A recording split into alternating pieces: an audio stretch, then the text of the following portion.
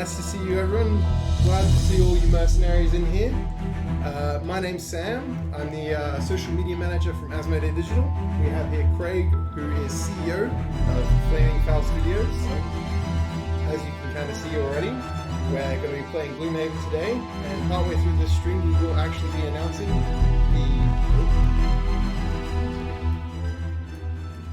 There you go. Sorry about that. There you go. Just a couple of little bit of modifications we have to make before everything goes. So yes, we're going to be actually announcing the early access release date partway through this stream, so make sure you stay tuned for that. And yeah, so Craig, can you tell us a little bit about Gloomhaven? Well, I mean, Gloomhaven was like, as probably most people in the stream, I hope they are aware, is probably, well, regarded by many as one of the best board games of all time now. Yeah. It's a turn-based, hex-based tactical RPG, which features this really unique world that's been created by Isaac Childress of Settle 4 Games.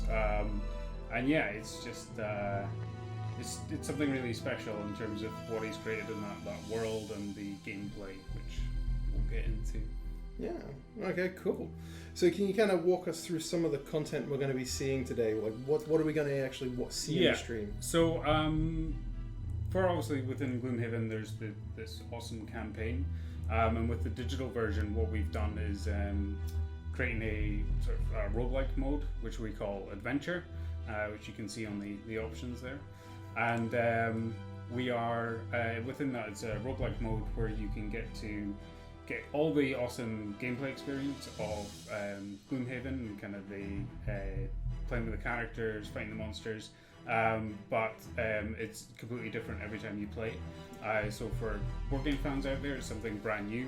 You're gonna get all your Gloomhaven fix, and then I mean that's part of really what we're doing with the early access. I'm sure we'll talk about more throughout the stream, but you know this is our first step in what was a very, very long journey that we're slowly trying to build in this content and add in more and more content and features as we go through. So we're starting with 4 playable characters, a small selection of enemies and monsters, so not spoil everything, but you'll get to see quite a few today. But yeah, so we're going to start with that, and then over the sort of coming weeks and months we'll be adding more and more content into that mode, so that as you're playing and doing these random adventures, you're going to be experiencing new content every time we do the updates. And then, the thing for us is that we're working towards bringing in that full campaign as well. But this way you get to come and play much earlier and get to play with some of the content, and then, we'll get the campaign ready for you guys later. Yeah. Well, it's one of the key things that you said there, which I have to point out though, is that this is obviously a work in progress build. Yes. So obviously, we're not released yet, so things might go wrong. We're just warning everyone ahead of time, so we might need to skip over some small things. We just want to make sure you're aware of that. But this is a game that's going to be developed with the community alongside you guys throughout the early access. So we want to make sure that you guys get to see as much of this as you can today. So how about we dive into an adventure, yeah? Yeah, don't know if we need to just bump the audios a bit in terms of the voice up. Game down. There we go. How's that? Move that in a bit closer. There we go, guys. How's that? Alright, so this is the adventure mode, which is the roguelike style of play. So let's just jump in here. Immediately, first thing that we can see here is we've got a couple of characters I see here, and some stuff on the screen up the top here. And so can you kind of walk us through what we see on the screen here? Yeah, so I'm checking, make sure everybody's happy with the Yeah, voice now. doing that as well. Okay, cool. Yeah, so this is you're getting your first overview of your first party here, and we've split this up into 2 character, 3 character, 4 character parties. So you're starting with your 2 characters here, and yeah, you can, I don't know, can I drive? Yeah, so you can see your characters here, the equipment they have, and then the cards that they have available. So you can click into here and see your inventory. Yeah, so and each party, I explain that here, that you'll have these lists of different parties. Obviously, we've unlocked loads for the demo, but the way that we're going to work this is that to begin with, there'll be a couple that are available immediately when you start the game.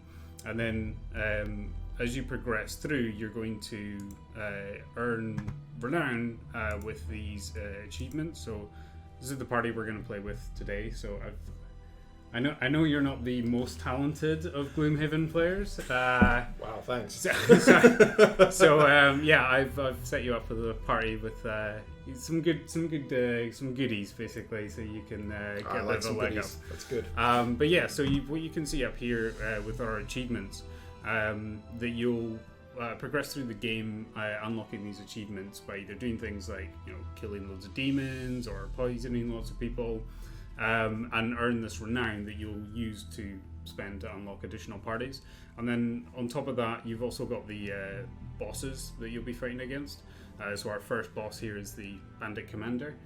So whenever you beat your boss, you'll earn renown from that as well, and then you'll also unlock the next boss. So each party is going to have 3 bosses that you have to go through and defeat, but I'm not going to spoil the other bosses.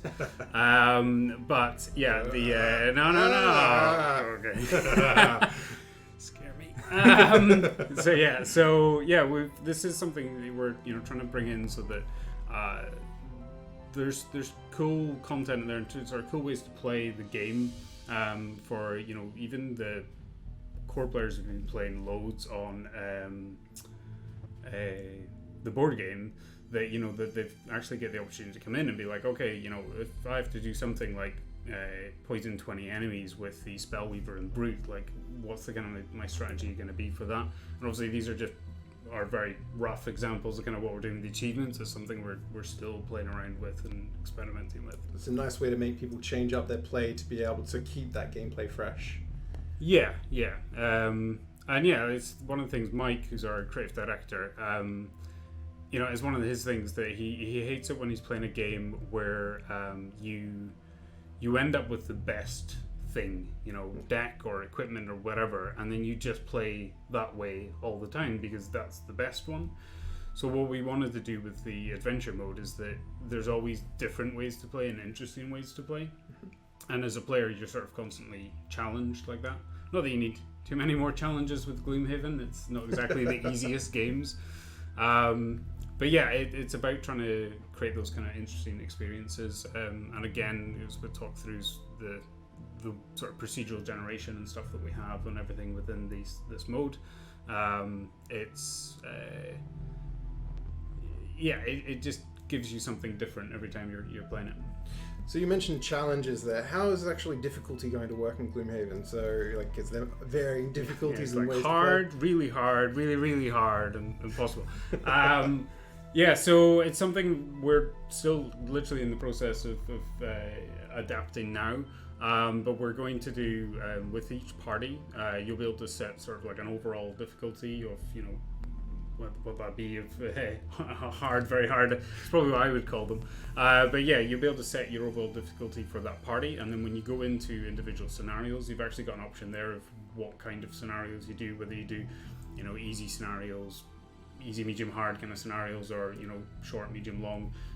So again, you get sort of slightly different play experience because maybe you've only got 20 minutes, you want to sit down and play through a scenario, then we want to make sure that you're getting you've got that kind of gameplay that you can go in and digest in whatever time frame you've got. It's important to us people can play how they want to play basically. So before we jump into this, just want to let everyone know, because we know that the Gloomhaven community is very big on the idea of spoilers and keeping content spoiler free. We've done as much as we can to keep this as spoiler free and as much of at the base game level as possible. However, there might be little things that sneak in that might be slightly spoilerish for you, so just keep your eyes out, watch out. And we do apologize if you're trying to avoid that. But this is, of course, the roguelike mode, which we're trying to keep fresh and interesting, that changes regularly. So we can't guarantee there's not going to be a single spoiler. There might be one or two. Yeah. The very small ones. We'll see. Okay, we'll try and skip quickly if I see something that is considered a spoiler, but yeah. Alright, so we're ready to start off one of these runs? Yeah, I think so. I mean, I don't know if you want to have a look through your inventory and stuff. So can you kind of walk me through what we're seeing here? Yeah, so obviously with Spellweaver there, the number 1 next to her is indicating her level.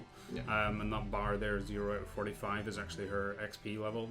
Once you get to the top of that, you're leveling up. You're going to unlock new cards, but you're a long way from that just now. So I've kitted you out with some equipment. We'll see. We'll be trying to avoid using all of it. We'll see how you cope. But we've got some sort of the base equipment to start with to give you some interesting choices. And then again from cards, every character starts with their limited set for the starting hand. So some characters have more cards than others, but they have very different play styles. The one thing I will say with Spellweaver, she's the thing is basically Reviving Ether is her key card. So just whatever you do, if we get an opportunity where we have to like burn a card, okay, just don't click that one, please. Right. So what's burning a card? Okay, so cards, they have different abilities on every card. So you've got a top and a bottom ability, and during your turn, and I don't know, maybe we're better explaining this in the scenario. Let's jump into the one of the scenarios. Okay. Yeah. So here we go. Cool. So this is the map screen. So you're going to come into, you're starting in Wayward here. I'm probably going to have to clarify as well that so one of the things that we've done with Isaac, who's the designer of the original board game, is we started looking at expanding out from instead of just doing the campaign, what could we do with the adventure mode, and we sort of approached him of like, hey, it would actually kind of make more sense for us if we could move this away from the board game map. Is there something that we could do and actually creating a new environment that we could work around without then spoiling things in the map from the campaign point of view? So yeah, this is actually a brand new map, brand new locations that we've worked with Isaac to create and detail out. So yeah, right now you're starting your journey in Wayward. I don't think I'll go into details today on kind of these locations, and you can sort of pan around the map and see kind of the size of what we're dealing with, and all of this. It's a pretty big map. Yeah, they'll be populated with different locations. And what's this little thing here? Yeah, so this one is your boss. If you can scroll in there. This is where the bandit commander is. So okay. You know where he is. You can work your way over there and try and take him on. But really, you need to try and level up. Those 4 big red skulls at the top are kind of indicating. Yeah, you're not ready for that yet. So the idea is that you're going to work your way around the map, unlocking new abilities, new items, and then you'll get to work your way up to challenging the boss. And then, like I say, once you defeat him, you're going to unlock a new boss, and you'll kind of work your way around the world, exploring new locations and heading towards that. So from where we are in Wayward just now, we've got 3 different routes that we can take. So handily color coded of green for easy, red for hard, and the orange for medium difficulty. And then if you hover over one of those, they will show you that you've got difficulty, but also the run length. So how many sort of different scenarios you're going to encounter during that. What's the duration of each kind of run length? Would you approximate how long it takes to run a specific run length? Depending on your skill level. So for me, it would take... I'm expecting we'll maybe get through 2 scenarios, I think, for you, like over the next 2 hours, 3 hours. I don't know. It takes a while, especially I'm hoping I'll be explaining a lot of things, but I think for your average player, 20 minutes for a scenario is okay. So if you're doing like a medium run length, then that's maybe going to be 40 minutes, an hour. Okay. If you do long run, that could take an hour and a half. But again, it's the thing, it's all very much up in the air just now that we've we're still building this, we're still designing things, and it's something that we're really excited about, getting to the point where we're in early access, that we can get loads of feedback from people and kind of understand what you want and how people want to play, because again, it's we really want to have people play in the way that they want to play. So yeah, we are more than open to change things around and adapt it based on the kind of feedback and stuff that we get. This is what we've gone for now.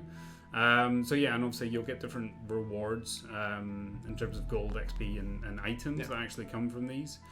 And then, yeah, one of the big things that we've done, and this has very recently come in with items, is that we're actually experimenting with adding durability to the items. It's a very good word to say with a Scottish accent, I realise. Durability. Is that's the number 20 there, I assume? So I've set all yours to be quite high in case you burn through them all. But the idea being here that within the adventure mode is that we can actually give people access to some really fun content, at various stages. But then we're avoiding you getting to that scenario where, okay, I've got the best thing, and then I'm done. We actually you're only playing with that thing. Yeah, we actually want to get to the point where we're like, okay, well, here's, this, and this. How are you going to play? Okay, now try this, and this, and how are you going to play? And kind of letting you adapt that. But at the same time, you've still got your overall, progression that you're leveling up your party, you're unlocking the cards and getting the choice between what you want to add to it. And it's, again, it's things like we're still experimenting and playing around of how you do that. Some of the lower level items may be very accessible and in like shops and villages. I mean, that's something we could have a look at as well. Let's jump into this one. If you go into would it be cool Wayward, to go Wayward on there? On the well, yeah, I'll leave that to you there. You should be able to. There we go. All right, cool. So again, this is some stuff that we've been working with Isaac on. We've been doing the map of actually trying to understand a bit more about the environments and creating out some more of the locations. And again, things are very much work in progress for us just now. So if things change around by the time that we launch, then don't be surprised. But it's we're trying to work on this of building out these different lores and locations and working with Isaac.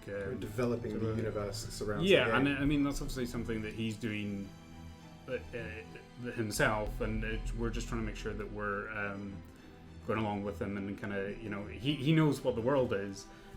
We're the ones that are having to visualize parts of it that maybe have never existed in sort of in art form. So we just want to make sure that we're capturing what that visualization is. So I mean, you could click on the general store there. Obviously no artwork on this one, this one's spent long, but it's just showing that you've got like the different shops that you can get into, and you can buy. Let's back out of here actually. If you hit X, because there was a spoiler on that page. Okay. So yeah, just to quickly sort of show you, the idea is that in these different locations, you would have shops, and the sort of thing we're thinking just now is that there'll always sort of be low-level shops available.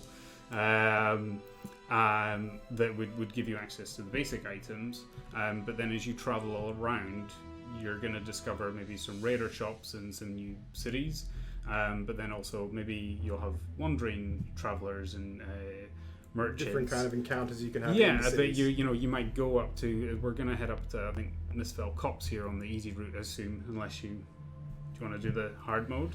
No, let's take it easy. Don't throw me into the deep end here. Let's just try on this easy one first. So like Misfell Copse is a very rural kind of place. So it's the kind of place where you might actually end up meeting a wandering merchant basically. Might have some really rare stuff. So I can see here that we're going to be hitting specific points on the way to Misfell Copse. Yeah. Each one of these is one of the scenarios you mentioned? Yeah, exactly. So you're going to pick your adventure, and then we're going to start giving you some details.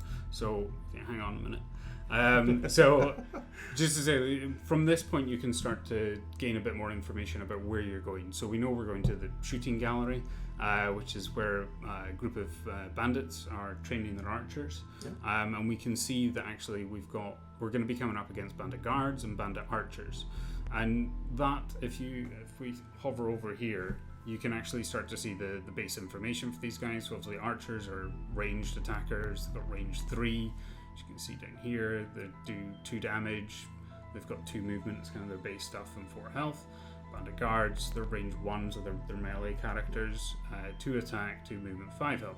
So again, we're playing on relatively easy, so you're getting good numbers here. But we do know that, well, I know that the bandits are going to be probably high in numbers. So like small swarming units. Yeah, they can be. So when we're looking at kind of how you would load out then your your cards, especially after you had leveled up and you had a few different cards, you might want to change around things that you're bringing in. So I've given you some good cards here, and things like Icy Blast is going to be quite handy for a good bit of area damage. So yeah, it's interesting that you'll get these challenges of knowing kind of roughly what you're going to fight against, and you can adapt your deck, and likewise with your items as well. So you're kind of giving me something that'll work here, kind of thing. I hope so. And then, so the other thing that you'll maybe, I'm not actually sure. We have road events that will happen. So maybe we'll get one here then. Nope. There you go. Oh, yeah. So you will randomly get road events. They don't always happen, but they will pop up, and people who are familiar with the board game, it's the same sort of thing that you'll be given an interesting scenario, be asked to make a choice. The cool thing with the computer game is we can really expand on that quite a bit, and have lots of choices, and have lots of different outcomes for things. And yeah, so some of them are good, some of them are bad. Some of them are terrible. Yeah, so I'll say honestly, it's completely random. So yeah, you might get one later on, but we can probably. Let's get going into an adventure. Yeah? Is there anything we need to answer on all durability and stuff? We've been getting a lot of people just chatting in the thing, but lots of people are wondering about the durability. Can you probably give a little bit more information about that? Yeah, so like I say, it's something we're very early in sort of adapting and trying to put into the game, but it's something that we think different items could have different levels of durability. So maybe you're going to come across a frail version of an item that maybe only lasts like one scenario, but you'll get a taste for it and get to play with it, and maybe it's something that you wouldn't necessarily play with. But other things might be a master version that maybe have infinite durability, or we could do things like the ability to repair items, or merge items to increase durability. It's very much open, and I'm not the designer. That team are all probably cringing now of what is he saying? We're not doing that. Well, this is also for the reason for the early access, right? Yeah. To get that feedback. Well, that's it. And we are all about. We're very active in the Discord channels and stuff, and we can't wait for more people to be playing the game so that we can start having more of those interactions of hey, what do you think we should be doing? If people have ideas and suggestions, then we're going to take that on board, and yeah. I have a suggestion for us. Let's jump into this adventure, yeah? Let's do it. Alright, here we go. So, loading in. Crash. Loading in. No. I prefer that not to happen. Okay, cool. So, alright, here we go. So, what do we got here straight on the screen at the very start of us, right in front of us here? What are we doing? Okay, so you've walked into the bandit lair, as we kind of knew you were coming up against. And so yeah, you've got your two characters you're coming in with, and then a bunch of bandit guards and a bunch of bandit archers. The first thing that you can do is pick your starting space. So this is special only for turn one. But once you come in, you can start to plan out your strategy a bit and actually choose where you want to go. So you've got Brute is your bigger character. He's going to be able to absorb a bit more damage than Spellweaver. So you probably want him up front. Spellweaver's good at dealing a bit of damage, but you want to keep her a bit more protected. So we should kind of put Spellweaver at the back here, and then kind of place Brute in front, or is that how you'd see this kind of going? Yeah, I mean that's going to be your initial thoughts around that, and then you're going to start looking at your abilities and thinking, okay, what do I actually want to do turn one, and you can still adjust that. So I said to you, things like Icy Blast are really powerful in terms of if you get into this kind of situation where you've got a swarm, then this is quite a cool way to deal with them. So let's go with Icy Blast to start off with. It'd be recommended. So you want to look on the Icy Blast has got the range 3 that you can see on there. So you want to make sure that in terms of where you're going to be positioning, what you're going to target. So if you want to try and get all these bandit guards and the archers, you just make sure you're in the right position for that. So 3 points is from where I'm standing, or from here? So from where you are in the Spellweaver, of then 1, 2, 3. So we can hit over here if we and then it's with the shape, but you'll see that once we get in. What other ability would you recommend I grab here? Okay. Well, so as we didn't explain before, that every card has a top and bottom ability. So you're looking for your core sort of thing that you're going to be doing first. It's certainly how I play. Of like, okay, want to get my area effect in. So each card you play the top from one and the bottom from the other. So if we're playing the top from this, we need to look at the other cards and think, okay, what's a good bottom half? What are we playing on the bottom half? So you can have a look through these. Okay. So healing, not so useful. Avoiding damage. So this one, Frost Armor, lets you negate the next two sources of damage. So that's good. And then you've got Freezing Nova if you scroll down a bit. It's good. I think cool ones like the Aid from the Aether on 91, right at the bottom. Yeah. This is actually your summon ability. And that's quite handy, especially early on. Get a summon out, and that will actually summon a character for you to fight. Fight on your behalf, basically. Okay. So here would it be a nice idea to get that Mystic Ally out straight away? I think that would be good. Okay. And for the Brute, what should we kind of be looking at here? As you said, we're trying to tank with him. Yeah. So Brute's got a really cool ability in Trample, which actually allows you to deal damage to people as you move through them. So you can move up to 4. And yeah, they are all lined up quite nicely. That might be a good option. Okay. And then you want to be looking at it in terms of what you're going to do for your top action. The other thing that in this map, in between the guards and the archers there, point out of this, we've actually got a trap, and if you step onto that, that's going to deal you damage. Let's rotate the camera around so we get a better look at that. So you can actually hover over this. I'll tell you, there's a bear trap that's going to deal 2 damage.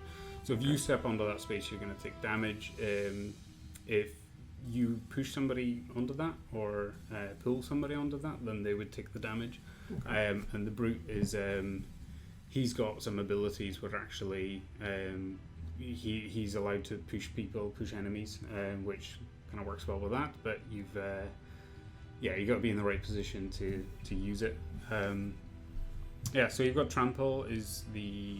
So on the top half, we should be looking for a bit of area of effect damage as well, I'd assume, because they're all clumped up, as you said. Yeah. So the other thing is trying to be in a position where you can adapt to whatever happens, because the thing we've not explained just now is that the cards have the numbers that are on them are the initiative value, and that kind of determines where you're going in the turn order.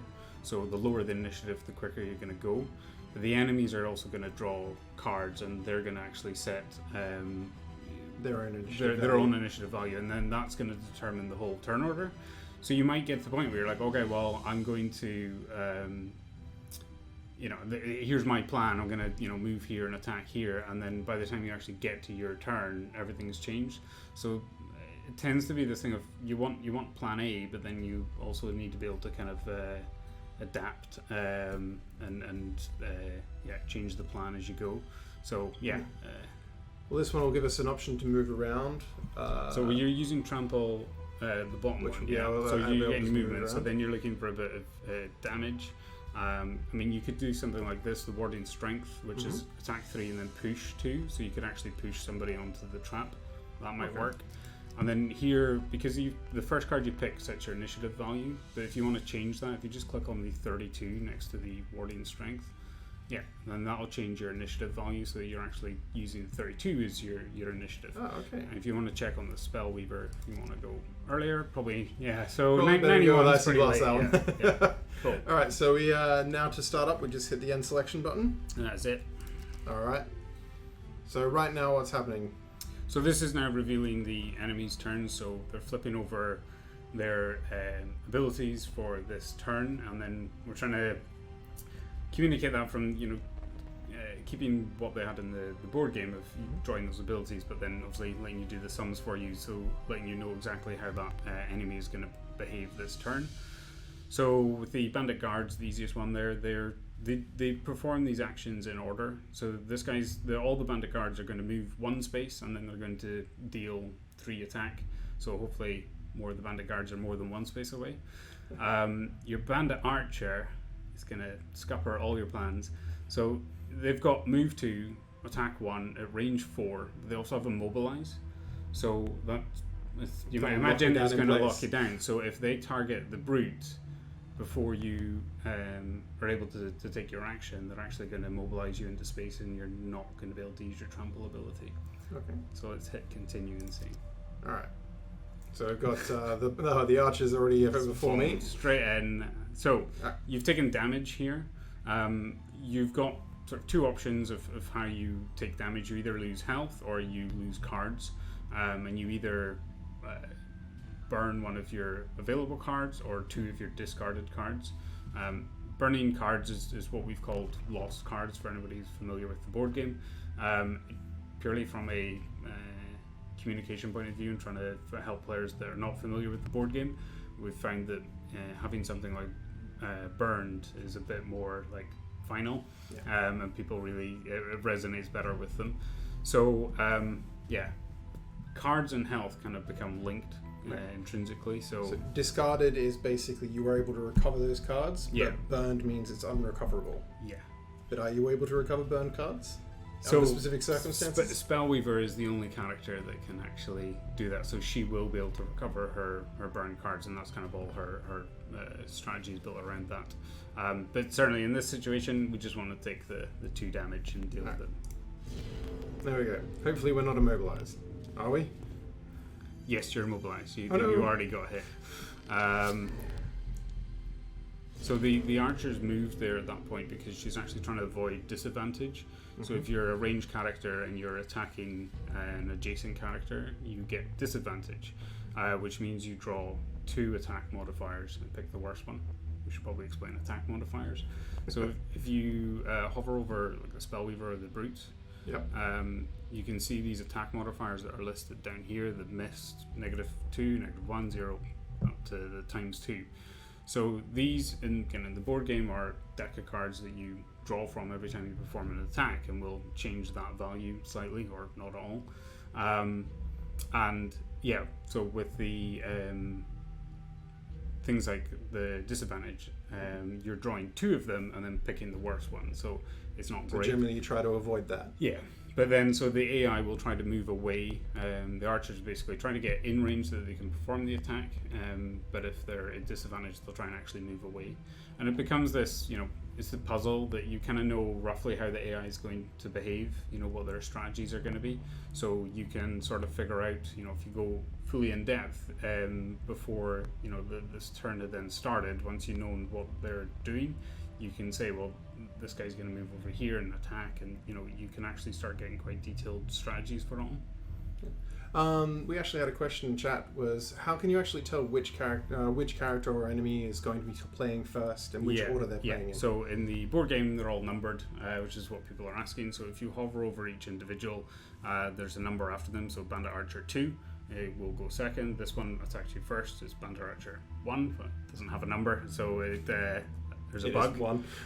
So you'll have 4, 2, 3, and 1 for the bandit cards. So that's how you can flick through them. The numbers above their heads are all the health, and also you have the health bars there as well. Okay. All right. So we've got the brute's turn now. Yeah. What do? We're going to go with that trample to start off? No, because you're now immobilized, so you can't move. Okay. So what you probably need to do is look at the other bottom of your card. Yeah. So on the next 6 sources of damage from attacks targeting you, you gain 1 shield.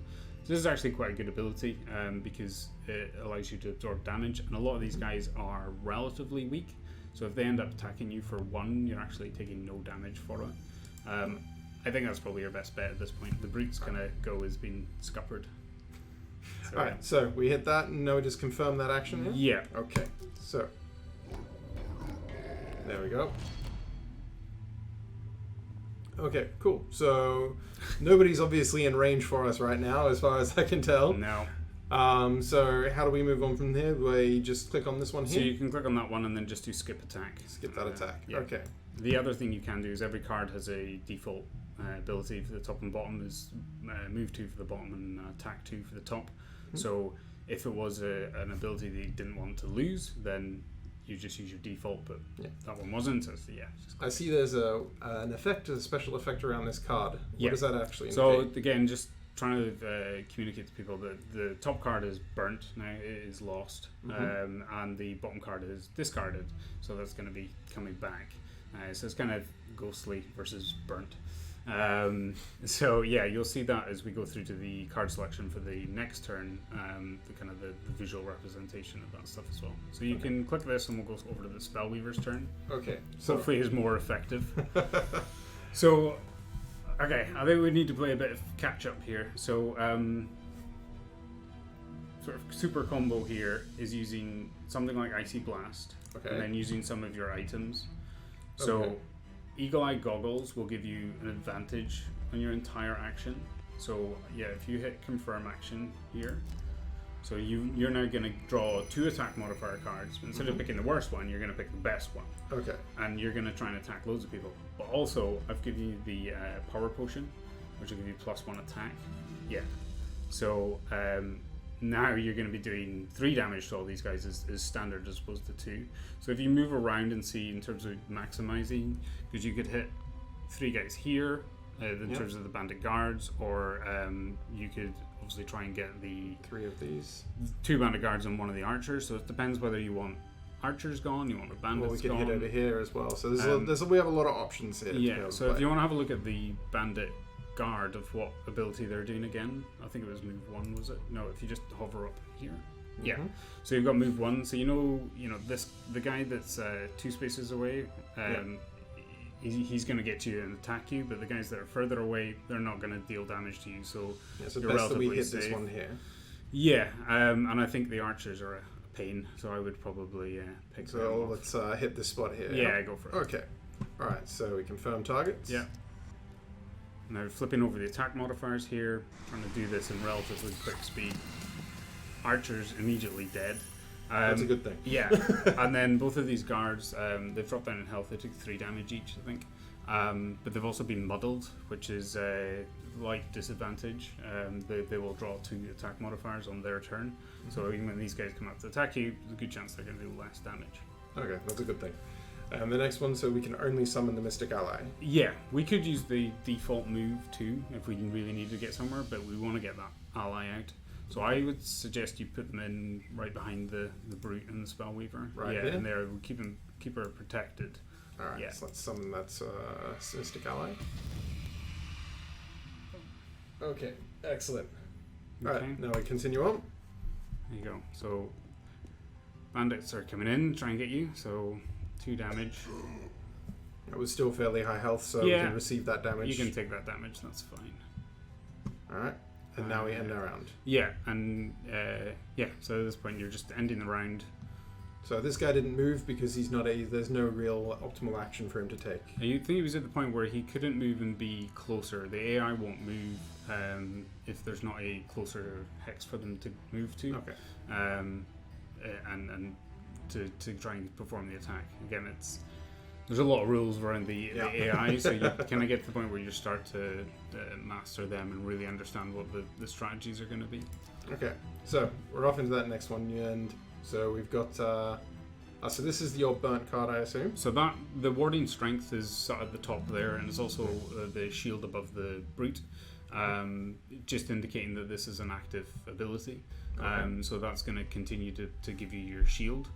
And then the cards below that are all your active cards, and then at the bottom we've got Trample, which is your currently discarded card. Okay. And then we've got the rest options, but we'll explain them later on. So yeah, you're into picking new actions. So we kind of want to get rid of this other archer here, as far as I can tell, because they're going to be the biggest pain for us. Yeah, I mean, you want to kill them all.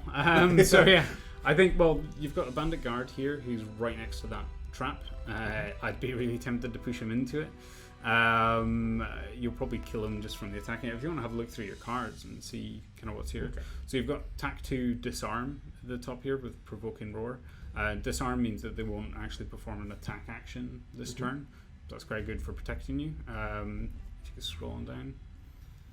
Stun is actually completely stuns them for the turn, it means they won't do any of their action. So if they had, move and then attack, if they're disarmed, they'd only perform the move. If they're stunned, they won't actually do anything. We've already got a shield on ourselves, so we don't need this additional shield. Well, you can actually stack them, so you could get 2 shield, and then you're pretty safe. So if that may be a good option in terms of like having the brute out front, stack on a couple of shields, and then let the Spellweaver and the summon deal loads of damage. Okay. Alright, so next up we've got Eye for an Eye, which will retaliate. I'm assuming that's whenever someone hits us, we'll hit them back. Yeah. Okay. And a heal. So that allows us to heal ourselves and those around us. Yeah. So you could use the retaliate and the shield bash, because the shield bash give you the shield on the bottom ability, and then you could put on retaliate and let the bandits come to you and attack Let you. them essentially kill themselves. Basically, yeah. I'm all about that. Alright, so let's go with that for this one. Alright. Yeah, and then Spellweaver. So Spellweaver, I think we want to go early as possible with both of them, to be honest. The Frost Armor is good in terms of getting a bit of protection. The Frost Armor bottom. Okay, so we don't want to find a nice upper attack. Yeah, and then probably something with range. Flame Strike, maybe. A Mana Bolt with range 3. Mana Bolt's super powerful in terms of it's a really low initiative. Maybe that is the best choice, because you can select that first. Switch over. Yeah, so you'll go. I don't think they've got anything that's lower than 7, unless the scripters are messing with me and have changed all the files for the demo. But yeah, so you should go pretty quickly. So all right, so let's hit with that one. Yeah. So drawing their ability cards. So they've got really high initiatives, so we'll definitely go first for this one. Yeah. Okay. That's good. Try and get rid of some Strengthen. of these guys. What's this one here? So Strengthen is drawing 2. It's like the opposite of disadvantage. Okay. So that was when you use your Advantage. yes. You'll draw 2 attack modifiers for that turn. Okay. How are we doing? Doing well. I'm assuming everybody's complaining about my lack of ability on how to play, but I will say, like, I'm not the expert on this. Like, you want to speak to the core designers, like Mike, some of our lead programmers, but Which you can do if you actually jump onto our Discord server. Yeah. So feel free to jump onto our Discord server that you can actually find just below in the descriptions. So jump on there, and you can have a chat with the developers themselves. yeah. But I'm no shame in my Gloomhaven capabilities. They're certainly much higher than they used to be. But you know what? Those guys are all back working on the build to get it ready as quickly as possible. So you get the best person for the job today. All right. So what's this highlighted icon here? Cool. So you've in a previous action, you've actually created an element that you can use, essentially magic, that you can now consume to buff an ability. So you can actually see at the bottom of Frost Armor, where it's got the frost symbol there, that will actually generate that mana for consumption, which is that's what these are. Which is what happened there. So now if you click on that, the glowy bit, and then you'll actually be able to select which one. So these abilities with the Spellweaver, she can consume any mana to actually then buff them, but some of the abilities are actually specific, so you need to have earth mana to actually consume, or the element to consume to get the effect. So you get cool synergies then going on between different characters, different abilities, different decks that somebody will be generating wind and earth, and the other character can actually be consuming it. And there's loads of stuff, really cool stuff that come on later on in terms of the different enemies that are consuming and creating elements as well, and that can actually make them stronger, and you want to avoid generating them. There's loads of cool combos and stuff, and it gets really deep and tactical like as the further and further you dig into it. Sorry about this. That's alright. Do you want me to? I'll film. You smack around there. I'll just want to sort this out for people. They're asking about the server invite for Gloomhaven. So I'm gonna have a look. I can see that the bandit archers going first, guards later. What did we go with for the brute?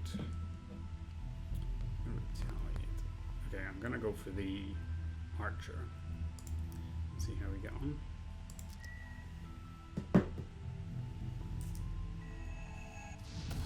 Boom, dead. There we are. Okay, and then we use this ability as well. Yeah, so that's going to protect us for any Yeah. damage, and we did some, and we managed to kill the archer. Excellent. Yeah, and I think our summon here didn't move, and honestly, I think that's a bug. So they should have moved. But yeah, if anybody's wondering why they didn't move, that is why. And so then, As yeah, we did say, it is a work in progress. Yeah, work in progress. So yeah, for here, I think the plan was to stick on an additional shield for herself, and you'll see all these sort of pauses and confirmations. We've done this because of the huge variety of items that you can get in the game. That there are actually points where you're going to want to do something in between confirming these abilities. So although you might think, well, this is, you know, a retaliate 2 on yourself, why do you need to confirm it? We're actually building in that robustness so that you can actually add in the additional items you want later on. So it's about building out a robust system for us as well. It's all preparation for future content. Yes, and there's just so much content in the game. It's insane. But yeah, we want to make sure that at this stage we're in the best position possible. And yeah, I haven't even talked about, like, we have real hopes and ambitions for trying to support modding within the game as well. So again, we try and factor this stuff in, that we're not just making one ability that works. We're trying to build a system that's robust, so that if people want to come in and then are making their own abilities, actually our systems they're quite versatile and can be used for that. So yeah, it's a kind of conscious mindful decision we've made. Conscious decision. Yeah. Unfortunately, I don't think our retaliate and attack No, plan is they're all over one space away. So we botched our turn there a little bit. nailed it. We did kill something, so we're doing okay. But there was something that actually was mentioned at the start of the stream that someone saw. There was the modding section. So that's something like Bryn, who's probably around. He's been working tirelessly to get the demo ready, but he's a big modding fan, and it's actually been something we've been trying to do in and around some spare time as well, of actually trying to make sure that it's ready and it's possible to support. So if we get time at the end of the stream, I'll sort of talk a bit more about that. But it is really limited in kind of what we're doing there to begin with, but we've just tried to factor it in with everything that we're doing with development. That's the ambition, that's where we want to get to. So we're just trying to provide that base level of support that we can, and kind of show where we want to take it. But again, it's early access. We're just starting. So I'm sure people are going to be asking about Steamworks support and stuff, and that's all cool stuff we want to do. But it is early days. All right, so we've got our next turn here. What are we going to do here?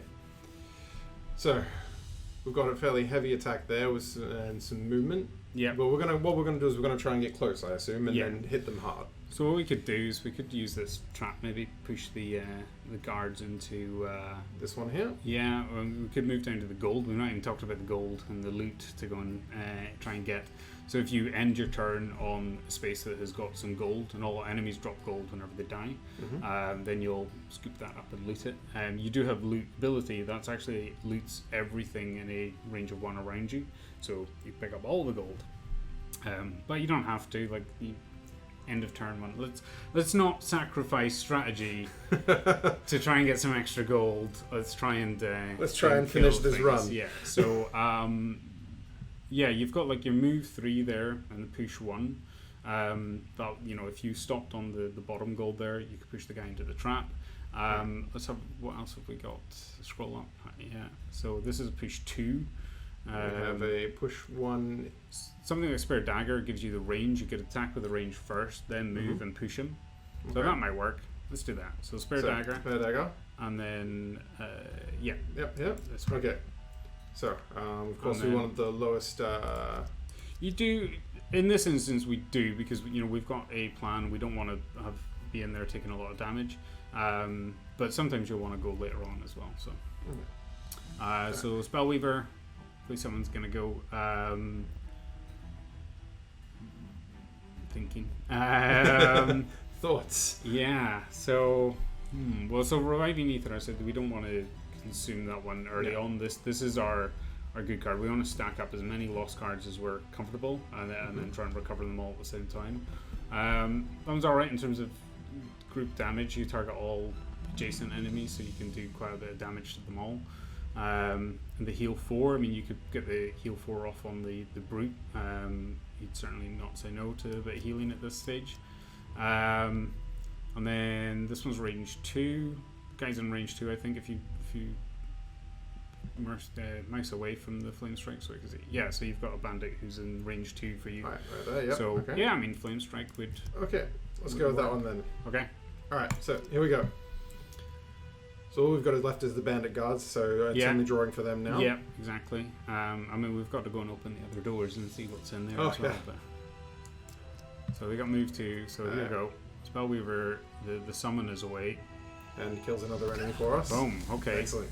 That's good. So it does kind of change our plans though, because we were thinking of moving them, pushing him into that trap. So this is what I mean about you've got to kind of be able to adapt, and changing your plans and not just being completely rigid. Okay. So what do you want to do here? So obviously we want to start off with this attack, I assume, yeah? Yeah. And then we could heal the brute, I guess? Yeah. Sound like a good plan for you? Yeah, it works for me. Let's do it. Alright, so I'm going to hit up here. Now we don't have any specific items that would be useful for us in this particular time. No, so we've got the 2 items we've got remaining. We've got the invisibility cloak, which turns you invisible and means you can't actually be targeted. And then we've got the boots, which will actually speed up 1 movement for you, give you 2 extra movement. So we're not moving just now, so we can't use it. So let's just smack that bandit.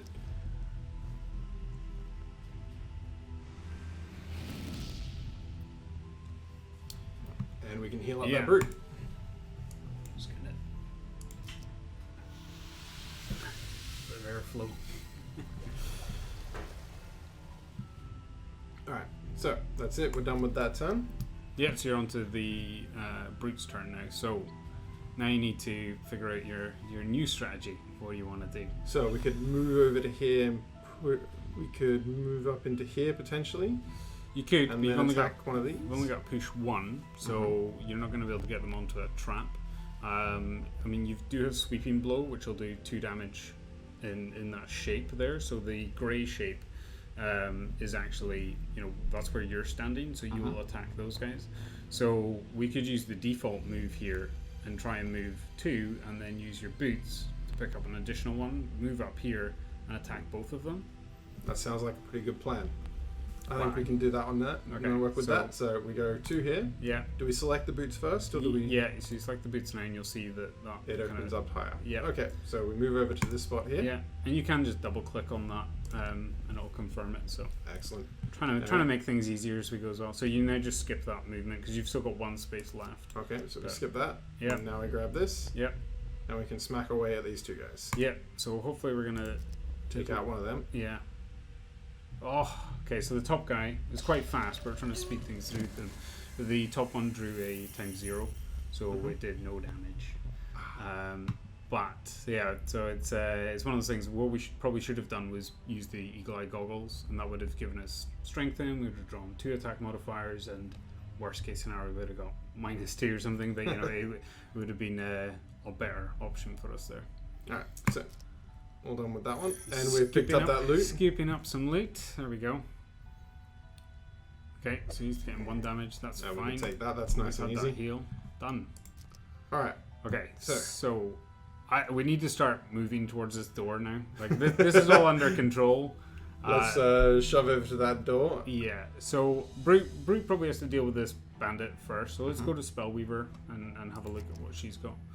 So Ride the Wind, brilliant card. 8 movement, get you right up to that door, and then give you some flexibility and kind of moving around. So Yeah, well, I mean, you only have 2 cards here, Yeah. so I think you should probably pick both of those cards because that's your only 2 options. Okay, there we go. So when these 2 cards in our next turn, we won't have any cards left over. What will our options be? So we're going to perform a rest at that point. Okay. Or what we could do is use the Reviving Ether. If you hover back over it, will actually recover those lost cards for you. It's not ideal. What we want is... it might be worth it. I just get into that. It's hard to think on streams. There's decision making. Yeah, I mean, we were going to pick these 2 cards anyway. What we might want to do is actually not use Ride the Wind, which is a lost ability, a burnt ability. We might want to actually just use the move 4, and then we could use the loot option, and then pick up actually all this over here. Yeah, and then actually we can go into then short rest and recover. That might be a safer bet, but regardless. Kind of got to pick 2 of 2, so we'll take that. And then Brute, we're having a look. He needs to get some good damage. Overwhelming Assault is pretty good. That plus like Grab and Go, I think has got reasonable movement, isn't it? It's got 4 movement. Yeah. Which should get us to the door, which means we can open it up and move into the next room as well. Yeah, let's double check on these ones. So this one, Leaping Cleave, it's got movement of 3, but it's actually a jump ability, so you can actually get over traps and obstacles. Means you won't take damage from the traps, and you can get around things like the table in the middle of the room there. But yeah, I think Grab and Go is probably the option there. So there we go. So he draws his card. Initiative 50. Cool. So they're going on a move to attack 2, 50. That's before us. Oh, and he got ×2. That's bad. That's 3 damage. 3 damage. That's fine. We can deal with that. All right. So we take that. Now we're gonna overwhelming assault this guy, I assume. Yeah. Do we want to get the? Do we want to get the eagle eye goggles? Do we want to make sure that this guy doesn't? So you pick let's go the attack. Yeah. If you pick the eagle eye goggles. And then confirm action. Confirm that action, and now we smack away here. Yeah. Confirm that attack. Yeah, there, 12. Boom! There we go. That's a definite kill right there. That's what we're talking about. Good. Right. I just had visions of drawing that miss again. I would not have appreciated it if we missed there. That would have been terrible. Yeah. Okay. Cool. So we're gonna go. So we can move in through that door now. Yeah. Let's go. What's the worst that could happen? We encounter another horde of enemies and we die horribly on easy. Okay. Good. That's not so bad. So we got one bandit, one archer. So once you go into an open door, any of the enemies that are in there immediately they go into the initiative slot, and if where we were here, where the brute was on 61, you finish the brute's turn and then it goes back and says like, okay, is there any new enemies that should have gone but haven't gone yet? Yeah. So bandit archer's getting to go, dealing us 3 damage. And then the bandit's going to hit us as well. Yeah. So I take the 3 damage there. Okay. And then we're getting really low on that health. That's okay. I got the no damage. There we go. No damage. So what we could do here is use your health potion if you want as well. Oh, yeah. Okay. Slight bug there, but yeah. So we want to move and then loot, as far as I know. I think that's probably the safest bet. Yeah. Depends how close we want to get, where we want to loot from. Well, we'd only be looting up this 1 piece of gold if we move forward. So let's hit the move 4, and then you can sort of see where your range is. It's much easier to kind of visualize. So here, if I click here, I'm going to be moving through that trap. How do I move around that trap? So this is a jump move. Okay. So you can waypoint around. You can sort of set which point. Like this. Yeah. Okay. If you right click, that just cancels that. And then, so you can waypoint around, but this one actually is a jump move, so you don't need to. It will just go around it. So we're just jumping over to here. But that will only give you 1 piece of loot if that's what you want. It's probably I'd maybe head over up behind the table. We'll at least get 2 pieces of loot. Yeah, we don't really need the loot. You always need the loot. Yeah. No matter what the situation, you always need that loot. This is my experience playing Gloomhaven. If we'll just die, but we got all the loot, but we died. Alright, so there we go. We end our turn. Cool. So there, it's looting all the squares around and then at the end of the turn it loots in there. The kind of thing that we'll probably tidy up, and so it just picks up everything. But again, it's early access. So Changes are coming. Yeah, and as somebody was saying, the summons don't loot, which is why the Mystic Ally, as it's called, I'm trying to think of the name, didn't pick up the gold there. You can't get that. Yeah, I was going to say something like spoilers, but yeah. No, there's some interesting enemies later on as well. Cool, so... right, you've got 2 options here. Yeah. Or are we better off resting to recover some cards? I think at this stage you probably... So the 2 options for resting are either short rest or long rest. A short rest, you immediately get back all of your discarded cards, bar 1. 1 will be chosen at random and you have to lose it. The long rest, the reason it's got the 99 after it is it basically takes up your entire turn, is initiative 99, so you go at the very end. You heal for 2 extra health, and you refresh all of your items, which can be refreshed. Some of them are consume only, some of them are ones that can be reused or sort of tapped. So long rest tends to be better. Short rest tends to be, well, if you got to do it, then you got to do it. But for here, I think, like, what have we got on Provoking Roar and Leaping Cleave? So attack 2, disarm, that's good because we can just disarm that bandit guard. We'll be quite safe. And then Leaping Cleave is the movement, is it? The Leaping Cleave? Yes, this is movement, sorry. So yeah, I mean, pick them. I would definitely get 10 as the initiative. I prefer to move first, yes. Yeah. And then Spellweaver. So here we need to do either the short rest or the long rest. I would say probably do...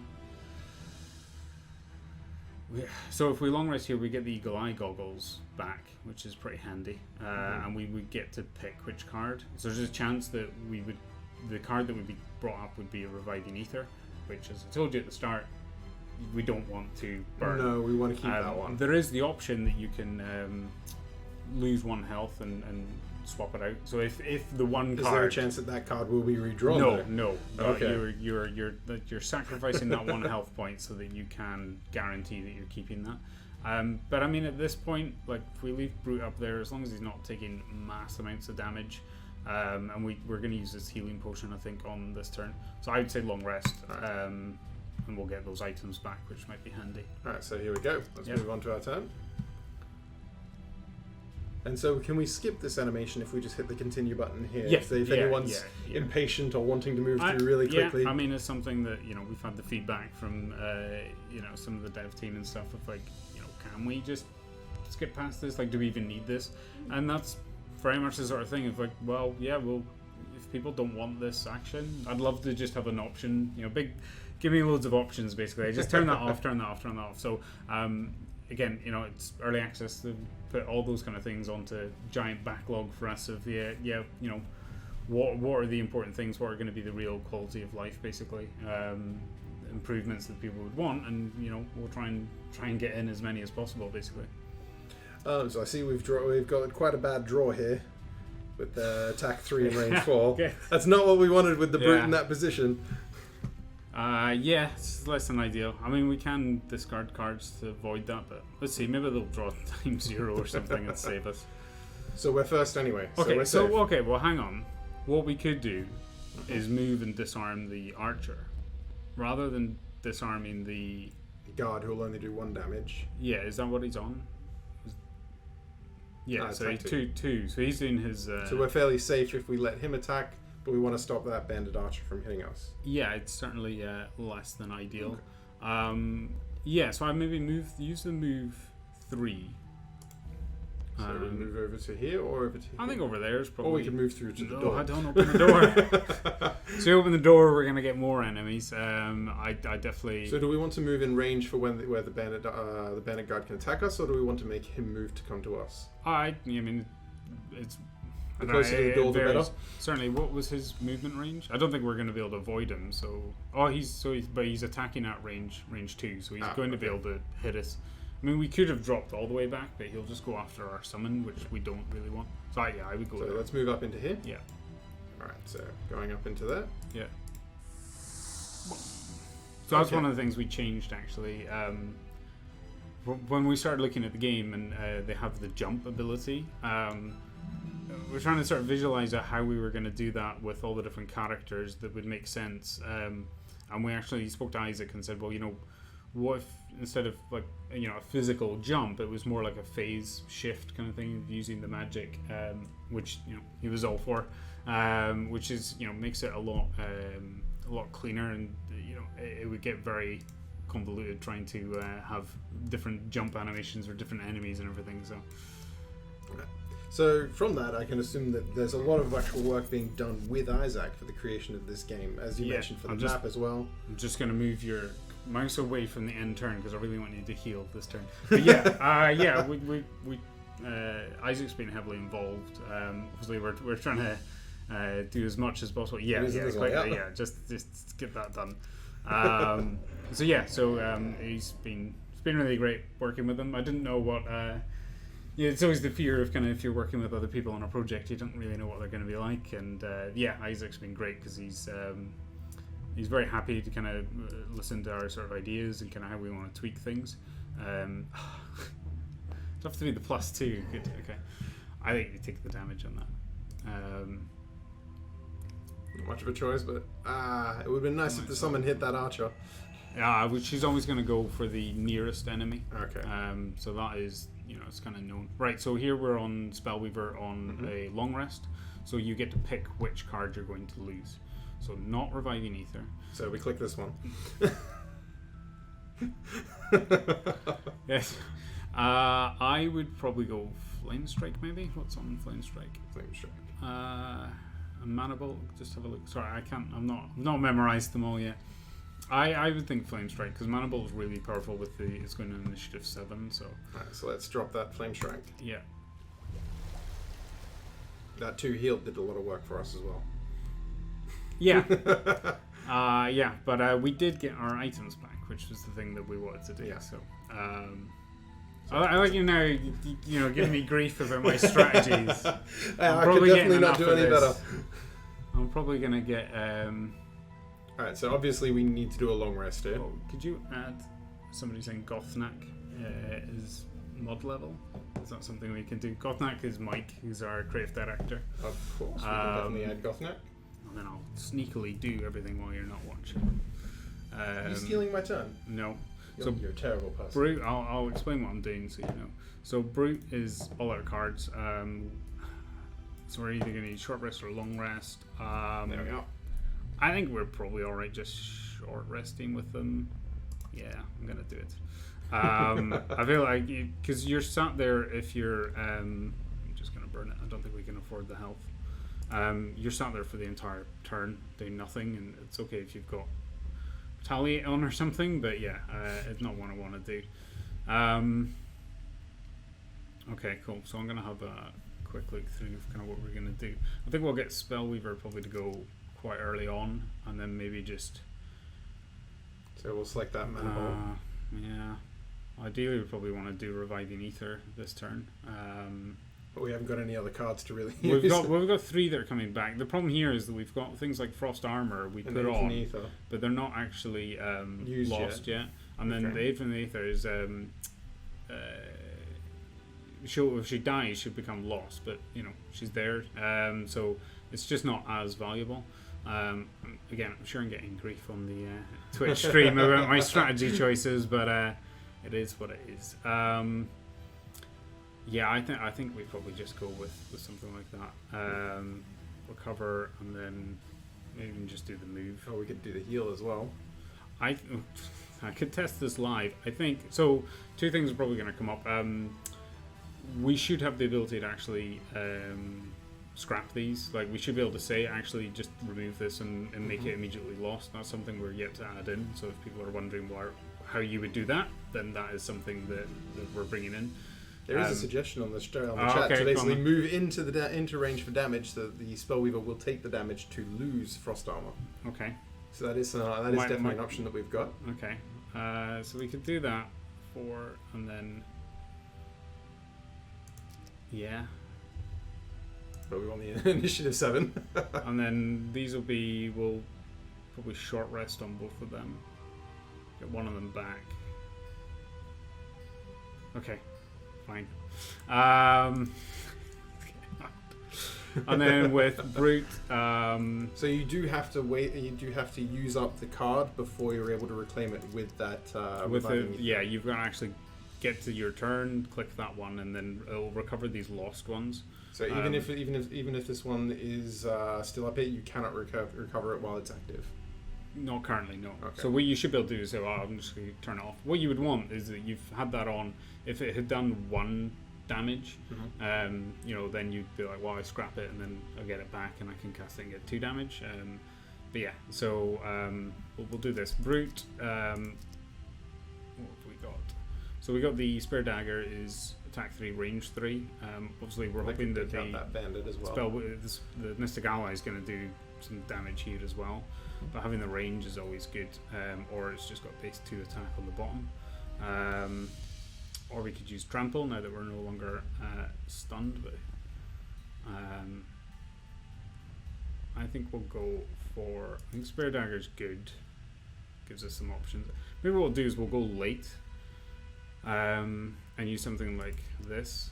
So we can go late on and then sort of adapt to whatever happens from the Spellweaver Mystic has Ally managed to and the Spellweaver.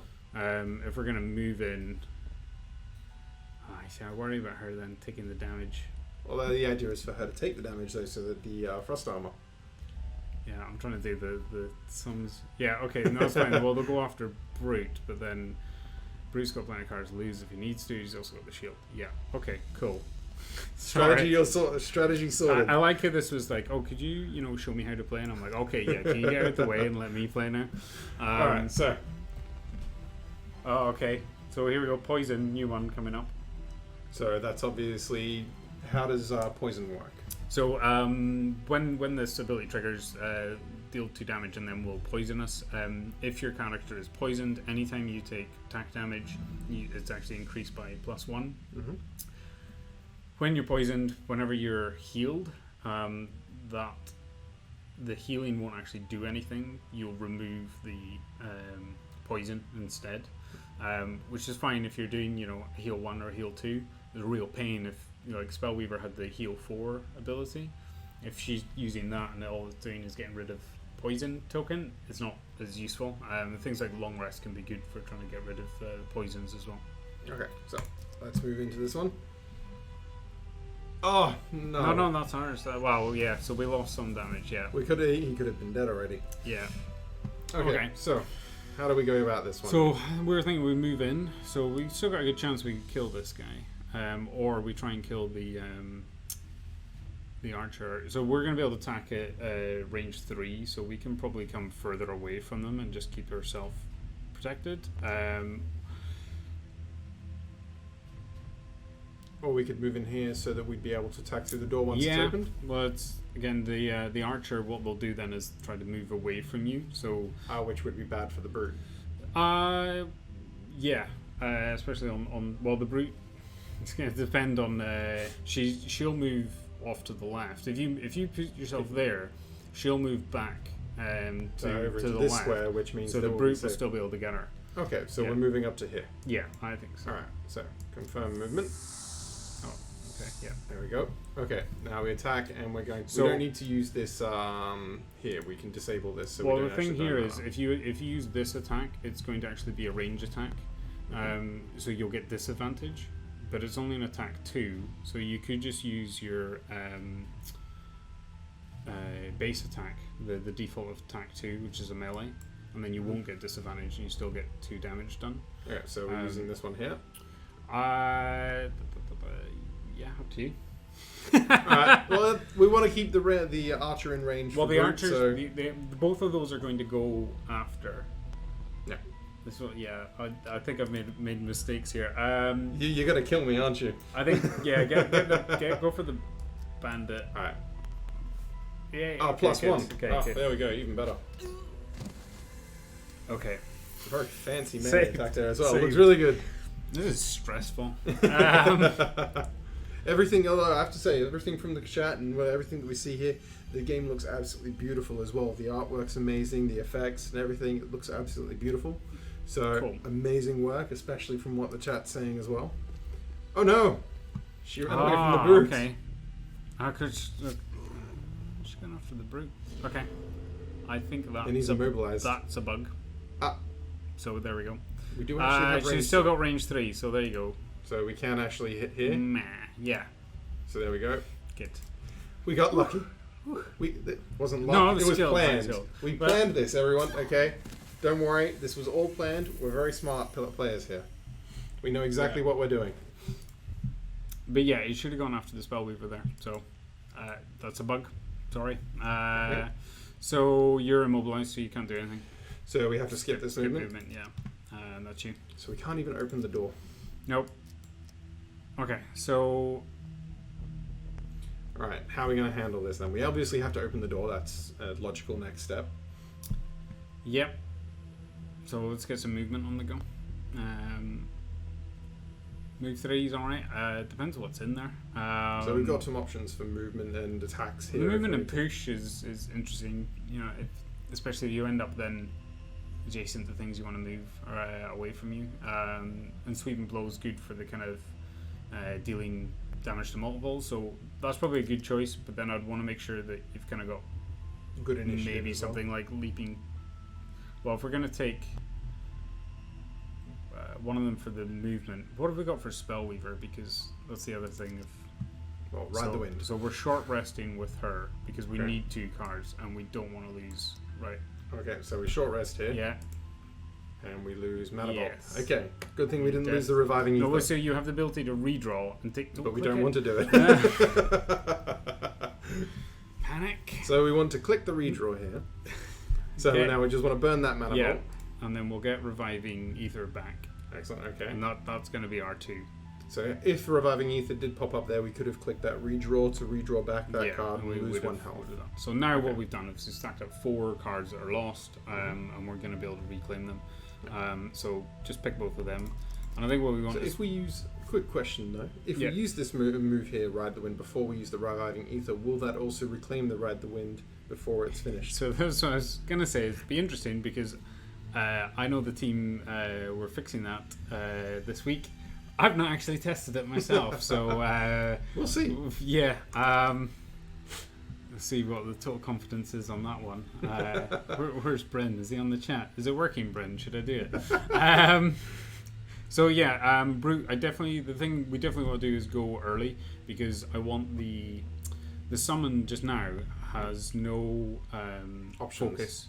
So they call it focus in terms of it needs to pick an enemy to move towards, and because there's no enemies in any of the rooms just now, she won't move anywhere. Mm-hmm. So I want the brute to get in, open that door, and then allow the Spellweaver to actually, the Mystic Ally to actually move a couple of spaces in, so that again she's just there closer for the next turn. I doubt she'll be able to attack anything from there.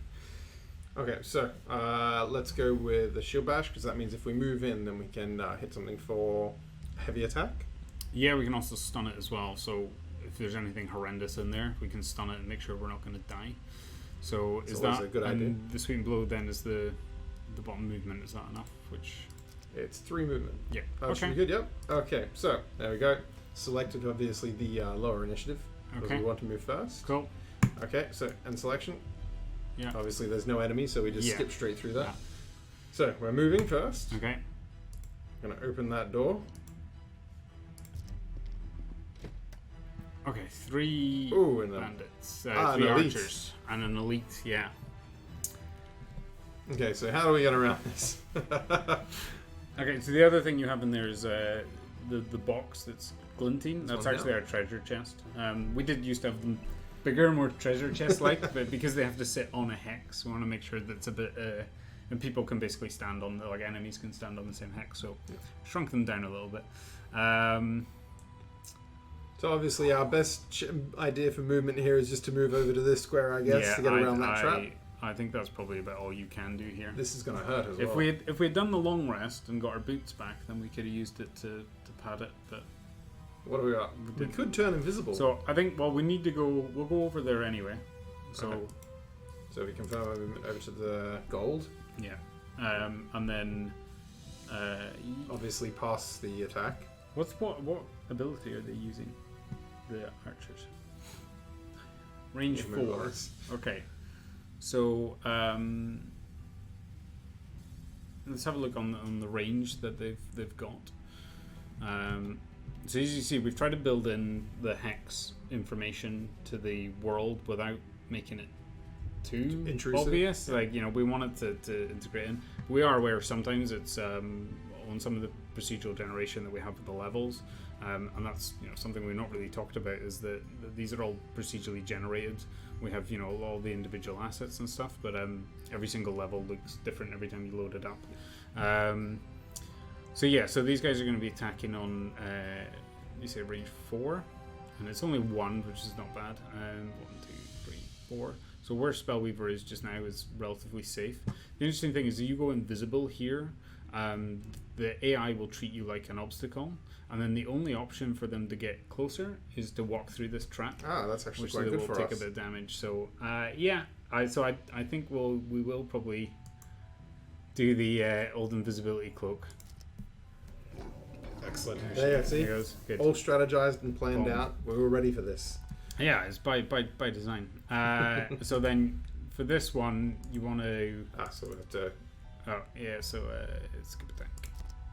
So we're just using the default Attack to avoid attack. burning the card. Yeah, Okay. and then you just end the this Brit's turn. turn. So we'll see what these guys are going to do. It should go through the trap. There we go. So it's taking 2 That damage makes it and then nice come and in good for range. us.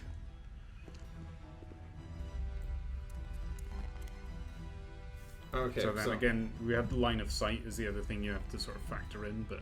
right. So if I'm here, can they still hit me from that? From this? Yeah, you have to draw a line from any corner of any hex to another hex, and as long as you don't hit a wall, then it's considered to be line of sight. Mm-hmm. So, like where you can sort of shoot round doorways and stuff, it gets a bit somewhat harder to sort of visualize in some ways. But yeah, again, it's the thing we wanted to stay very true to the board game gameplay. Even though maybe for some video gamers it might look like, well, that doesn't make sense to me, and it's like, well, but that's the rules that we have with it. So we're very precious about not changing gameplay rules and stuff. So we want to make sure it's a true experience. So Okay. So here, obviously, we're going to want to move first before we recover our cards, so that we get back that burnt card from the Ride the Wind. yeah. So I mean, what we could do Is loot. is You always need the loot. The loot is important. this is stressful. So what we could do is use the move 8 to actually move into the room, and actually get right up behind them. You could even go and get that chest if you want to get some looting done. I'm not sure it'll give you anything just now. I don't know if they're hooked up for anything reward tables. I'd happily try that. Yeah, I bet you will. And then we're going to obviously do our reviving ether. Okay. So we'll be in a good position to do attacks. And again, because those guys are And we'll pick a low initiative to move, obviously, next to try and keep advantage. Yeah, and because these guys are ranged characters, they'll probably end up having to back away to try and get out of disadvantage, so that might work in our favour as well. So now we skip the rest of our movement, obviously, because we want to loot that chest. Yep. Alright, and we recover all of our lost Yeah, cards. and then we'll see whether Bryn fixed it in the next turn. Cool. Alright, and then you just end Spellweaver's turn. I'm just going to loot that. So Alright. obviously we see what loot we've collected at the end of the round. Yeah, you'll get your kind of the confirmation of what you got. Okay, so interesting one here. Okay, let's get the trample on. Yeah, the here we go. go. So Yeah, we can so I'm liking the idea of trample and provoking roar to get our initiative Let's down. make sure that's on 10. Yeah. All right. You're getting it now. Good. This is All right, and then we're going to obviously icy good. blast. Oh yeah. Yep. With our eagle eye goggles. Yeah. Okay. Let's I've got and the mana bolts for Here we lower. go. Good. I'm done here. Good. All right. Job done. Okay, but we'll be at disadvantage if we stay here. Correct. So what we'll do is use the I'm base, learning. the default move 2. Mm-hmm. We To can back move off. one away and then do the Okay. icy blast. So there we go. All right. So as long as they don't have a 6. What's the chance of that happening? Let's see, 32. I honestly have fears that the team would just be like, just gonna add +1 to all the damage, make Craig look like Well, an idiot. they have got a lot of. We have been seeing a lot of high damage here. All right. So Oh, good. We're getting a little bit help got a as little well. bit extra, Okay, there we go. nearly. On the elite, so that's good.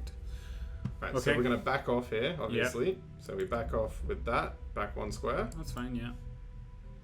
If only there was loot here. Okay, now we select our Icy Blast. Yeah. With the Eagle Eye goggles. Yeah, and then just confirm the use of them. Alright, and now we're going to hit... We don't have our potion back? No, that is lost. Alright, so now we just hit this guy. Yep. Okay, that's not bad. Not bad. We're getting there. We're getting there. We got something good going here. Like the pause of just like, come on, good, must work. Okay. Right. So, let's. This is an obvious choice, I'd assume. Yeah.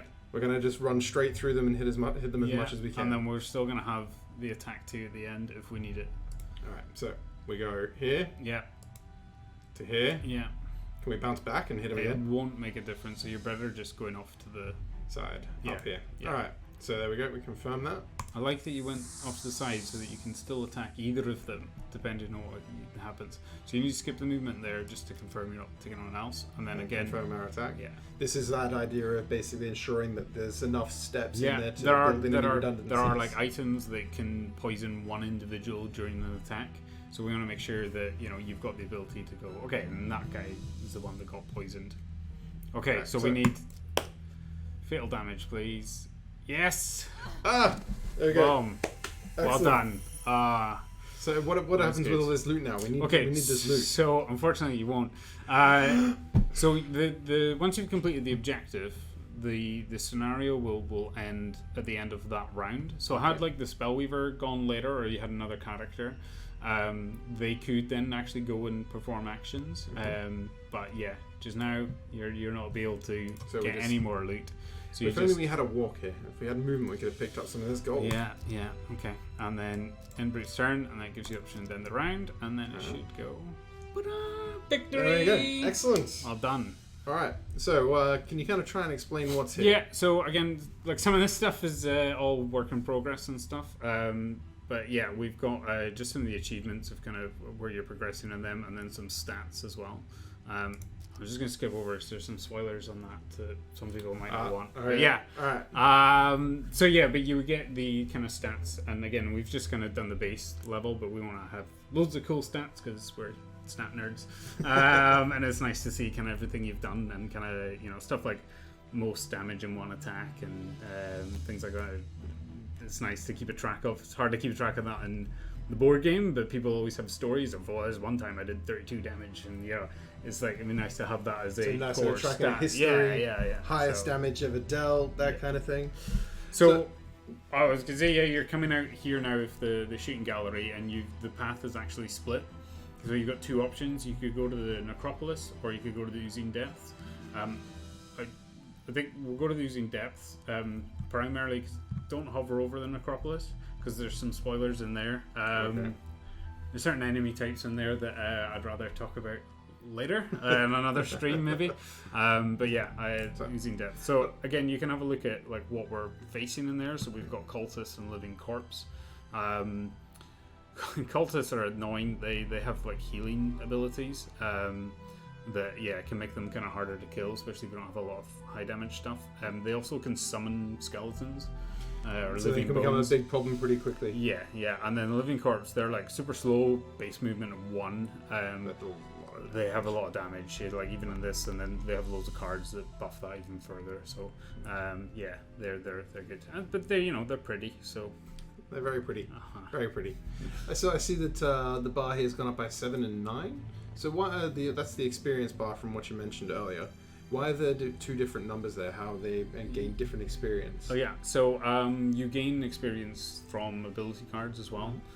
So you're actually, depending on which abilities you've used and how you've used them, characters are going to level up at different rates. Obviously, we're giving you achievements from our XP for completing scenarios as well. But yeah, you're possible for you to, much like you playing to get the loot, you can play to try and maximize the XP and stuff. So it's one of those cool things within the game itself that there are different kind of ways you can play depending on what your sort of core objective is. But yeah, you're working your way up. Is there any other chat and stuff that we need to address? We got very focused on We've actually got a question here. Is there a way to seek or keep track of attack modifier cards you've already used to know when it's going to be reshuffled? Yeah, so we can. I'll show you that once we get into the next scenario. Let's jump into the next one then, shall we? Yep. Let's head on over. Are we gonna get road event? Here we go. So we got a road event. All right. Okay. So I literally have no idea what this is going to be. So tired of traversing a tedious route around dense forest, you contemplate taking a path straight through the maze of branches to shorten your journey time considerably. You notice a slight clearing beyond the bushes up ahead that could prove to be a shortcut through the dense forest. Alright, chat, I've got a question for you all. Shall we try the potential shortcut or continue down the road? So, shortcut, say shortcut in the chat if you want us to take the shortcut, and say road if you want us to continue down the road. I'm seeing a lot of shortcuts. Continue or do something else. Do Continue or do something that could potentially end catastrophically. Yeah. Twitch chat will always pick catastrophic. Yeah. You notice we didn't give them the option of, hey, which scenario should we play? Because I know they would just pick hard. They usually play on hard mode. Yes, okay. That's going to be easy. Alright, so that's an obvious shortcut. Okay. Alright, here we go. So, here we go. Okay, so the clearing continues on through the forest as you are pleased to make it through to the other side. At the forest edge, you are just about to rejoin the road when you notice a small patch of bushes nearby, adorned with strange purple berries. Alright, chat, another question. Berries for trying the berries, and road for continuing on. Okay. Twitch chat always going with the worst. There we go. This is going to end horribly. I know this is going to end horribly. Oh, Twitch chat, why do you do this to us? Nom nom nom nom nom. Okay, berries it is. Oh, please. Alright, here we go. Please, scripting team, don't mess with me now. The berries are somehow unremarkable in just about every aspect. You join the road without bothering to take any of the bland berries with you. Pleased that the shortcut was a success. Well, okay. That's depressing. Anticlimactic, but you know what? I'm sorry. I'm pleased. I was expecting us to get poisoned right there. Yeah. That was my expectation. Yeah. So I think Twitch chat's disappointed. Boo, yeah. Well. They were just trying to foil our run. I knew it. Yeah. I would say there's literally. So if you just click past this one, I don't think you received anything. So there are literally. That could have been something bad, you get poisoned. It could have been something good that you get plus XP, you get, strengthened or something, or like buff or some sort. Literally whatever the scripting team have decided to whatever they want to throw so, at you. But it's completely random. So generally no idea of what was going to happen there. Quite glad I don't want to have to deal with poison. It's really hard to cope with, especially as I say, you can end up eating up loads of heal just trying to get rid of poison, and there's a lot of damage. So alright, well, here we go into the next one. Are we going straight in? Okay, no rest. Good. No rest for the wicked. Gonna keep you on your toes. How are we doing? How long have we been on for? So I think when we finish this dungeon run, we might announce something. Oh, okay. Yeah? Okay, cool. You think that's a good idea once we reach the village? If we reach the village.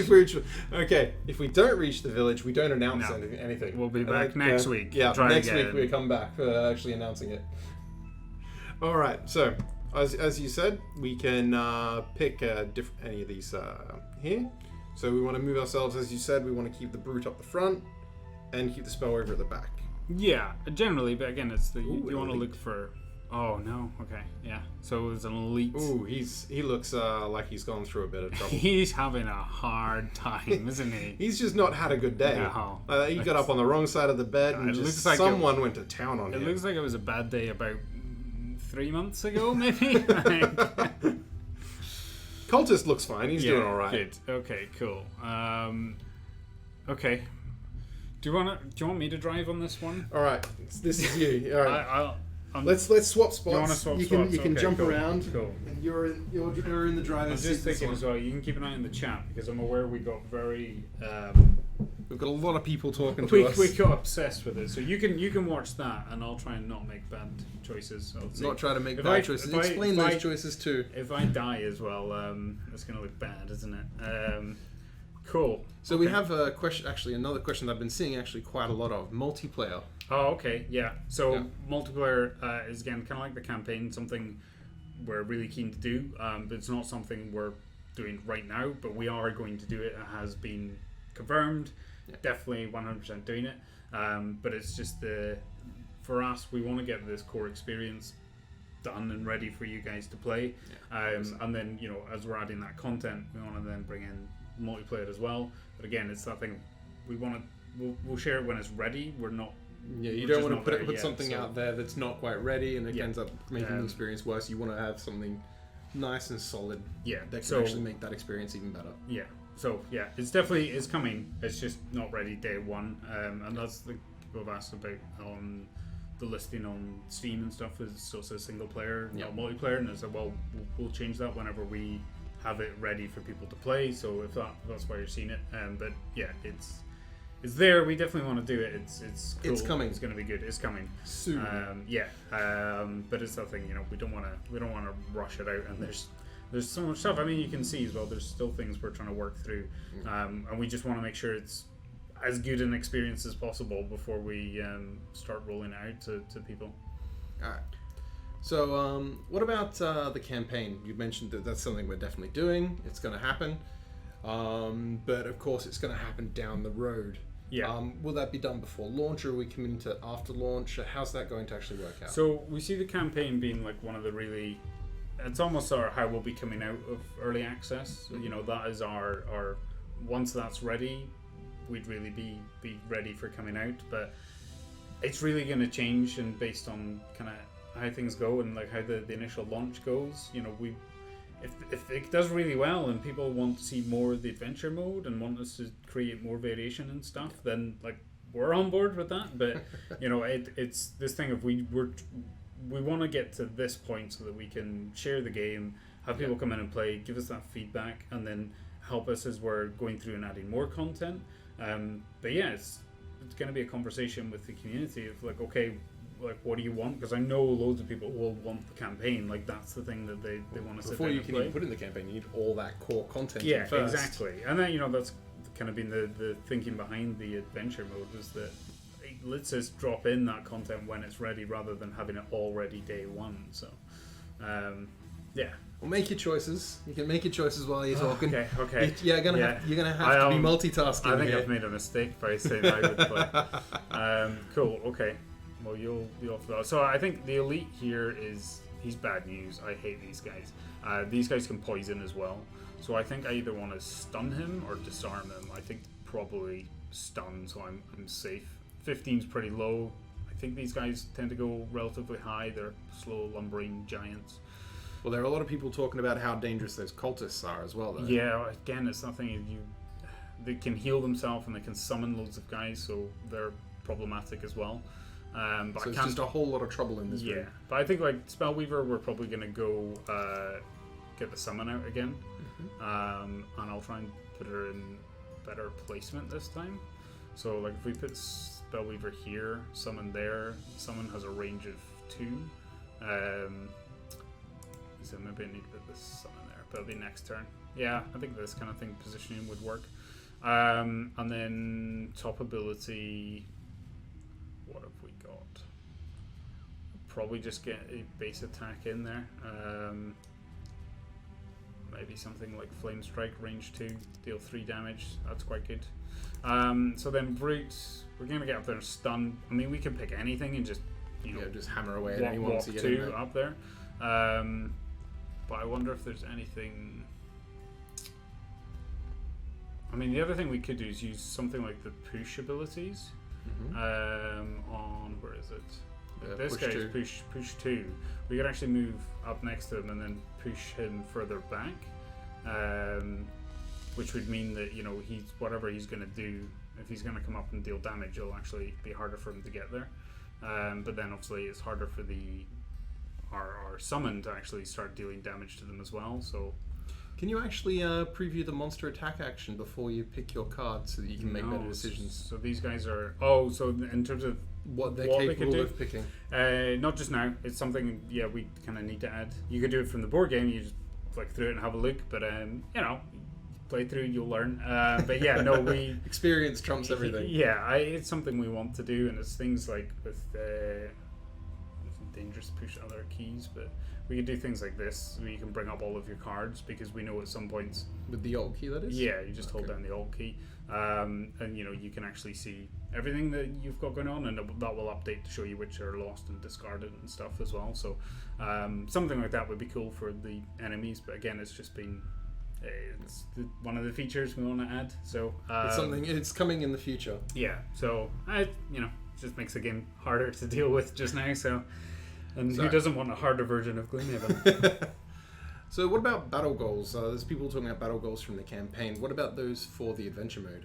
Yeah, so Pick your cards. okay. You keep asking me questions, right? I'm doing this. That's I'm it. gonna- Gotta I'm gonna multitask. do- You gotta I make those cannot. choices at all. I cannot do this. Right. I kind of want to keep that. Obviously, some I of these think- functions, a lot of people utilize house rules for the board game itself.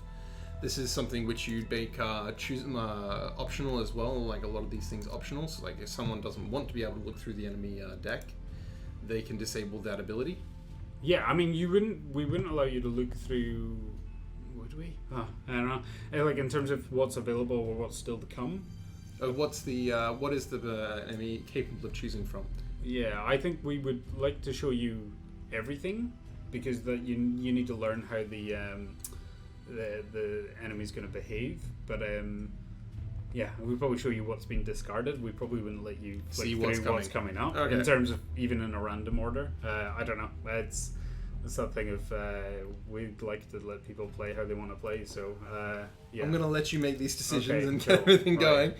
get things moving first. So and then I'll throw you the Right. next question. Okay. Actually, I already asked you the question, and then we jumped on the Oh, something okay, else. cool. Right, so we've got basic movement, basic attack. So move 2, attack 1, move 1, attack 3. They hit hard. Cultist is going in the middle there. And then this guy's going, but no poison, so that's good. So yeah, I think I'm just gonna do this, and I think I'll take the hit for the Spellweaver, and then go in here with a stun. Oh, Could he's go got for a the lot of health goggles. too. I think, yeah, he's gonna be a big one. Let's just go straight into that. Yeah, he's going to be stunned, so he's not going to attack us now.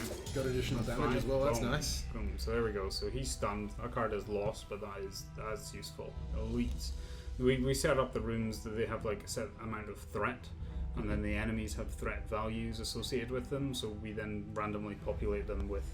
So basically, you won't have 5 elites populating one room because they'll breach that room's threat value based on the Yeah, difficulty. it tends to be based on scenario and then per rooms as well. So if you have like a 2-room scenario, then you'll have higher threat within those rooms.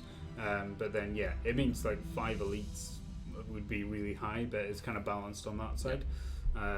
Yeah, so it's so we're gonna get here 2 damage. That's all right. So about those battle goals. Yeah, so battle goals, again, definitely something will be there for the campaign, but it's kind of what we've done with the achievements, that you have that general overall progression for the career goals, so it would be, and then for the battle goals, yeah, that's definitely something we'd look at. It's obviously they create a more interesting dynamic when it's multiplayer. From a single player point of view, it's not been as high priority, but yeah, it's on the list of things to add.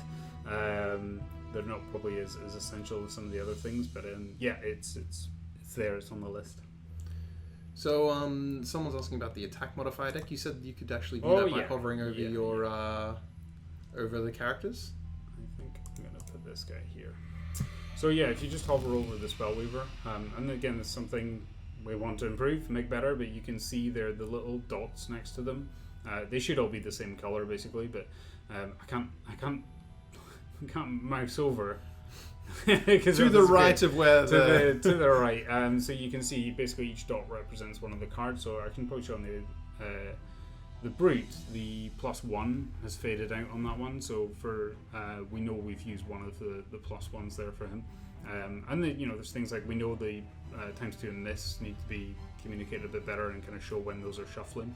But again, it's all there, it's working. It's just trying to get that communication level in for people. Right, I'm gonna get some damage done. Hopefully we draw a +1 here. Yeah, I mean, we could even. I don't know. No, I think that was probably a bit extreme trying to Go we straight into could that. have power potion and eagle eye goggles and stuff, but he's going next. I think if we go early enough, we can probably take this guy out. Yes. Oh, there you go. Last Oh, thing. well, Boom. Happy. Can't have gone any better, can it? No. That's and we got gold. We need to go and pick up. So, can you actually have? I see there's only one door in this room, but can you actually have rooms where there's multiple doors to go through? Yeah. We've had levels that like loop back in on themselves and stuff. So we're trying to balance things, and actually one of the things that we're going to be adding. These doors, like these sections here, are actually going to light up to try and help communicate which ones you can go through. So there's going to be different scenarios coming in as well. Obviously, these levels are all kill all enemies in all rooms, but we want to have things like I don't know whether it's a spoiler, but like the first boss that you fight has an ability where he's sort of jumping around the room and opening doors, and whenever he opens a door, you also have to deal with what's in there. But if you kill him before he's opened the doors, then you've got less stuff you need to fight. So it's we need better messaging on that stuff. But we can kind of do whatever we want.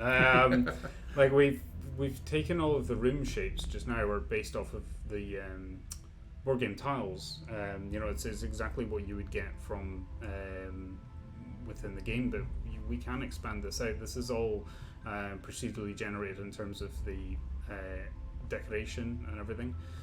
So like all the things that end up in the room, like those obstacles that you were mentioning earlier, they end up random inside those rooms. You've got lots of different rooms that you can summon up. And like wall types and stuff and lighting and everything, like it all changes around, and that's something like even just the little things. I love these little shelves with little random doodads. things on them. I love little doodads. They stuff like this it's all procedurally added in. It's again, as we're continuing to add more content, you'll see things filter into more scenarios, and you just get more varied environments. Obviously, we're not going to have completely inappropriate stuff coming in, but you're not going to get a tree in the middle of a necropolis. That'd be a bit weird. Yeah, but it's about just trying to create that varied experience every time you're playing. So, how many of these actual zones are there in the early access? In terms of like the theming stuff, so we've got 3 main ones. So we've got the crypt, the necropolis, and the sort of torture chambers. The crypt being the one we saw before? Yeah, the crypt one's the one this before. This will be necropolis? Yeah. And we haven't seen the torture chamber yet? No. Okay. It's delightful. They want to go there on holiday.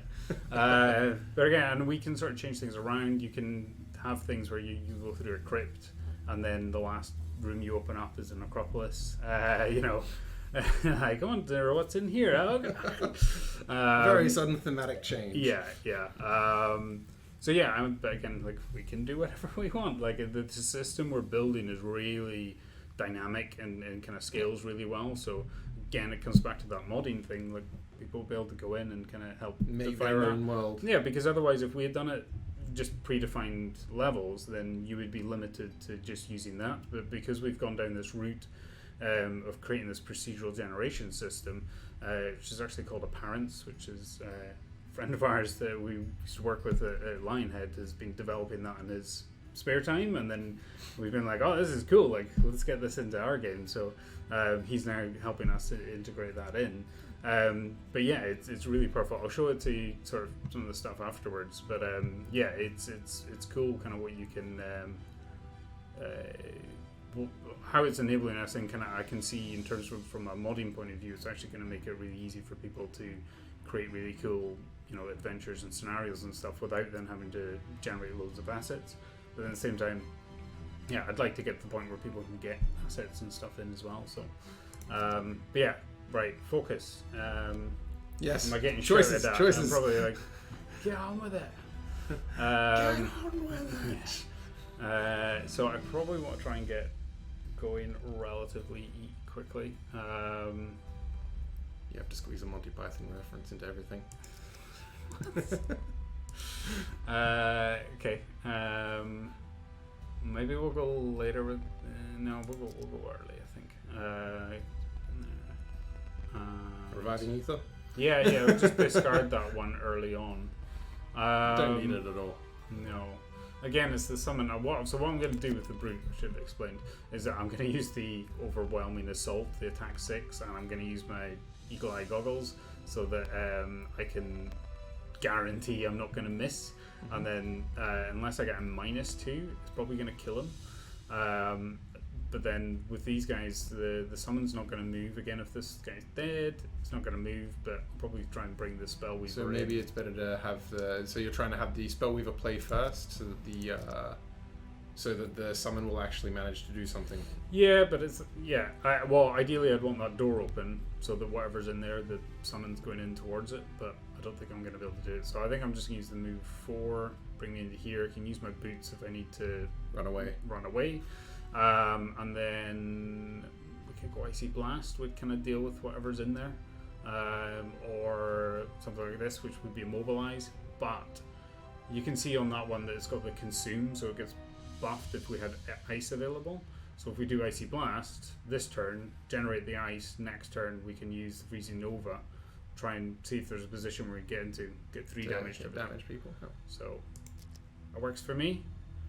Chat probably think it's a terrible idea. Yeah, chat's going to be flaming you all day long. Alright, I'm okay with that.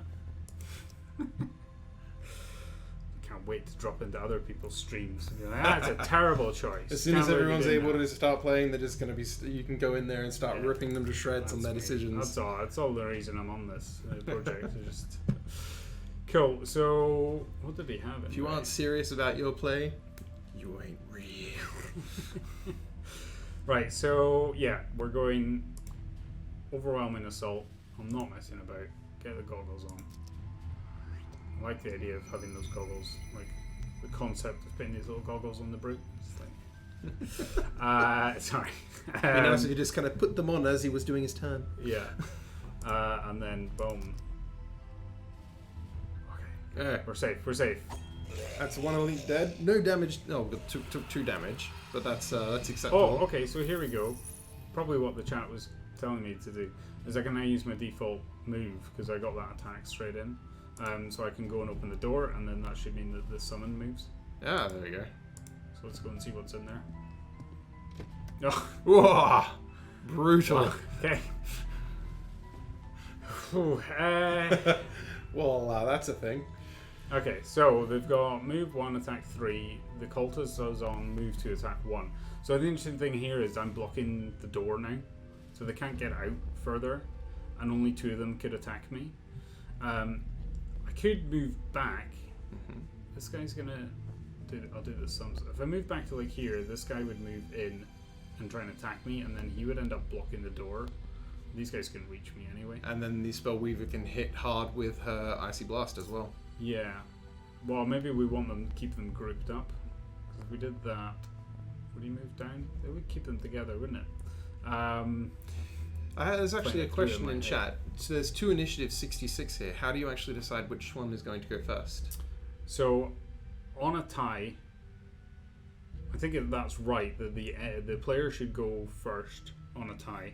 If both characters were on the same initiative, then currently, I think we choose it randomly. But we should actually allow, technically, according to the rules of the board game, you players should be able to decide if it's a shared initiative. Well, actually, you look at the. I remember this now. So you look at the initiative on the second card. Is what you do if it was tied on 2 players. So if the initiative on the second card is lower, then they get to go first. Yeah, but if they were both the same initiative on both cards, which is rare, then it would actually be player choice. So, yeah, I have a bug from QA telling me this, and I'm like, really? At what point have you had players with exactly the same initiative on both cards? But 1 in a million chance. Those people should have been playing the lotto. Okay. So, Mike's actually telling you to stop opening doors at the end of a character turn. Well, Mike had the opportunity to come and do this stream instead of me, and he wanted to sit at home and develop. Wait. The whole point of me coming here to do this was that the team could be working, but now you tell me the team are just watching me. Mike's in there watching. They're just sitting watching me, giving me abuse as well. Kids, okay. No, they're on the side of Twitch chat. Okay. I mean, I did do it with the intention that I could use the boots if I needed to get out there, but you know what? I'm just gonna End the turn. I'm gonna end the turn. I'm not. Take the damage. Yeah, it's only 0 damage, and then this guy 3. That's fine. I can deal with that. Hopefully it'll be a -1 as well. 3. Oh, okay, that was nearly, close. nearly. I mean, to be honest, just getting not a negative number is good. Right, so we're gonna go jump. Getting better if she went over there, but yeah. Obviously, the AI moves to the closest space in order to get in range. Yeah, I assume. yeah. Yes. So we're gonna skip the movement there. I mean, we could go get the loot, but I think we should probably focus on We killing. should kill things. some stuff, I think. Yeah. I just, yeah. I like I'm getting abuse from my own developers as well. That's good. That's cool. No, that's cool. It's cool. Right, so we're doing our combo wombo. Icy Blast. I think Mike's gonna get a copper pay cut at the end of the stream. Lucky I have a job. Right. So That's gonna be a nice big hit. That one. you hope so. Right. One can only wish. Oh, we got times 2. One of them So said 2 dead out of the 3. boom. That's not bad. I'll take that. I love these little death animations. Yeah, They're so yeah, beautiful. yeah. Everything just looks absolutely stunning. So it's amazing. I take all the credit for that. I've made it all by hand myself. No, our team are doing a really good job on it. It's a really fun project as well. It's like the art team, animation team are constantly just loving everything. It's when the animator gets to the the next monster and he's like, okay, what am I doing next? He's like, what is that? Brilliant. Like, okay. They're just so varied, all the different creatures. Like Isaac's done so different designs. Yeah, he's done such a great job of kind of creating a world which is not, the standard sort of tropes and stuff. I mean, and even things like the living bones. It's like 3 arms. Like, yeah, why not? Cool. Just give that little extra twist that makes it unique. Yeah, I'm just gonna take the 4 damage. That's cool. Right, how are we doing? So, Mike, you want me to open Another door at the end of your at turn. the end of my turn? Cool, got it. Okay, got it. I'm on it. Oh, you know what? You could very well do that. That's three loot there up for grabs. Ooh, yeah, that's Could actually get the pretty loot good. one. Here we go. What have we I'm got? all for the 3, loot. 1, 2, Looting is the way to go. So we could go warding strength, pick up a shield to help us. We've got a heal, don't we? We're using, yeah, we could a couple of heal there. Even I suppose a retaliate's another option. Put the 2 retaliate on, either with the shield on there as well. Don't really want the brute to take too much more damage. But then same way we've got spell weavers, the mystic ally should be able to do hopefully some decent damage, and if we give the spell weaver an option, let's have a look there. So something, a couple of attack, yeah, or we were gonna go, I don't think it's really worth it, is it? We still have to open that door at the very end of the turn. Yeah, Not don't even worry, the end of the character turn, like literally at the end of just the round. and after all they've all gone, and then Yeah. open the door and then let all the enemies attack it. I So think that's an amazing Okay. idea. Mike, I'd like to hear your input on that one. Yeah, cool. Chat, do you think that's a good idea? Please tell us what you think, chat, of that decision. Right at the end of the round, we're going to open the door. Yeah. What's the worst that could happen? Okay, I'm thinking about some healing as well, maybe. Maybe a heal 3, seeing as how we're right next to the brute there. That's kind of handy. Yeah, it seems like chat wants us to open the door. Yeah, cool. Okay, I'm thinking. How can you do it? How can you manage that opening? Well, of I the mean, door? I can just go like ride the wind, 83 initiative, go right at the end, and then but then pop the door brute's open. still going to go after you at 87. Oh, okay. What did we pick? We picked. Well, he's going to loot, and then anyway, he's got to move 4, so that's fine. We could go trample and move up. And you didn't. And you can kill the Let's go. Trample. Well, he's got to move 4. That, loot and then this might trample. work. Loot Yeah. and then trample. I Oh, you think. can't do loot. Oh, yeah, you could. But Okay. trample first. You really want that loot, don't you? Oh, always. Just like give me all the loot, please. Thanks. You can never go wrong with getting more loot. Apart from when you die. So what do you want to do? I'll use it. So loot then trample. What's we gotta do? You want to go on 72? Yeah, there you go. We'll go earlier. So Mike's telling us that we fluked the last one, so that we should just do the same thing again. There you go. Feel like it's been highly skilled. Yeah, I think we've played very well. Thank you, Mike. I don't think that you should be commenting on such things. I'll just have a look at the chat here, and they say that I appear to be some sort of Gloomhaven expert. Yeah. So yeah, Definitely. I think that's definitely where they're going with that. it's great in my world. Okay, so I'm gonna do that and that. So I want to try and make sure we got a bit of damage for that guy, and then healing. Oh, so you don't And then believe Trample's going to kill him? I'm just not even sure we need it. Yeah, I'm hoping he's going to be dead by the time we get there. So maybe we don't bother with trample. Just use we can do 3.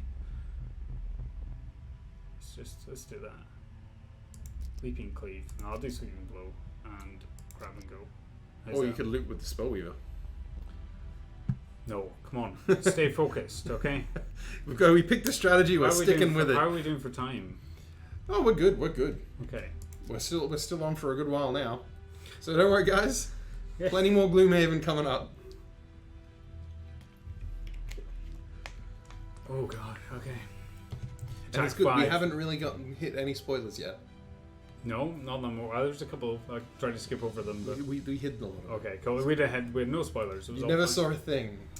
Disappears. Black magic. Okay, so he's going on 32. Were we earlier? Yes. So we really need him to die. Ah! Good. He died. He dead. Not even a problem. Not even a No concerns in the world. So now you got nothing to do. Well, I'm gonna. Brute's going in there. Here, Brute, take this with you. It's dangerous to go alone. It's dangerous to go along. Yeah, take this. A little bit of heal. Good. Yeah, cool. And yeah, we'll just skip that. Attack Brute in the back. Okay, so we're going looty loot. Oh, obviously, you have to loot. You can't not pick up all that loot. That's all our loot up there. It's from 8. Yeah. Right. Yep, we're doing it. Chat said to do it. Hey, so we're doing shield or retaliate or anything. This is terrible. You can push him back. I can push him. Okay, but only one. What's he doing? Move 2. But he's only attack 1. That's fine. We can deal with that. Right, that's fine. They're all going to be ages away. It's fine. It won't do anything to us. There's a trap there. That would have been good to. So we're doing exactly as chat asked. We're opening that door at the end of the turn. So this is we're using like a shout mechanic for him pushing, because again we want to have that. We need to have that gap in there. So though maybe other ways that we could have done it, but we're actually trying to bring in his elemental controls and stuff as well, explaining how we're doing that. Right, so door's open.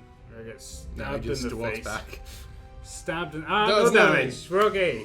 And Mike, you're right. We can just fluke it forever. We're fine. I think we're just playing excellent skill. You know what's great as well is these the living corpse. They're just killing themselves. Yeah, well they have attack 5, but then they suffer 1 damage to themselves. So I've done 2 extra damage in that room. I'm gonna take credit for it as any good producer would. Excellent decision making done right there. Yeah, I think so. I see no problems with this. Right, trample 1, 2, 3. Yes, there's a question that was actually asked that we never actually kind of hit. Okay. Was the battle goals? Yeah, so the battle goals, it's not in currently. Yes, I think we did answer it, did we not? It's not in currently. It is something that it's on the radar to add. I think. Well, Mike, we'll get Mike on for a stream at some point, and he can talk about it. There you go. You can throw Mike to the wolves. Yeah, well, it's one of those things. The battle goals mechanic works well in terms of trying to have your own objective that you're doing within the scenario when you're playing the board game. So it's a question of how well does that translate to the digital version. Is there something maybe slightly different we could do, or maybe we'll just do exactly that. But the perks system is not something that like we've not. It's not hooked up right now. So that's kind of where the battle goals come from. That you trying to complete an objective gives you a couple of check marks, and then allows you to unlock additional perks. So all that stuff is it's in the works. It's in the work. So things like that won't be there on day one for early access, but it's following shortly behind. And the other thing is like enchantments as well, where you can take any of these cards and add additional things to them. So like here you can expand that attack area to actually hit 3 people. Is that what the so dots anywhere are? little dots are, yeah. It's literally in the card game, they have the little dots to show you where you can put the extra stickers. So we're like, yep, we'll keep that. Yep. I'll take that. Thank you very yeah, much. And then like in these attacks you can add a +1 basically, so you can buff them up.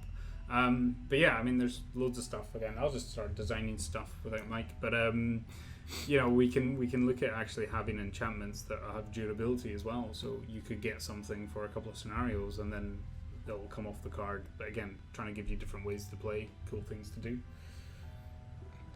But it's very good to see how close you're actually sticking to the original board game as well. Yeah. Like you say, you see what's happening in the board game, and you're just taking all the things that you see that work really well in the digital version and adapting what doesn't work on a digital medium to kind of improve on it so that it will work as well as possible on that digital medium. Yeah, and that's it. And Isaac's been great for that, to say that you have that conversation with really like this thing in the board game, but is it actually the best thing for the digital game? Maybe we'll change it. But there are very few and far things doing that. Anybody who plays Gloomhaven board game will be able to come in and just pick this up and run with it. Right, I need to figure out what I'm doing here now. Alright, well I'll ask the next question as soon as you've picked your thing. Okay. Or you can just answer a yes or no. Go on Shared then. gold. So share gold, yes. We're having we're having share gold between the parties again because it's single player just now. Having split gold between characters didn't really feel right. So again, something we spoke to Isaac about, and he agreed. But multiplayer, who knows? Maybe we could do it house rules almost of share gold if you want it, or it could be individuals. So yeah, it's up for debate. But from a single player game, kind of feels a bit odd having individual characters picking up their own gold and then having their own inventory and stuff. So we've actually tried to bring that together so it works as a party. Did I pick cards yet? You gotta pick those cards. You just need. I keep distracting you. You just need like a timer. Just be like, right, Craig, get on it. We've got an egg timer in here. We'll still wind it up for you, and that's basically how long we spend. I think I'm just going to stick a shield on. And then that's a dangerous spot to be in. However, you got to take out that living cultist. Yeah, gotta watch out for him. Do we have another room to do? Yeah. Oh god. Okay. Don't forget, if we do actually finish this this dungeon, we're going to actually have our special announcement coming up right after that. So okay. Stay tuned. There are people need me to actually hurry up. Okay, cool. I see. More pressure. Good. Right. Well, we're gonna get straight in there then. Black Petal, we mentioned earlier. We don't have precise dates on any of that, but we will actually be looking into multiplayer, getting it out there as soon as possible. We want to make sure that the content is as refined as possible so that we're adding to the experience rather than detracting from it. Correct. Okay. Listening to it and playing at the same time, trying to make sure I'm saying exactly the right thing. Yeah. So the cultist is doing the really annoying thing of summoning the living bones, so more enemies to deal with. So if you can kill him, it's a good idea to kill him. Yeah, I mean, I was going to go shield and then retaliate, but maybe I'm better just trying to actually... If you push a character into a wall, does it actually stun them or to perform an additional effect? No, not for these. There are... No, not with these guys, no. There are things later on in terms of pushing characters and obstacles and such like, but I'll not get into that. I think I'm going to try my luck. I really don't want a living bones coming up, so I'm going to try and kill him. I don't have anything. This is a healing potion, isn't it? Yeah. So I'm going to just... Hope for the best. Go on, +1. Yes! Yeah! Oh yeah! It feels okay, good. So not have to worry about that living bones now. Okay. And now you can heal yourself. I just saved you like 20 minutes on that announcement. Cool, yeah, I'm going to get a heal on myself. What are these guys doing? Move 1, that's cool. So we're going to shuffle in. My summon's going to start to catch up so I can get a bit of extra damage done. There we go. I get them all nice and grouped up for some area attacks. She's not able to attack. They're all out of line of sight. Okay, so let's get the old jump on the go. I think I probably want to start heading over for this other door. All the way to the other side of the room. Or I go here and then Freezing Nova. Ooh, that could work. 2 damage on them both. Yeah, let's do it. Do I need to use this? 1, 2, 3, 4. Sorry. Well, what I'm thinking is rather than using my move 8, if I'm only going to be going 4 spaces, what I could do is just use the base 2 movement. And then 2 more. And then use my boots. But you're going to be able to walk through the brute. Ah, it's too far. It's not. And then you got the brute as well in the way. Yeah. I miscounted, okay? I'm sorry, chat. Get your math on. I feel like I've let you all down. Boom, right. So then we skip movement on that one. And then we're going to... So a question from the chat. Yeah. There's people worried that the game won't be a one-to-one implementation of the board game. What's the kind of call out on that one? I don't know. Have you been watching the stream? I have. What do you mean in terms of the campaign? In terms of the campaign so, or the gameplay in general? Obviously, from what people are seeing, they can make their own decision from the gameplay. Yeah. But so gameplay-wise, like we are keeping it as close as possible. Like it is very much a digital conversion of that experience. Campaign, we're going to try and keep it as close as possible, but it's not something we're working on right now, so there may be decisions that we make along the way. There's a lot of content in that game, so I don't know, but yeah, the overall plan just now is that we try and capture that core experience for people to play. Like that's our intention. Right. So you've only got two choices. Okay. So obviously, what you're picking. I guess I'll do that then. I mean, we could always go trample, but these guys are just about dead. Feeling good. I think I'll go short rest here. Well, I doubt you want to get smacked by both of those guys. No, probably not. Not the best choice in the world. Frost armor. Yeah. Well, we can't. This is the thing. You can never risk it if you still got reviving ether on the go. Whatever else it was, it's like, yep, burn that. They're done. As long as it's not reviving ether, just not burn reviving it. ether. We did like playtest sessions, like user research stuff, and that was watching people like learning how to play for the first time and just being like, oh, and I'll just burn reviving ether, and you're like, no. So yeah, that's one of the reasons actually Spellweaver won't be like it won't be the starting character, because it's the one that you can. It's something you need to learn about, just straight from the get-go. Very early, just break it. So we want to get out of here. So Daniel, all the AI movement for the monsters and even summons is all automated and done directly by the computer. So none of that is actually input manually. Good. As you can see here. Cool. I'm trying to figure out what I'm gonna do. That's why I'm answering some questions for you. Yeah. I think I'll use the jump 4 here. Move out, but I'll maybe use that attack 2. See if I can do some damage. Or at least get keep your Bridge initiative the low. trample. But I want to keep trample. I have no idea what's in this other room. This is interesting. Like you can have an idea of kind of where you are in terms of the number of enemies. So you've had killed half, a little over half. Yeah. So we had 2 guys in here. We had 3 guys in here.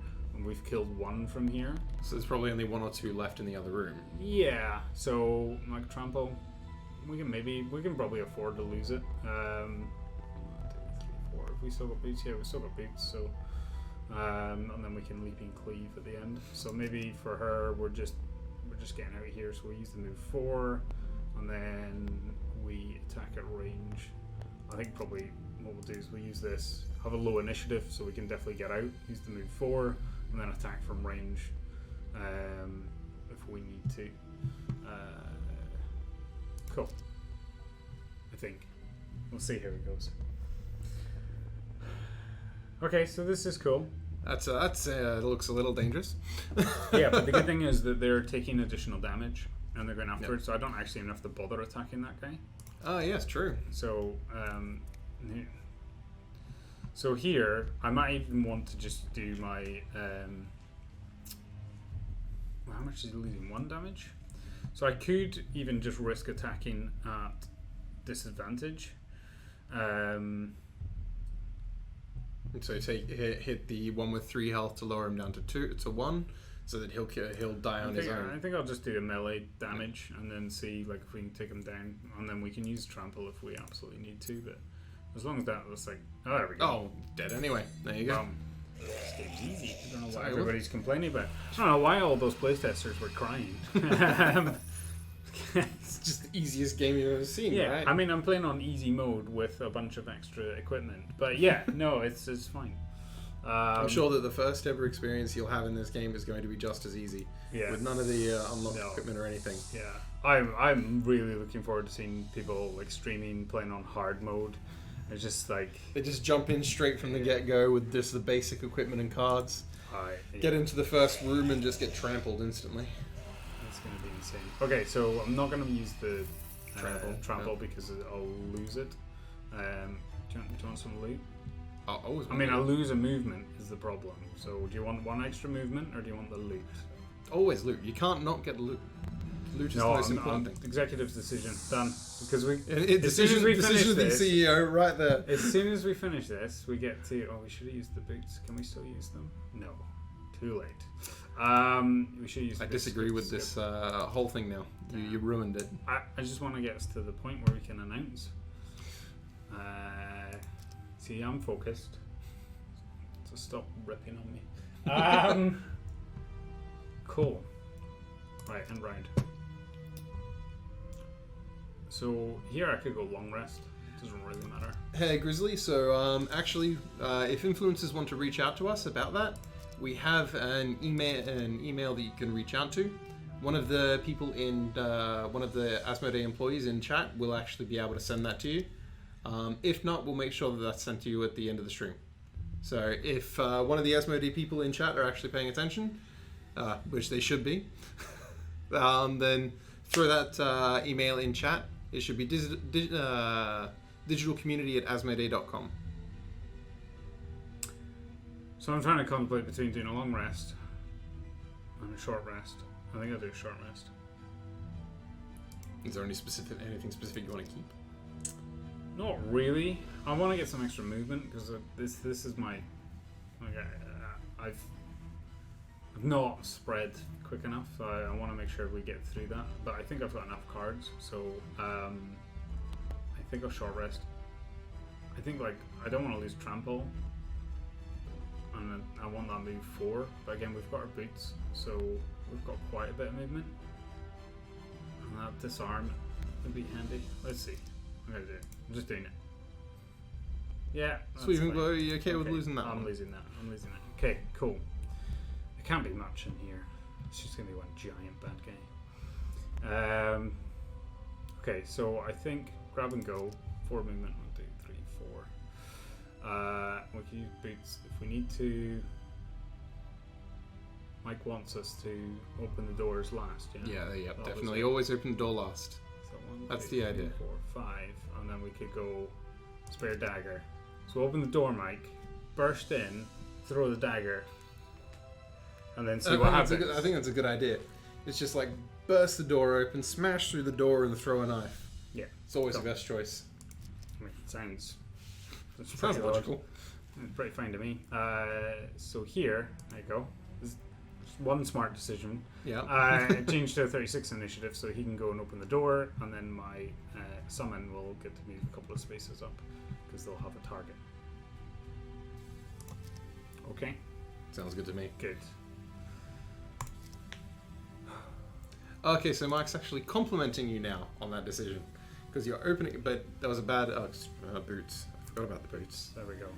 You better flag me out. Opening the door and then attacking is actually the good idea.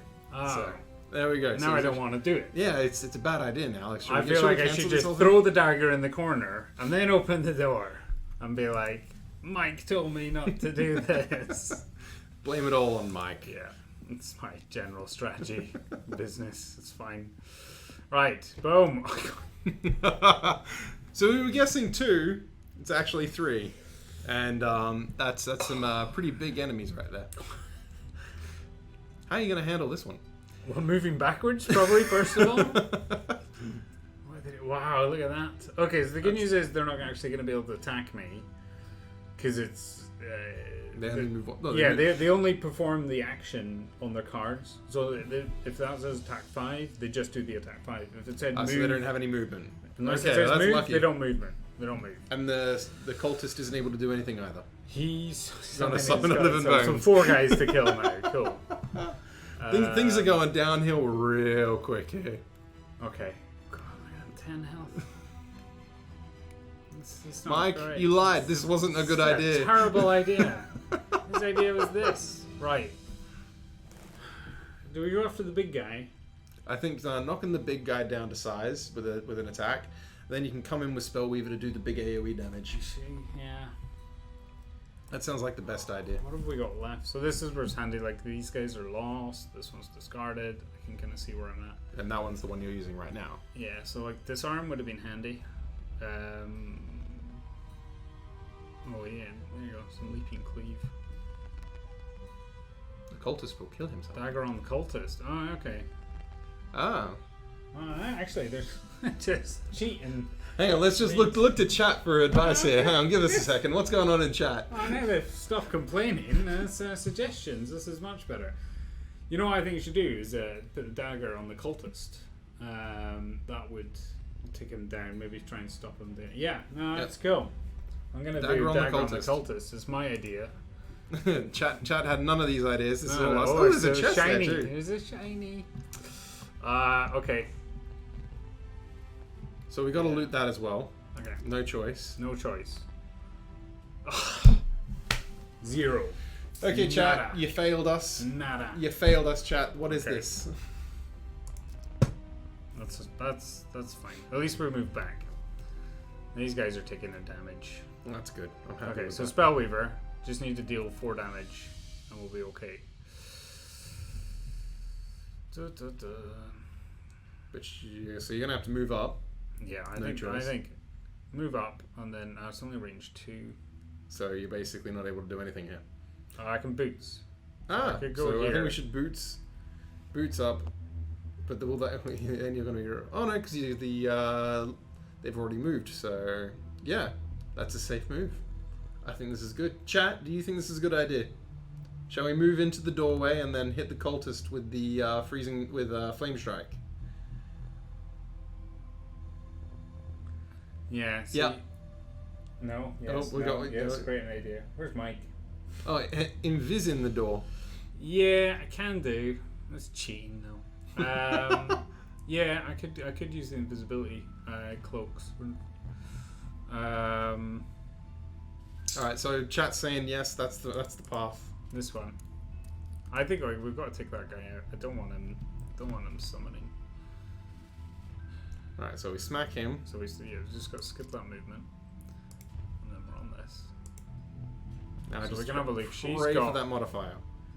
Yeah. She's okay, got 3 okay. +1s, so she should. Well, that's terrible. But we can invis. Chat said to invis. Okay. Okay.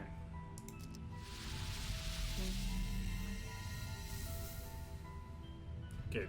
We're safe. There we go. And cultist. There we go. Oh. He does it. Oh, and he killed himself, of course. Good idea, guys. Well done. Someone did say that the cultist will kill himself. Yeah. I thought they were just being... There was a lot of people disagreeing with him. Well. So Look. I thought they were wrong. But Okay, you look silly now. chat knows Right. best. Let's go. Trample. Bum, bum, bum. We got boots? No, we used it. So 1, 2, 3. And I'll get it, but we'll get some gold. 1, 2, 3, 4. Get the chest. Yeah, that sounds good. It just literally does nothing. You're like, yeah, let's get the chest and the gold. I'm like, The chest. I'm and the gold is deleting the this only save thing. afterwards. You're like, I need the gold. I really need the gold. It's important. The only thing that you need Okay. in life is the gold. So here we go. Leaping cleave. I could go around here, get the gold, and then attack both of them with leaping cleave. That's a good bit of damage. Yeah. I think that's the best choice. Or we go disarm to try and get get rid of the big guy, but No, I think we got loads leaping of cleave. health. Leaping We'll be cleave. fine. What's the Leaping cleave worst is that great. could happen? I'm gonna go.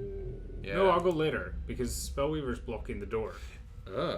See? Good idea. Ah, thinking. Huh? You're a man of many thoughts, and you have to short rest. We could just long rest here and just idle. Yeah, could do. Yeah, true. Very good point. Get our items back. Yep, long rest. We've still not even got our. Okay, chat. use a Short reviving rest or either. long rest? Come on, chat. Tell us what we're doing. I think if we've still not used our reviving ether, so if we want to get like icy blast on the go, if we want to do it quicker, what's the quickest way to win? That's the question. Everyone's gone long rest. Long rest, long rest. Good. All right. Short. Alright. Not long. I think long far outnumbers the shorts. Boom. Okay. So he's got this little symbol here. Is that I'll show you on the. I have to say though, I'm surprised that chat chose long rest. Usually they'd pick the suboptimal choice for it if you to try and make things more maybe difficult. they did. Maybe they did. Maybe they did. I don't Maybe know. they did. I think they're so invested now. They're like, look at that guy. He's trying. He's So doing yeah, his this best. guy scaled that UI down slightly, but he can actually target 2 different people. So if he was standing here, his attacks will actually hit both of those guys. Ouch. Okay, so That's not what you wanted. okay, but they're not attacking. They only move and then they suffer damage. Yep, Well, Brilliant. that's a problem for them.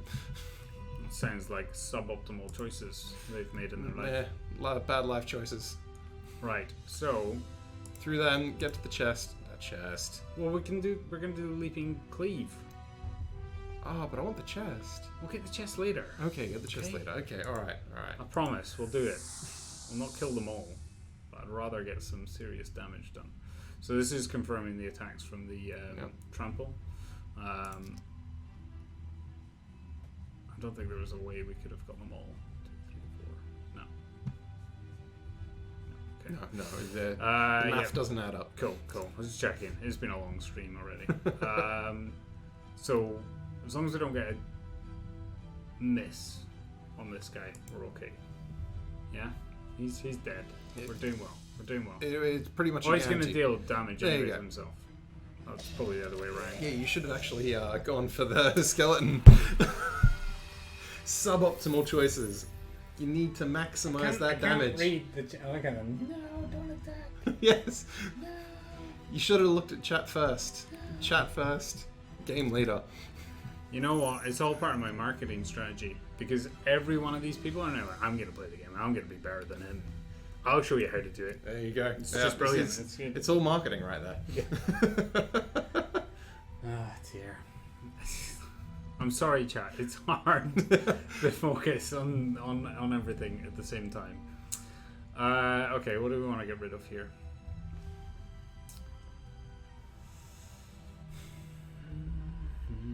But you would have also wasted damage on the skeletal shield as well. Yeah, but We'll see the, what it the would guy done the on guy on the damage. right was going to just kill himself, so it was just pointless. Oh, there you go. Obviously. Chat forgives us. Thank you, Sorry. chat. Sorry. You're right here. Did Right we, here, did chat. we kicked off the abusive ones then? Alright, thanks. All the ones that were really annoyed at us stuffing up completely, they've left. Now we've only got the people that are dedicated and love us. Yeah. Oh, and Mike's here as well.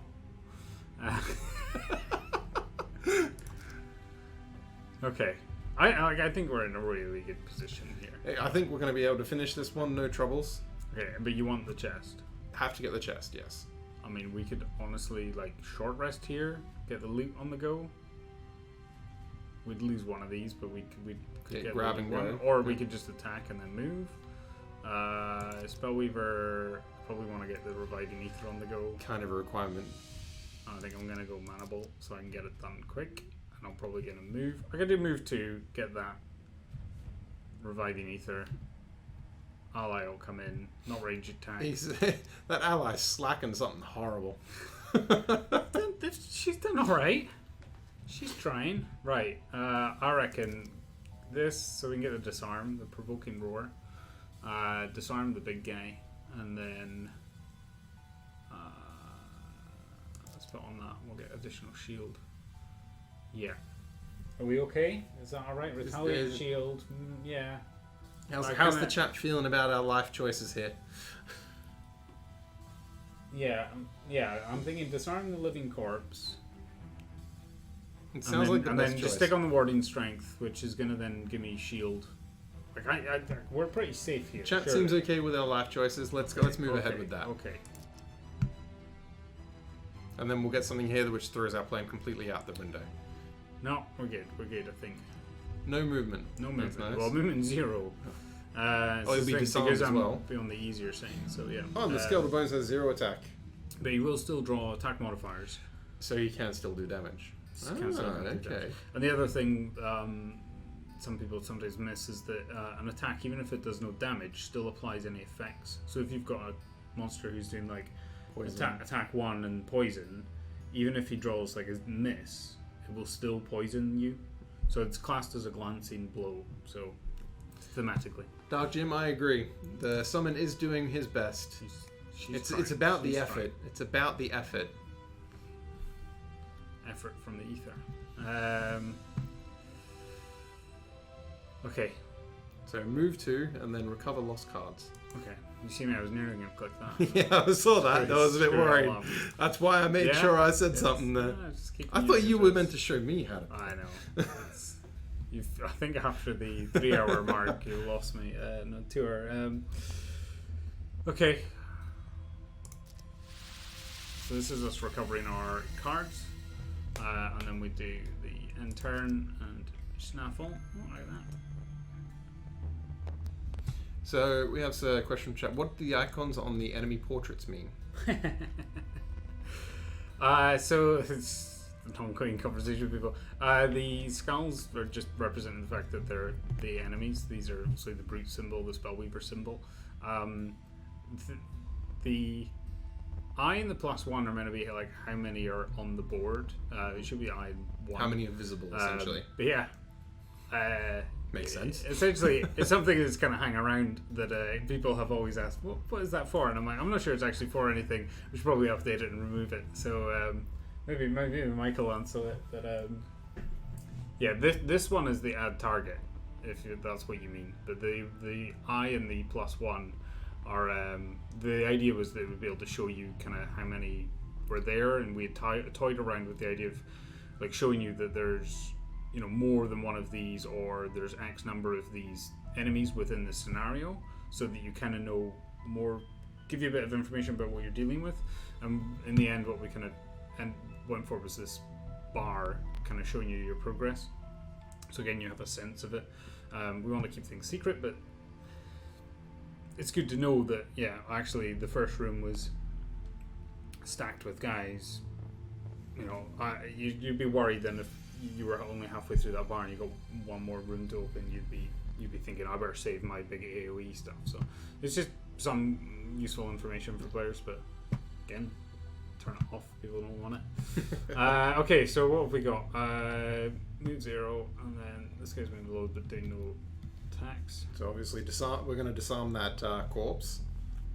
Well, the other option is we disarm this guy and just move away from him, because he can't move. He's on move 0. But that will give us 2 damage. Well, of course, the skeleton's not going to do much damage unless he draws a good modifier, though. Yeah, but then if I just disarm him, he won't be able to do it at all. Well, you've got 9 health and just 2 enemies to kill. Live on the edge. Okay. I'm going to do the spellweaver coming in. Okay, so what do you think? Disarm this guy. And then put on the warden strength. Oh, okay. Oh, and it's 3 damage. Okay. Put this on. So hopefully... Oh, it's very unlikely he will be able to do any damage, because it's only a +2. You'd only get 1 of them, and we've got a shield, so he's only going to do 1 damage max. Oh, well, there you go. I thought it through, see? All planned. See a +1, but then gets cancelled out. Oh, yeah. So somebody's pointing out... I'm not sure, maybe this shield's not working properly, but somebody pointed out with this, you're getting XP every time you're utilising that ability. So So it is actually a good idea to yeah, get if you want to while farm you've the got that. XP, yeah. But I think what happened there, the shield didn't actually trigger, so it's a bug. But yeah, it Work should- in it should progress. work. But yeah, but you see it has ticked up on that one. Yeah. Cool. All right. So here we need to go short rest. Let's go short rest. What do we? Short not rest wanna- and smack everything out the way. Yeah. Well, let's see. Well, we've got leaping cleave. That's cool. We've got an attack on the bottom square dagger. Grab and go. We can probably do without. Yeah, so Yeah. we just draw short rest, hope for Dragon Grow to be dropped. No, we don't want to keep that one. Yeah, we can get rid of that one. That one's Okay. Yeah. Okay. Okay, we can live with this. Good. Okay, so leaping cleave Spare dagger. and spare dagger, bunch of damage. Boom. We want to go earlier. And then We could do retaliate as well. I think the damage from spare dagger is probably nice. Okay. And then we icy blast with the eagle eye goggles. I'm learning. You're getting it.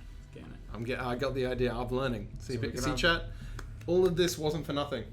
I learned things. We could take flame strike. We'll have an additional attack. We're all about the killing. Oh, we might want to lower the initiative though. Yeah. Currently on 66. I don't mind. Okay. And yes. Okay, I think we can finish this now. I think we've done well to avoid all the poison until this point. I think we've avoided damage really well up Yeah, until this yeah. point. And survived. Okay, so leaping cleave first. Ah, chat just mentioned that. So the skeleton should have actually moved the 2 spaces to be able to hit both enemies.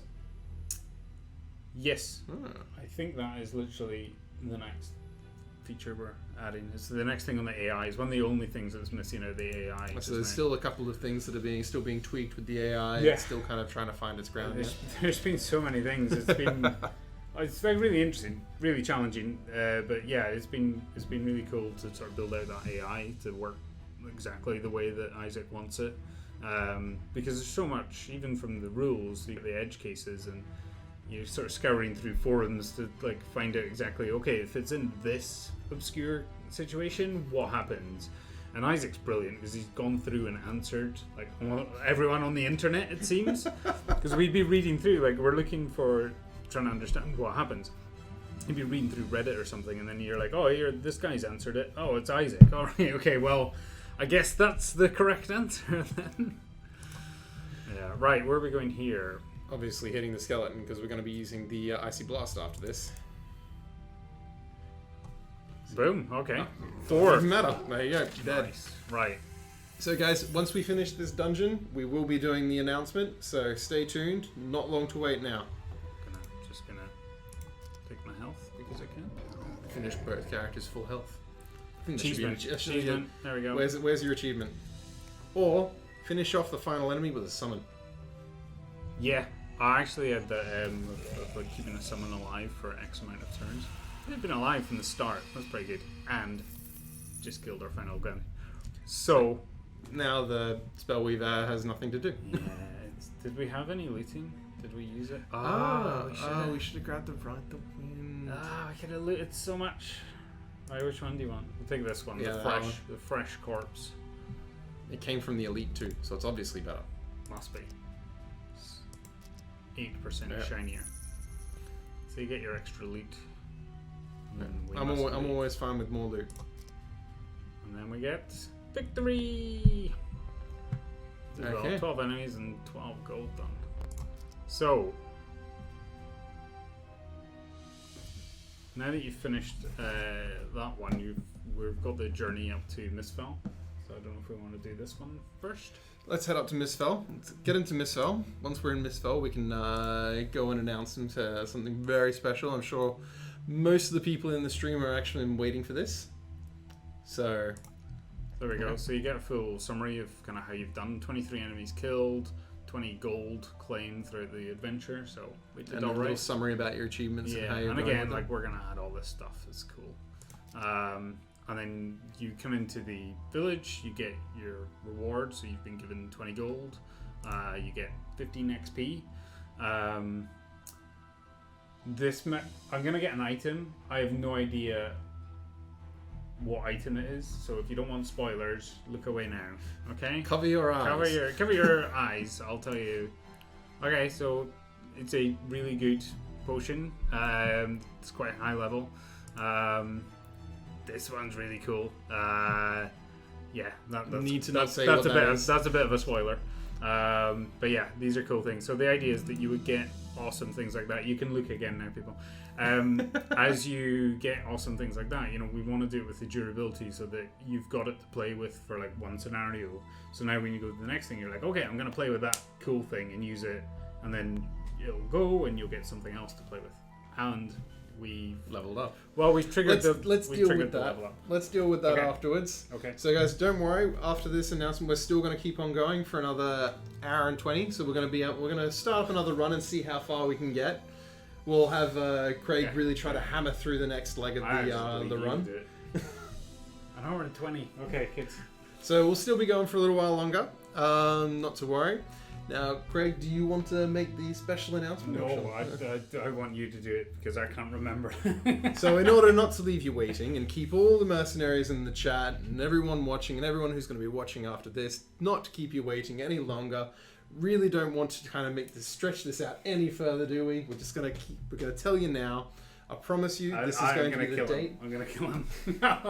Let's go.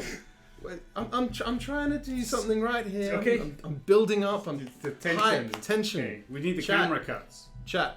I want to see all your kappas. All your kappas. And then as soon as I see all your kappas, I'm gonna tell you your release date.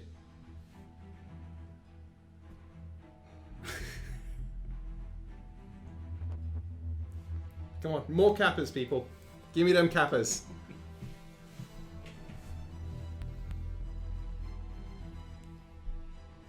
Alright, so here we go. Your release date is on the 17th of July. So, there you have it. 17th of July. You're going to be able to actually jump in and play Gloomhaven in early access. So, I'm so excited. I can't wait. It's going to be great. Everyone's going to be able to jump in, play the game, give it a whirl, tell us that we played absolutely horribly here today. Tell us how much better they are. Oh, well, there you go, Grizzly. It's going to be your birthday present. That's why we did it, Grizzly. Yeah, we're thinking of you. Well, we knew he'd be busy on his birthday, so I wanted to, make sure he has Get it out a little early and then just be able to let him play. And then once he's on his birthday, he can do his other things. Do you have a price? We'll be announcing the price later. Okay. So Good. that will be something that's going to come out. Do make sure to follow us on the Gloomhaven channels. They're actually cycling down in the bottom left of the stream there. If you follow us there, we will be announcing the price at a later date. So before it releases, don't worry. You're not going to be getting it too late. So it will be releasing on Steam only because it is in early access. So make sure you have Steam ready and installed. Don't forget to go to the Steam page for Gloomhaven. You can find that just below in the description. Click on the button there. That will take you straight to the Steam page. You can add it to your wish list, and you'll be immediately notified when the game goes live. Yeah. So, yeah. I think the wish list thing, people often ask, how can I help? Wish listing the game is so important for us. And actually going and helping, drive other people and saying, encouraging your friends to wish list it and stuff. Those things they're actually really, really valuable. When we want to try and get the attention on Steam and get that kind of featuring and stuff, wish lists are awesome. So it really, really helps. So please go and do it. Even if you're like, I'm buying it anyway, I'm not going to wish list it. Go and wish list it because it's super useful. And also adding some tags to the product on Steam. Those are really cool. We asked the guys in Discord to do that. And we saw like a really cool bump on the number of wish lists we were getting. So it was like, thanks community. You guys are awesome. So yeah, and also don't forget, coming and joining us on Discord, joining us on the social media networks, it's always a massive help. It allows us to get that message out there, make sure you guys are up to date. So make sure to follow us there, jump on, give that wish list, do everything you can to kind of show your support for the game. We have a fairly big question that's constantly being thrown into the chat. I think you've seen it. Will the game have Mac support at early access? So it will not, no. But I will say again, if you want it on a Mac, go and wishlist it. If you've done your Steam hardware survey, those stats come up for us. I'd love to get it on a Mac. I'd love to, you guys show your passion for it. Bryn, who is our lead programmer on this, he's a big Linux fan, and he's been trying to drive up the numbers on that for the wish list again. So try a heap of systems, put Linux on it, and done a start test. Yeah, probably. So yeah, I mean, it's that thing of like, hey guys, if enough people want it, we're gonna do it. We can't do everything. We're a small team. Obviously, great. We've got Asmodee helping us with the publishing, but at the end of the day, there's only so much we can do within the development team, and we don't want to rush things out. So. There's a big question. Obviously, Commodore we need to Commodore support. I think that's a big must. Oh, I mean, that's our lead platform. Yeah. So, yeah. Everyone's got a Commodore nowadays. Yeah. N64 is done. Yeah, that's done as well. That's a big one. We can't forget the Nintendo 64. No. Nintendo 64, the GameCube, Wii, all of them. I'm just gonna address. The Switch question is always gonna come up again. Would be awesome to do at some point. It's not something that's on the cards just now. But again, we hear it. We'd love it. I've got a Switch. I want to play it on a Switch, but it's not something we're doing just now. Always good to play a game on the go. Yeah, and I think the other question is co-op. It's not going to be multiplayer on day one. That's this is very much kind of the day experience you're going to get. Yeah. So yeah, but it's something we're working on. It's something we're doing. But yeah, this is what you're getting first of all. So for everyone who just tuned in, the release date is July 17th. So make sure to add the game to your wish list, and you'll be able to jump straight in. You'll be able to get the game straight away on July 17th to be able to start playing and telling us how horribly we were playing today. We played well. Yeah, we finished two. We've done the. I am tired. God, that was stressful. This is hard work, isn't it? Yeah, I know. But we will be doing more runs now, so we'll be jumping into getting more done. So not to worry. So shall we jump into the next thing, and we can keep on going? Yeah. Well, I was going to show you the leveling up.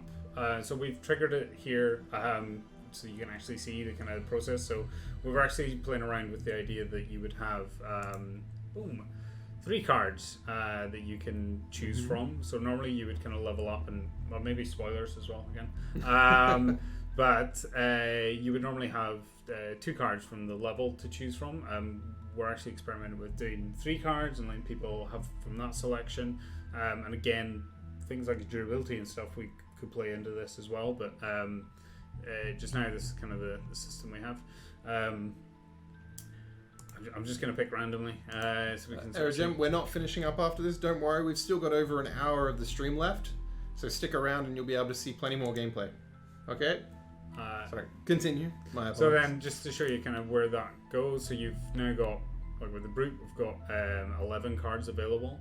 So you just come into here, you'll see your extra card. You can add it, and it will go to 11 out of 10. Won't let you do a scenario, but you can come in then and pick something else to actually remove. I'm just going to keep the same deck for now, if that's okay. Partly because I don't think I've got the mental capacity to start dealing with more variants, and I'm not sure how well everything else is tested. So I imagine the programmers will be going, "Don't pick that card; it's not done yet." Mike can probably tell us what's going on there. Yeah. So, but yeah, I mean, there's. I don't remember what items we got as well, but we're not going to bring them in. But so for here as well, so you mentioned earlier on, whenever you reach a town like this, you can get traveling merchants, different stores. Like, how does that work? How is there randomization in that? Is it predetermined? How's the actual the towns work in the roguelike and the adventure mode? So we're building them out again, same sort of way. There's lots of for the smaller towns and sort of random villages that you might find. There's some of those are procedurally generated. The bigger ones are more handcrafted.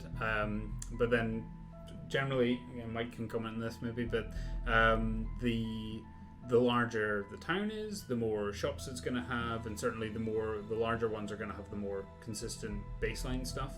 But then you will have we don't. It's not enabled on this one, but you would have a shop at every village, and there'll be chances for things, and might get a special shop with something really advanced.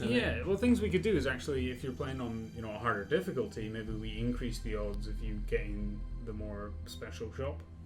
Kind of reward you on that level as well. Again, we can do anything. Like, there's loads of stuff we want to tweak. We've got a really good idea kind of where we want to take it, but we're excited to get more people in and actually, get the feedback.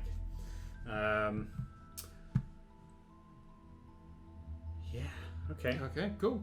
So let's head off to out of Misfell Corps. Okay, so can we start the heavy caveating? How long have we got left? We've got over an hour left. Over an hour left. So, imagine all the programmers are cringing.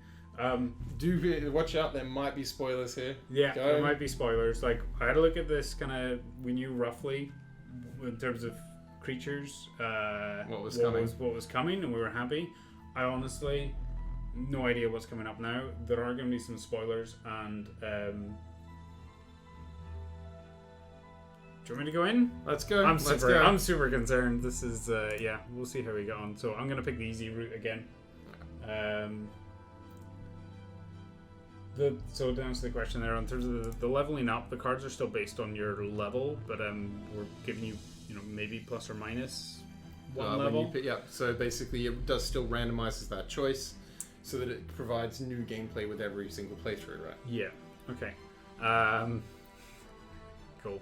So, we're getting into spoiler territory. To be honest, I was hoping that 2 scenarios was going to take us through. And I told Sam, it'll be fine. And then said, if not, we'll carry on. And what's the worst that can happen? It'll be fine, he says. So, total spoilers, and we'll just announce this now, I guess. Yeah. So, one of the really cool things we've been doing is we're actually adding brand new characters into the game in terms of enemies.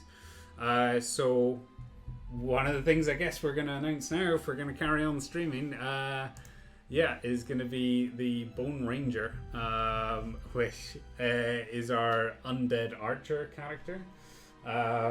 These are brand new guys that we've worked with Isaac in terms of creation, the style, and then our guys have done some of the design work as well.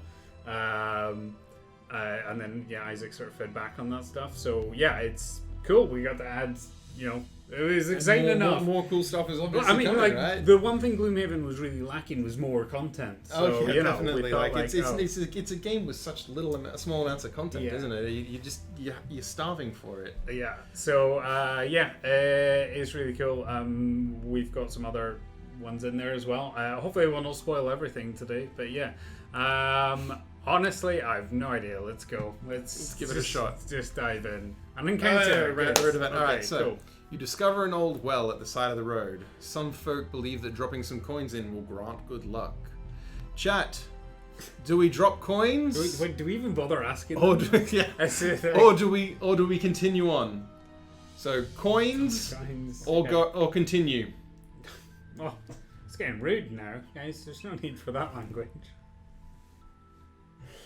Yeah, okay, cool. It's obviously a coins. Yeah, okay, right. Toss the coins. What's the worst that could happen? The coins makes a satisfying series of plops as they reach the water at the bottom of the old well. You can't help but feel that you've fallen prey to some foolish superstition. You continue down the road feeling no luckier than before. Well, that sucks! Chat, you failed us! You made us make the wrong decision. I feel like maybe we should have just hacked them so that it was all positive outcomes. Like, yay, well done. You lost 10 gold. Well done, guys. Oh, the puns. Oh, well. Do you want me to explain the Flaming Fowl Studios name? No? Cool. July 17th is the launch date, not July 10th. So make sure you mark down on your calendars July 17th. Cool. Well, honestly... While you run this, I've got a quick thing to sort out, and I'll be back with you in just a minute. I'm abandoning you for just a minute. I'm going to leave you. Thanks. Chat, I'll be back in a moment. Okay, cool. Right, brilliant. Well, that is exactly what I wanted, was to be left on my own. So, these are the Bone Rangers, our new enemies. Honestly, I've not played enough of with these guys to be able to anticipate what they're going to do.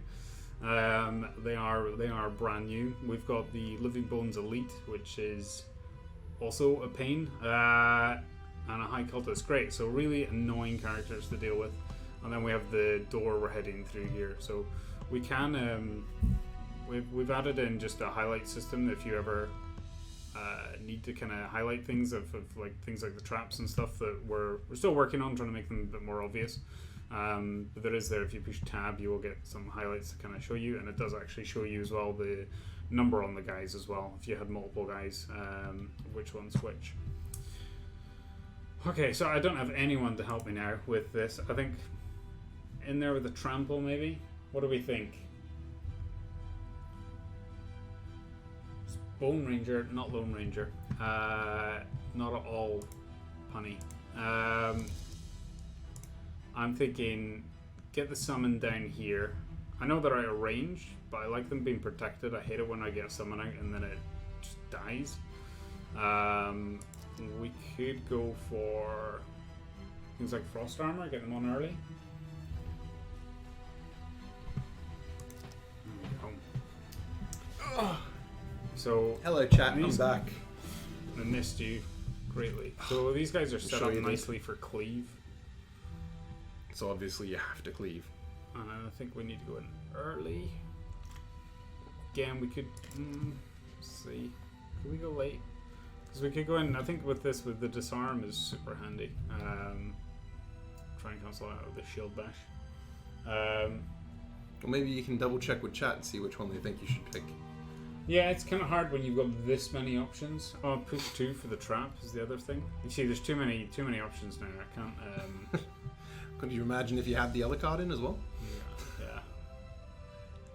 Okay, so I'm checking. 3, 1, 2. So I could push him onto the trap. That's probably a good idea. Whoever suggested that. So I either use the push 2 and disarm. Strength. I could either use this to then push him 2, but I need to move before him as the challenge. Oh, that's an elite as well. Yeah. I don't want him around. And then the classic ones to sort of shield and retaliate as well with these guys. Okay, I think where's the move? Move 3, and then do you think we could get lucky? I thought people are saying to use the push. Yeah, well, this one's got a push on the movement. Oh, well, there you go. So move with that, push then. But we've got to go. We're going later than I'd like to. Whoa. So these guys might not be in that position anymore. Oh. So that's the challenge. Oh, and have you shown everyone a close up of the Bone Ranger? We've had a look already. So I'm saying, he's we're gonna have a look to see in terms of abilities what comes out. Again, maybe Mike will share some things. Maybe he doesn't want to give me any tips. It's stuff that I've literally been working on recently. They've been coming in, so it's cool. I like the fact that there's stuff that even for us as huge board game players in Gloomhaven, there's now things that we're like, oh, okay, this is different. I don't know how to cope with it. But I'm just gonna do this. I'm gonna try and get lucky on the 54. And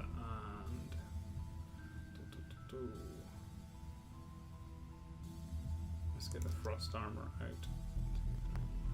So what I'll do is I'll go low initiative with the Spellweaver, so that I can do the Frost Armor on, and then hopefully draw any fire from this guy, because we're the same distance apart. 1, 2, 3. Okay, so he will pick whichever one's the lowest initiative. So I'm going to set my initiative to 20, and then hopefully if I go before him, then I'll put up my Frost Armor, just absorb all that damage, and then I can get my summon out on my turn. Oh no! Mike's telling you off. His particle effects aren't finished. So guys, as we mentioned very early on at the very start of the stream, and a couple of times after that, this is still a work in progress. The game doesn't release into early access until July 17th. So some of this stuff is still a work in progress. and will change, will improve. Lots of new particle effects and new things will be coming in. So not to worry. Everything that you see here is a work in progress. So you will see lots of improvements, lots of new graphical styles and everything that comes in later on. I done made a mistake, didn't I? Yeah, Dad. Both bottom. Both bottom. Classics. Oh. Yeah, I'm getting tired now. Okay, so what's That's a range 3, so you can still attack with the frost armor. Yeah. So I'd say summon the Mystic Ally and then attack range 3. Okay. See? Choice saves you. Gift. I did it on purpose just to show you guys how that you need to have plans of how to adapt with stuff. Okay, cool. Let's do this. +1. Ah. That's the wrong type of. Yeah, we wanted the one which had a line going down as well. Boom. That was like an exploding arrow, jeez. Okay. Things are going badly. Yeah. We should have stopped after we won. This is a mistake. Okay. We're taking the damage here. Right, these guys are still set up for cleave. He's too far now for the trap, though. JC Comrade, the game will be releasing in early access onto Steam only because it will be releasing into early access. I say we go for the cleave still. Yeah. Hopefully you'll be able to kill the cultist with that one as well.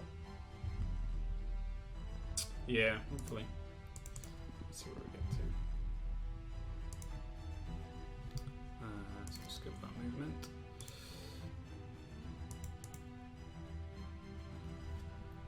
Oi! Boom. Could have done it the other way around, but yeah, could have gotten both done.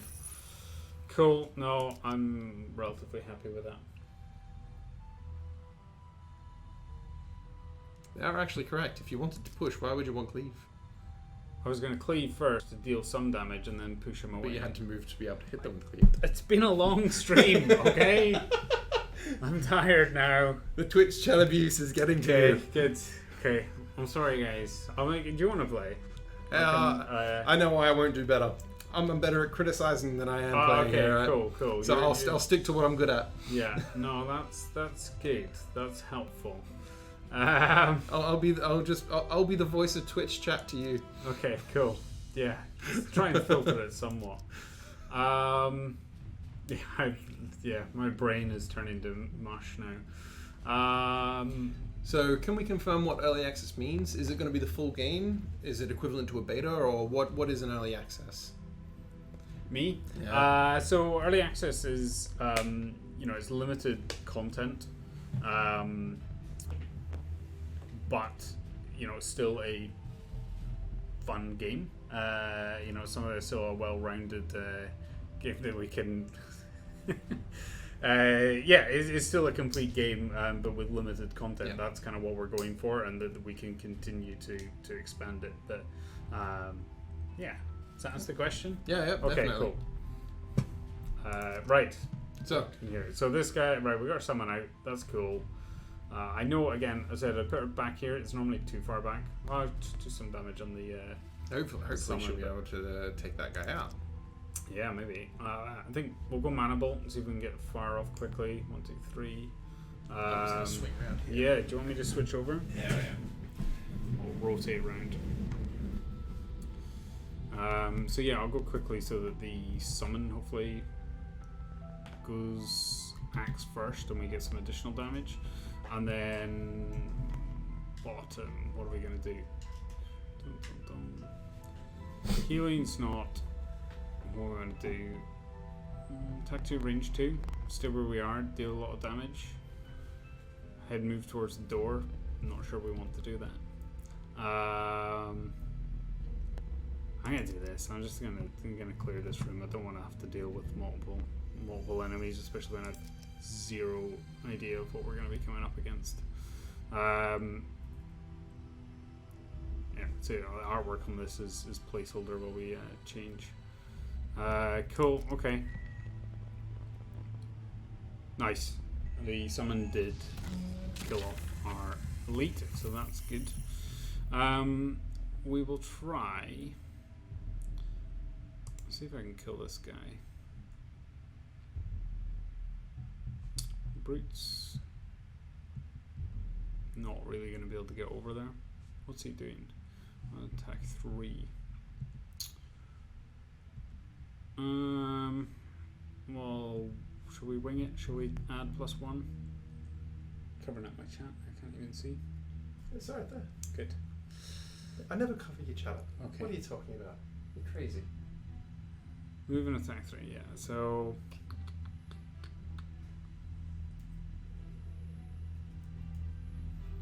Alright, so you can do the move and then attack for 3. Yeah. That's probably better. Up here? Let's do that. I like chat.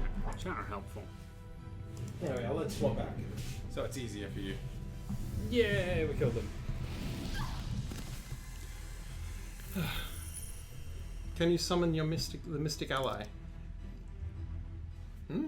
Yes? Oh, unsummon the mystic ally. My apologies. You can't currently, but you will be able to. It's on the it's on the it's on the way. So there we go. We're just gonna. So will we be announcing a roadmap down the line for future development of the game? Yeah, absolutely. Again, it's the kind of thing that as we run up to the launch, we'll try and share some of that information. Obviously, we're super busy trying to make the game, but like we're going to try and lay that out so you guys know what's coming, roughly when it's coming, and kind of more sort of priority order of this is what we're doing next, this is what we're doing after that, and then these are the things that are still on the to-do list. Okay. Cool. So I'm not sure that was the best move, but it was a move. So now you have to open a door. So we got to open a door. I was doing it the wrong way. It's the way Mike tells me to do things. You have to do it the way that Mike told you how to do it. You open the door last. You have to finish your turn by opening the door. Right, Mike? That's how we do it? Yeah, cool. So I'm thinking take the disarm, because if I get in there and there's something big and scary, I go disarm it. You can run away with the grab and go as well. Yeah, I'm going to go early, and then my summon will get to do something. I'm going to take my Icy Blast and have a move 4, Lightning Ether. Bam, bam, bam. Yeah. Sounds like a plan to me. I think so. Sounds like a plan, that is for sure. Sounds like the plan. The plan. Okay, so here we go. What is behind door number 1? Bomb. Wow. Okay, alright, so an elite cultist. That's dangerous. And a living spirit as well at the back. Okay. That's a dangerous one. So these guys have curse abilities, so actually they'll try and move into range and then fill your attack modifier decks with curses, which act like misses, basically. So it makes you even harder to do things. Run away! Yeah, pretty much. And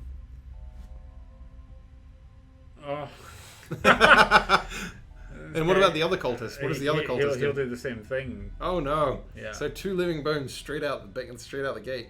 You can hit them with the Icy Blast though. No, it's good. I'll have loads of things to hit with the Icy Blast. Cool. Well, you got the Icy Blast this round. You can't do it next round. Okay. Yeah. So if you hit the Icy Blast on top of that table, you will hit all 3. Yeah, it depends where they're going to spawn these guys. Oh yes, because they are actually going to take the turn before her. Okay. I think they'll come up here and disarm this guy. Oh, he's moved 2, attack 1. The elite is disarming an enemy will not prevent them from summoning the. I don't think so. Yeah, they should spawn in the tiles closest to the enemy, so I could try and calculate it so that I group them up. But to be honest, I know there's bugs around that. There's still issues on that one, so. Let's head over there. I think we go over there, disarm that guy. We don't get too far. How many is the living bones going to move? He's going to move 2. So he'll actually chase after the brute as well. So many choices, chat. What do we do? So, because the other thing, we've got the... I'd just disarm the one in front of you. And then not move. And block the door. Yeah, and then have the Spellweaver come up behind. Well, what's the range on Icy Blast? 3. And you Which can is also here. move up. 3. And then Yeah. hit over the table to hit all around there, because that's Okay. where the. Sam, you're the expert at this. Oh yeah, so I'm totally the expert. I'll go with you. I'm just doing what I learnt from you. Okay, cool. I'm blocking the door. I could go invisible as well, but this guy won't get me. He won't get me, and then I'm Icy Blast. This is stressing me out, Sam. Oh, Ah, see, no. He should have spawned here, see? Where's this guy gonna spawn? okay. See, there we go. See, that's a good one. So, the game is trying to cheat and make it harder for us. If you move one move, that's a difficult room. Mistakes were made. Okay, so we've got this move 4. It's a jump. And we could add boots if we wanted to go somewhere else, but I think we just want Yeah, just go up behind him there. Goggles and potion, I think. Yeah, Yeah, to get as much damage out there as you can. combo wombo. That's what chat's saying. Chat's saying Icy Blast, Goggles, and Power Potion. Okay, Alright, chat, we're doing what you say. forever. Can we do like the whole Twitch plays thing? Just actually hook it straight Yeah. in? That'd be great. So goggles. We got the potion. There we go. It's on. Okay, so I take out the Living Spirit. That might Yeah. actually be a good idea to take out that Living Spirit. he's bad news. So yeah, we'd get 2 extra. There's too many. Yeah, There's too many high priority targets in this room. I think these guys can do multi attacks as well, but retaliate and shield would work well against them. So okay, let's do it.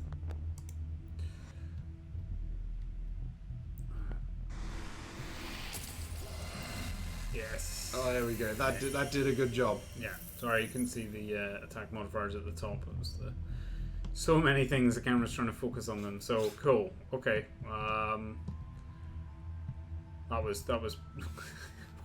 It's less daunting in this It's room. not as scary as it was. I did use the power. Somebody said I didn't use the power. I did. I clicked it. It did buff. It did the extra damage. Yeah. Like, it's consumed. Don't worry, Tragic. We Please. made sure it was in. Okay. You can see the item down in the bottom left is unhighlighted, so it has been used. Yeah. I know it doesn't do exactly the same confirmation step, so that's why it looks like maybe it didn't. But we did. I did use it. Honest. Okay. Oh, this is prime for trample. Surely. Oh, we need those boots. Damn it. We wasted the boots. Why didn't we keep the boots? It's for your the fault. You trample? did it while I wasn't here. You did it while I wasn't here. If I was here, I would have told you not to, because I would have known this was coming. This is horrendous. I'm just here to make your life difficult. I mean, we can trample through those guys. And then sweeping Is blow. there a trap anywhere? Can we push somebody on? No. Nope. Great. I mean, this is a good sort of bottleneck as well. So we can trample through there, and then we could sweeping blow, and we'd hit both of those guys. Attack 3, push 2. Attack 3, range 3.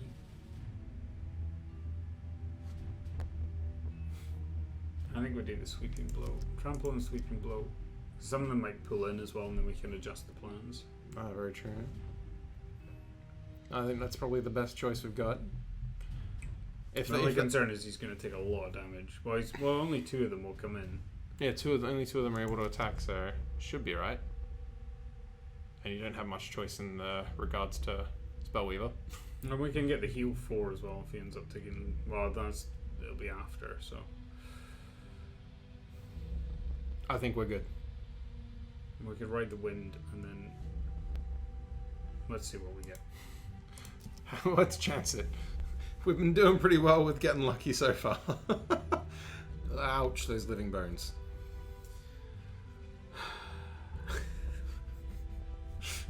That's not nice. And the cultist lead is able to heal, so we need to take him out quick. Can we though?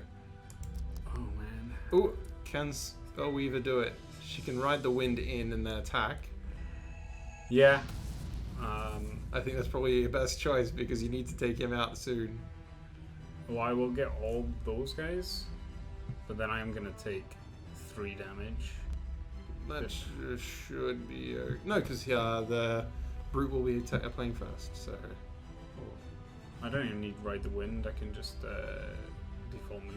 And boots. Yeah, I could just boots. Get in there. Yeah, I think that's probably the best move. I'm gonna say it's the best move. Don't click that skip movement. What are you doing? So for future streams, let's limit this the amount of thinking I have to do. Okay, so here the good thing is we did Icy Blast last time, so we're consuming it. So you can see it basically toggles on the right when you're actually using it. So we will get 3 attack on all of these guys. And a +2 modifier on the skeleton with 5 health. Damn. We got ×2. Okay. In the wrong spot. That's not. That'll do. That's okay, I can so see that Brute's still got a turn. What are we gonna do with Brute? Well, I'd say trample across the 2 skeletons in front of you. Okay, so he's gonna move. Well, he's not gonna move. Oh, they can't okay, move. so let's go. Trample there to there. No, there to there, then back, and then you can push him away so he won't hit anyone. It's not push. Oh, you can't push, it's only sweeping blade. Ah. But I think you're right. Well, he's got multi-target. That's probably not working though, so that works in our favor. No, I don't want to be here because if this guy's still alive, he'll attack me. Ah, good point. Yep, so there we go. You're trying to give me bad moves, see? I'm doing what I can. You're doing what you can. Aren't we all? Okay. Oh, that's one dead. No, okay, there we go. okay, That'll actually do quite well. Progress, but I should have maybe attacked before. Okay.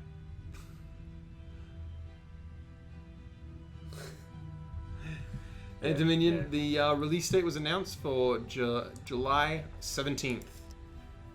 So make sure that you add the game to your Steam wishlist, and you'll be able to be notified as soon as you're able to get this the early access. Okay. Obviously, got a short rest here.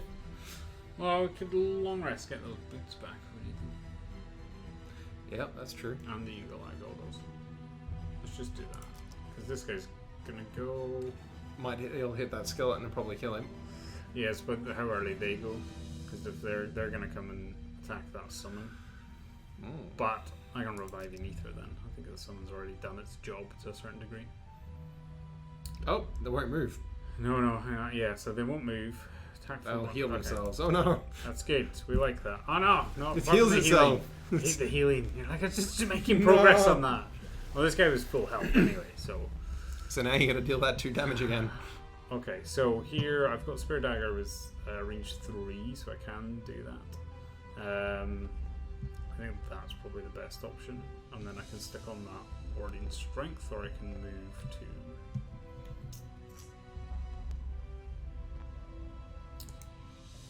Okay. We'll give it a go. Give it a go. See what you can do. Not much. Down. Okay. It's fine. It's fine. I'm gonna put this on. I think we're okay. Yeah, they're all discarded. So just having a look of how many I've discarded, how many I've lost. Yeah, what you can do next time with your long rest. Because I can just use the move 2, or I can get that on. I think that's super valuable. So I think we're making good progress here. Although this bar represents the number of enemies, not the level or difficulty. So we'll see what we find. Well, we did get kind of shocked in that last one where we assumed there was only about 2 left. Yeah. And then there was 3 left. One of them was an elite corpse. Yeah. which did not end well. That wasn't great. So yeah, we've only really got one choice here. Okay. Well, it's whether we use the move is the thing, because we could have come in. I think I'm just gonna get that on the go. I like it. Let's get some shield. Right. Okay, so someone's gonna go. Hopefully, kill something. Yes. Oh, there we go. Massive damage. Boom. Right. So now, which one do I get rid of? Reviving ether. Yeah, I think that's a good choice. Yeah, ditch the chat. What do you think? Reviving ether? Should we ditch this one? Yeah. Yeah, I think ditching Reviving Ether is a good idea, right? Yeah, chat. What do you think? They're all just cringing. They can't see now. Don't. That's horrendous. Okay. Yeah, Reviving Ether is worthless. Okay. What shall we get rid of? Freezing Nova. Plus armor's good. Freezing Nova. Yeah. We don't need the heals. We've only got a couple of monsters left, right? He says, with our room unopened. Okay. On your head be it.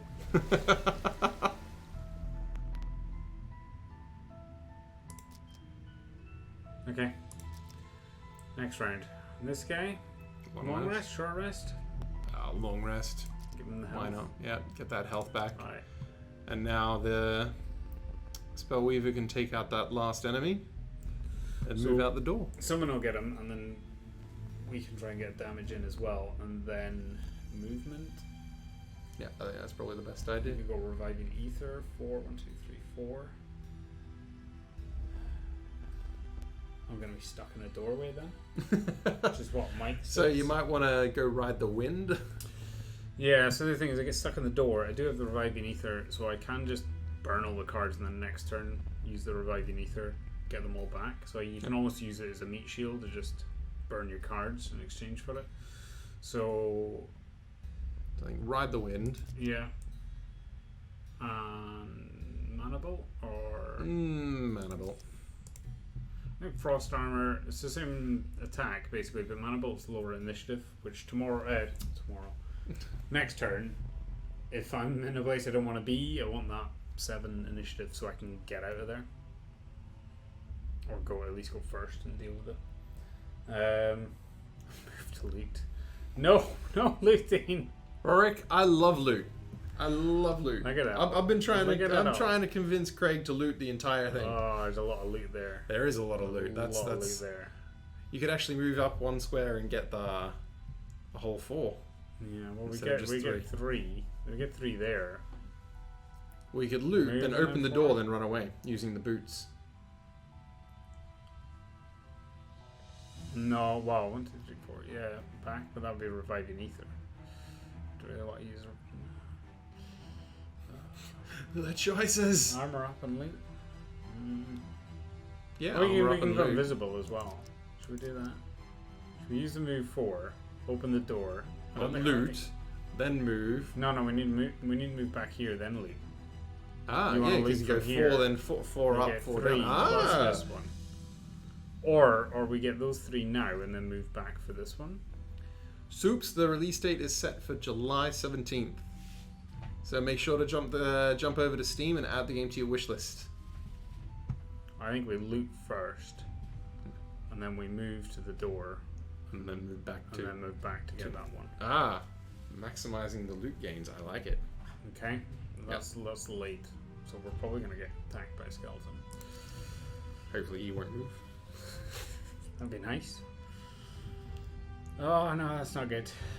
Move 2, so he can hit. Oh, it's only one attack. Yeah, but because he's got multi-target, he can target 2, so he will now target the same enemy twice, Oh. which is less than ideal.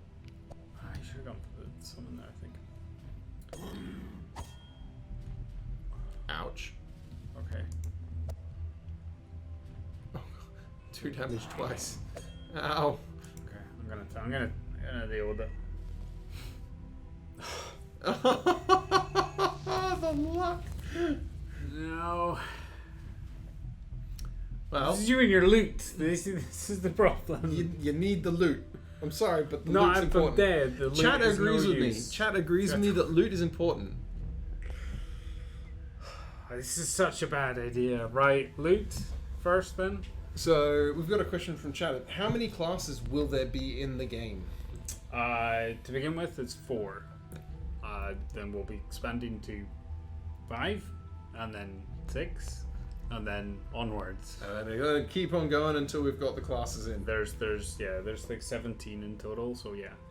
But we're starting with 4, so we can really dial in experience, and then we'll add more content. And they'll be like, we don't have exact dates, but yeah, they're not going to be. So know, what it's, are, it's what not are going to the, be like what are next the year. first 4 though? So you've got Spellweaver, you've got Brute, you've got Cragheart, and Scoundrel. And then so the next 2 that will be coming are the other 2 starting classes from the board game, which is the Mind Thief and the Tinkerer. Okay. So you know they're in development. It's not like we touched them. They're there. They're just not ready for the public. You know, we're trying to just nail down and get the perfect experience with these guys, and then we'll add those guys in later on. So it's the same with the enemies. Like there's so many enemies in the game. It's like over 50 different classes. Like it's insane. And then we're adding new ones. Why not? So Isn't it? Why not just add more content to an absolute wealth of content? yeah. No, didn't trigger. Okay, I'm hoping that's a visual bug. Was it 4? Okay, let's assume that was a visual bug, because otherwise I'll cry. So open the door And then back here. and then run away. Oh, 2 more bone archers. Okay. Now there's a chest. Gotta get the chest. Can't not get the chest. Yeah. Okay. I'll have the open the door and run away. Solid tactic. What are these guys going on? Move 1, attack 3. So they're moving in, but they are range 3, so we're safe there. Right. Brute's had a little rest. He's feeling better. What are we gonna get rid of? Spare daggers, good. Eye for an eye, not so keen on. Let's do eye for eye. Because retaliate only works on melee. So since there's only 1 melee enemy left and he's probably going to die soon, there's not much point in having it. Exactly. Good, catch on. I'll have right there. So Okay. obviously we want to move up to that skeleton and kill him fast, just to get him out of the way. Yeah. I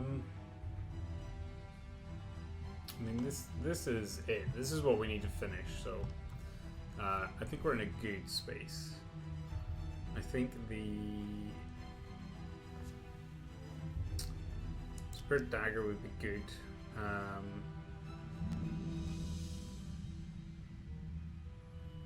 Or use something like Shield Bash, get in there and stun him. So I can make the movement in to start heading towards these guys, but I'm thinking just smashing him in the face with a overwhelming assault's a good idea. that's an option. Yeah, I mean there's only those 3 enemies left. The skeletal archer, the bone archers are fairly low health. Okay. Yeah. So So what we'll do is we'll use the eagle eye goggles to make sure we don't miss. That's a good idea. Thanks. Thinking with your brain. Yeah, I know we're thinking in portals. Okay, these guys, what are we gonna do? So we could go frost armor. Oh no! Because these guys are gonna. Chad just pointed something out to me. What? There's a door. Oh no! There's another door right there. No! Chat, it was blissful ignorance. Why did you do this to us? I'm staying okay.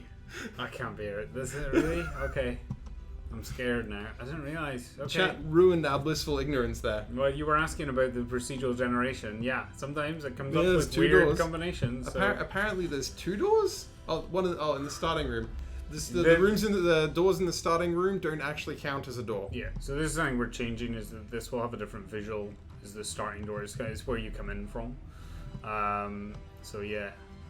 Yes, but it can be confusing. That's why we're kind of updating it to change the look of it. Yeah.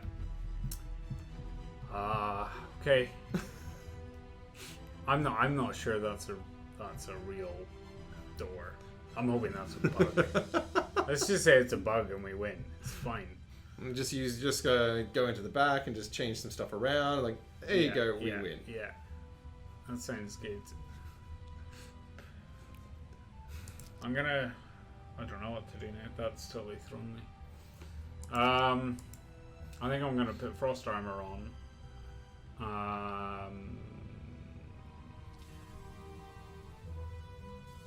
Polo, that's actually a good suggestion. We'll take that. We'll actually kind of take a look at that. I believe that might be something they're looking at. Highlighting doors to make sure that they're more visible. Yeah. No, that is, like I said, one of the things we're looking at is actually I can't show it on the open doors now. If I turn off. Okay. I can't see it because it's in the way. But yeah, it's something we're looking at because we are trying to add sort of a lighting system almost into it, so that there's a subtle glow to them, so that you can see which doors are locked. Because eventually, the different scenario types we're going to add, there will be doors which bad guys will be behind, but you can't open it, and you don't want it to open, maybe, or like AI are trying to open it or whatever. So we want to indicate, okay, this door can be opened by you, but it's currently closed, and this door is currently closed, but it cannot be opened by you. But yeah, so definitely highlighting and stuff is there, and like I say, the tab button is the thing to, if you want. So tab actually highlights doors already. Yeah. Oh, and it puts up the name of the character and everything above them. Yeah. Their health bar. Yeah. So tab for more information about what's on the screen, and alt for cards. Yeah. Like boom. So I'm struggling so bad. So someone's actually asking about a scenario editor. Is that in plans because of the modding system you've already got working on implementing? Is a scenario editor something that's on the tables as well, or no? So that's kind of beyond like what we've done with the modding. And if somebody wants to come up with a great strategy for how I get out of this, that'd be great while I'm talking. Chat, you have a mission. So the modding, like I talked about this in the Discord group on Friday. So for people that don't know, we have the Discord group. I tend to, like, I'm in there a lot, but I tend to try and do like what we call beer o'clock. It's Friday, it's like 5 o'clock UK time, and I try to sort of finish up whatever I'm doing with work and sit down and chat with the community about kind of either show them something, screenshot, or give them an update on what we're at. So yeah, last week I wanted to talk about modding and just kind of let people know, because people have been asking about it, and it's always given the response of yeah, we'd love to do that, eventually. And it's a lot of things we answer today. There's always things we want to do, but it's never easy for us to be clear on like this is exactly how we're doing it. So modding, we got to that point of okay, well, we have purposely engineered the game to be very easily editable. That has been a conscious. Mike has gone. That's been a decision we have made on purpose, because we want to make sure that the game is easy to adapt for people. But then beyond that, rather than you having to mod things yourself, one of the things that actually Grin has implemented is that we're allowing you to sort of create copies of rule bases. So I'll show you once we get out, but you can essentially just create a full copy of all the rule bases in the game and put that under a mod and call it whatever you want. It could be, I don't know, double health if you want, and then that will basically give you a set of all our YAML files, which is where everything lives basically, and you can go in then and edit those files to however you want. And obviously you need a level of knowledge of how to do some sort of scripting. Generally helpful when you're trying to change and mod things. Yeah, but honestly, like we've done a good job of kind of making it readable as well, so even I can get in and tweak things. So yeah, you can go in and do something like change all the enemies to have double health or something. You'd have to go through every single enemy and change their files, but still something you could do, and you could save that under a mod, which is whatever you call it. And then when you load up the game, you can actually go and say, well, I don't want to play with the core rule set, I want to play with my double health rule set. That also means you could take that folder, and it just lives as one folder of a full copy of everything, zip that up and give it to your friend and say, hey, here's my challenge for you. Yeah. And so things like doing scenario editors and Steam work, the workshop support and stuff like that, those are all things we want to do, but like we're focused on trying to get the core game done first, but at the same time we didn't want to just leave the modding community idle. We wanted to be like, okay, what's the best thing we can do to help these guys get in and get involved early on? Because we know that you guys are going to come up with amazing stuff that we're going to enjoy playing. So we want to try and empower you to be able to do that. But yeah, I want to be clear that it's not as well-rounded as we want it to be in terms of that support. But it's there, and it's something we're trying to support. Again, it's early access, and it's a journey, and we're a small team, and we just want to, try and put ourselves in the best position to try and make it as big a success as possible.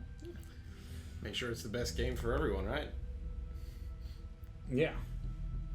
Cool. For the Discord server, we do have spoiler tags and spoiler rules. So if you are joining this Discord, we do try to keep it as clean of spoilers as possible. I'm just going to go with whatever I selected.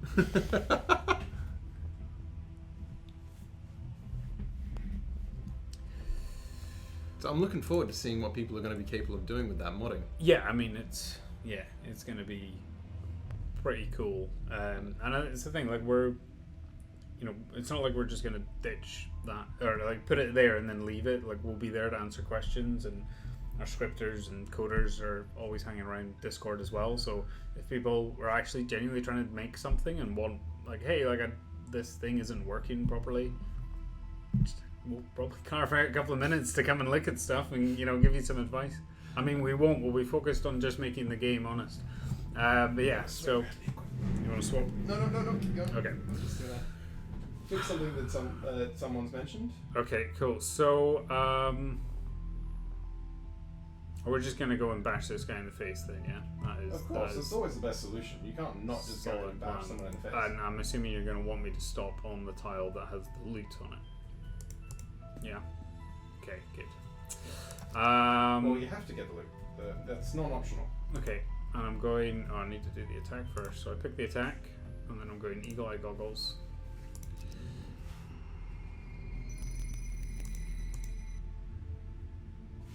Whew, okay.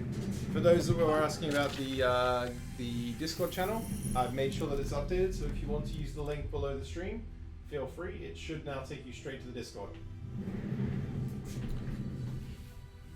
Okay, what are these guys doing? Healing, brilliant.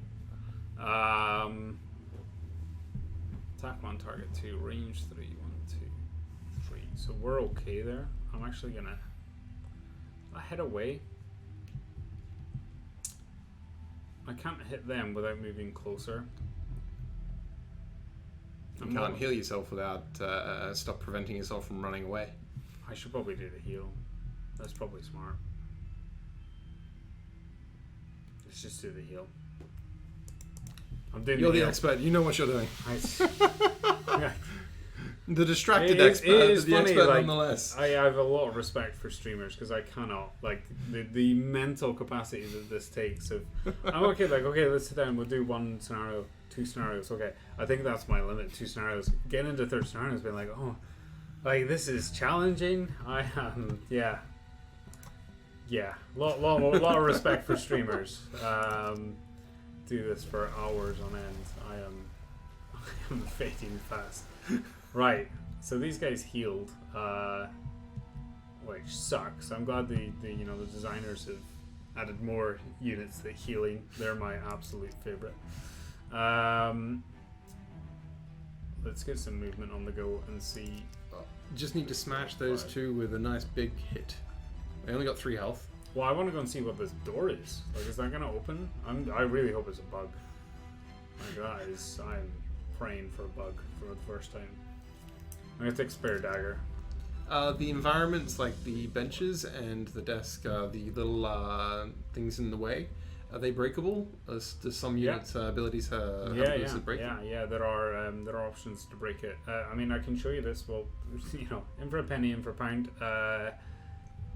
No idea if this is going to work, but we can actually regenerate these rooms to kind of show the procedural regeneration. So, wow! Okay. You can. This is just an option on our keyboard just now, so I can actually switch these around, and you can see. Not an actual thing that people will get to use. No. Well, I don't know why not, but yeah, like you can see that things actually regenerate and kind of you're keeping the same sort of theme for things, but actually everything's going to look slightly different. Again, this is That's really nice. So it showcases how the procedural generation works. It's yeah, really cool. and again, this is work in progress. Like, this is not us going, yeah, this is our final procedural generation. It's this is, you know, what is currently there.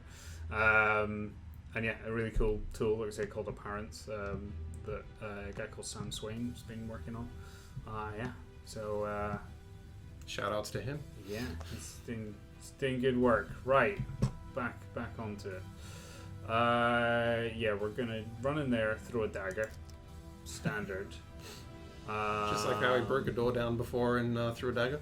Yeah, and then well, I think we'll go short rest here. Yeah, short rest and potentially reviving ether to get what we get burned back. Well, there's only 2 there now, but we could do Ride the Wind again there. Maybe let's go long rest.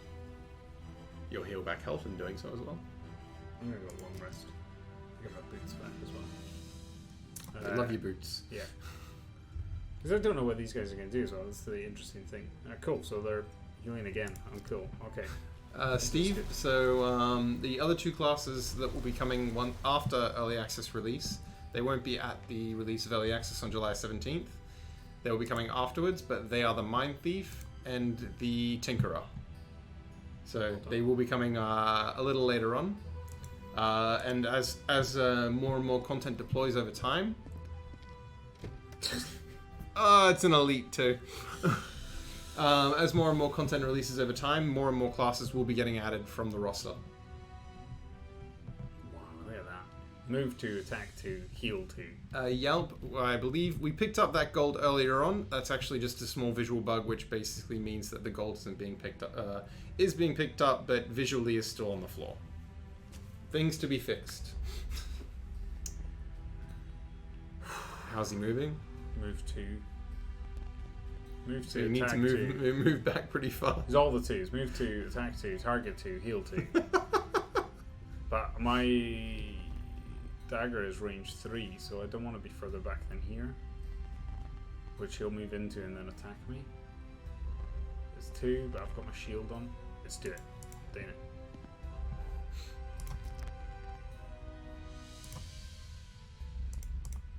It's not as bad. Like the elite living bones are bad, but they're not terrible. They're not as bad as the elite living corpses, which have 10 health. Those are bad. I mean, we've done well in terms of. Oh, there we go. Things like the living spirit, like some of those could be really challenging. It's that thing of trying to have the control on the board almost. Do not hover over reviving ether. Should we lose this? No. Frost armor. Why not? We're done. Can we stop after this one? Don't make me do another scenario.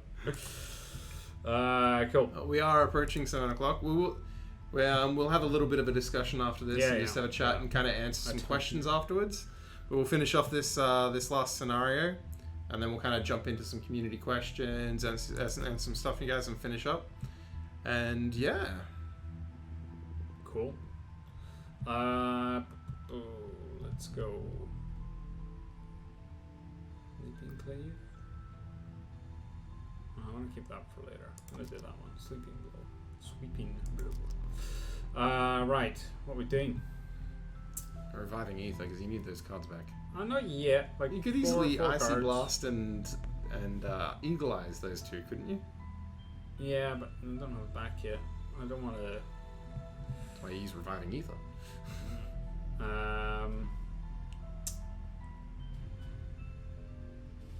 Yeah, it kind of feels like a bit of a waste, though.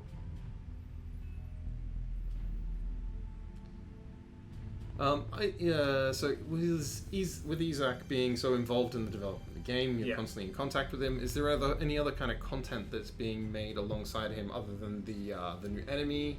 You mentioned earlier as well that the roguelike adventure mode, actually the map for that has been created in cahoots with Isaac. Yeah, I mean, like, it's kind of everything is gone through him, so like the additional enemies and stuff, and Enemies, I heard plural there. Yeah. So yeah, they're actually going to be bosses, new bosses that you'll be fighting against. So yeah, he's heavily involved in them. He's also creating new content because he's releasing expansions for the physical board game, which I'm just trying to just ignore. It's like I've got so much content to do already. So people always ask like, "Oh, are you going to add in from the expansions?" And I'm like, not until we looked at it, but absolutely. Once we get the base game in, we'll consider it. Brilliant. No, it'd be great to get in. But yeah, I'm scared to look to see what he's made in case I'm like, oh, I have no idea how we're going to do that, but we'll do it. It'll work. Right, what are we doing here? I think we need to let's range 3. That'll work.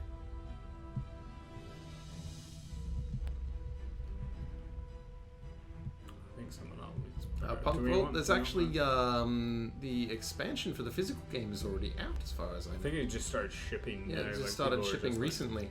So yeah, while we're not currently committed to doing it for the digital version, the physical version has already started shipping. So you can go check out the Forgotten Circles expansion, and if you're able to get it near you.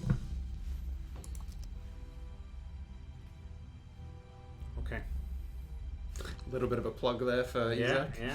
I'm sure he'll be happy with that. I'm sure everybody that's... move 5. Wow. That's big. There's only attack 1, but yeah, it's fast. So attack 1, all allies and enemies adjacent to the target suffer 1 damage. Wow. So you talking about the artwork? Or? Yeah, this is placeholder artwork. We need to update. It's all coming in hot. Okay, +1. Okay. Croy, the game is releasing on June 17th. So that will be the date of the early access release, not full release, and the early access release will only include the adventure mode with 4 characters and a series of different enemies and dungeons that we can actually be in. Yes, never stop killing. July. I did say June by accident. My apologies. See, Craig was talking about getting tired. I'm starting to going downhill as well, apparently. You're doing all the programming if it's if we're doing it in June. No, July 17th. The game will be released on July 17th. What is Jaloon? Jaloon. It's right next to Jalimber. I thought it'd be in July. We definitely reached peak streaming a while ago. Right. This is peak. We're down to these 2 guys. I got the. We're gonna walk out of this, and the rest of the team's just gonna be like, "What did you do?" Everyone outside is just gonna shake their head, and be like, "Oh, just wanting to look at us like, oh. Shame. I was gonna ask you if you want the loot, but of course you do. Every time. Okay, let's get the loot. Are those bone rages ever gonna move? So yeah, well, I mean, it's the thing. Because they're in that separate room, it's actually easier. But again, it's one of the things. Still work in progress. So it might just be because they've gotten bad luck draws as well. Well, yeah, each of their draws has been a heal, as far as I remember. But also because they're almost like on an adjacent room, there's no need for me to go in. Now I am at the point where I'm like, okay, I actually have to go in and deal with them. But if it was more of a if these guys were in room 1, like, it'd be really challenging. And yeah, if they were off in the corner of a room and I'm trying to move through it, like, yeah. So I think it's interesting. Like, it's different play styles. And yeah, you can get lucky with things not moving. And this is, again, it's on easy, so we're getting easier stats.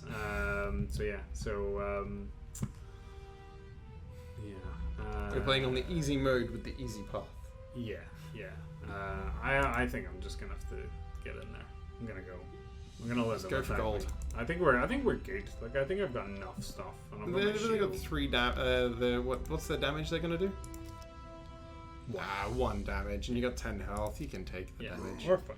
I'm gonna get that XP.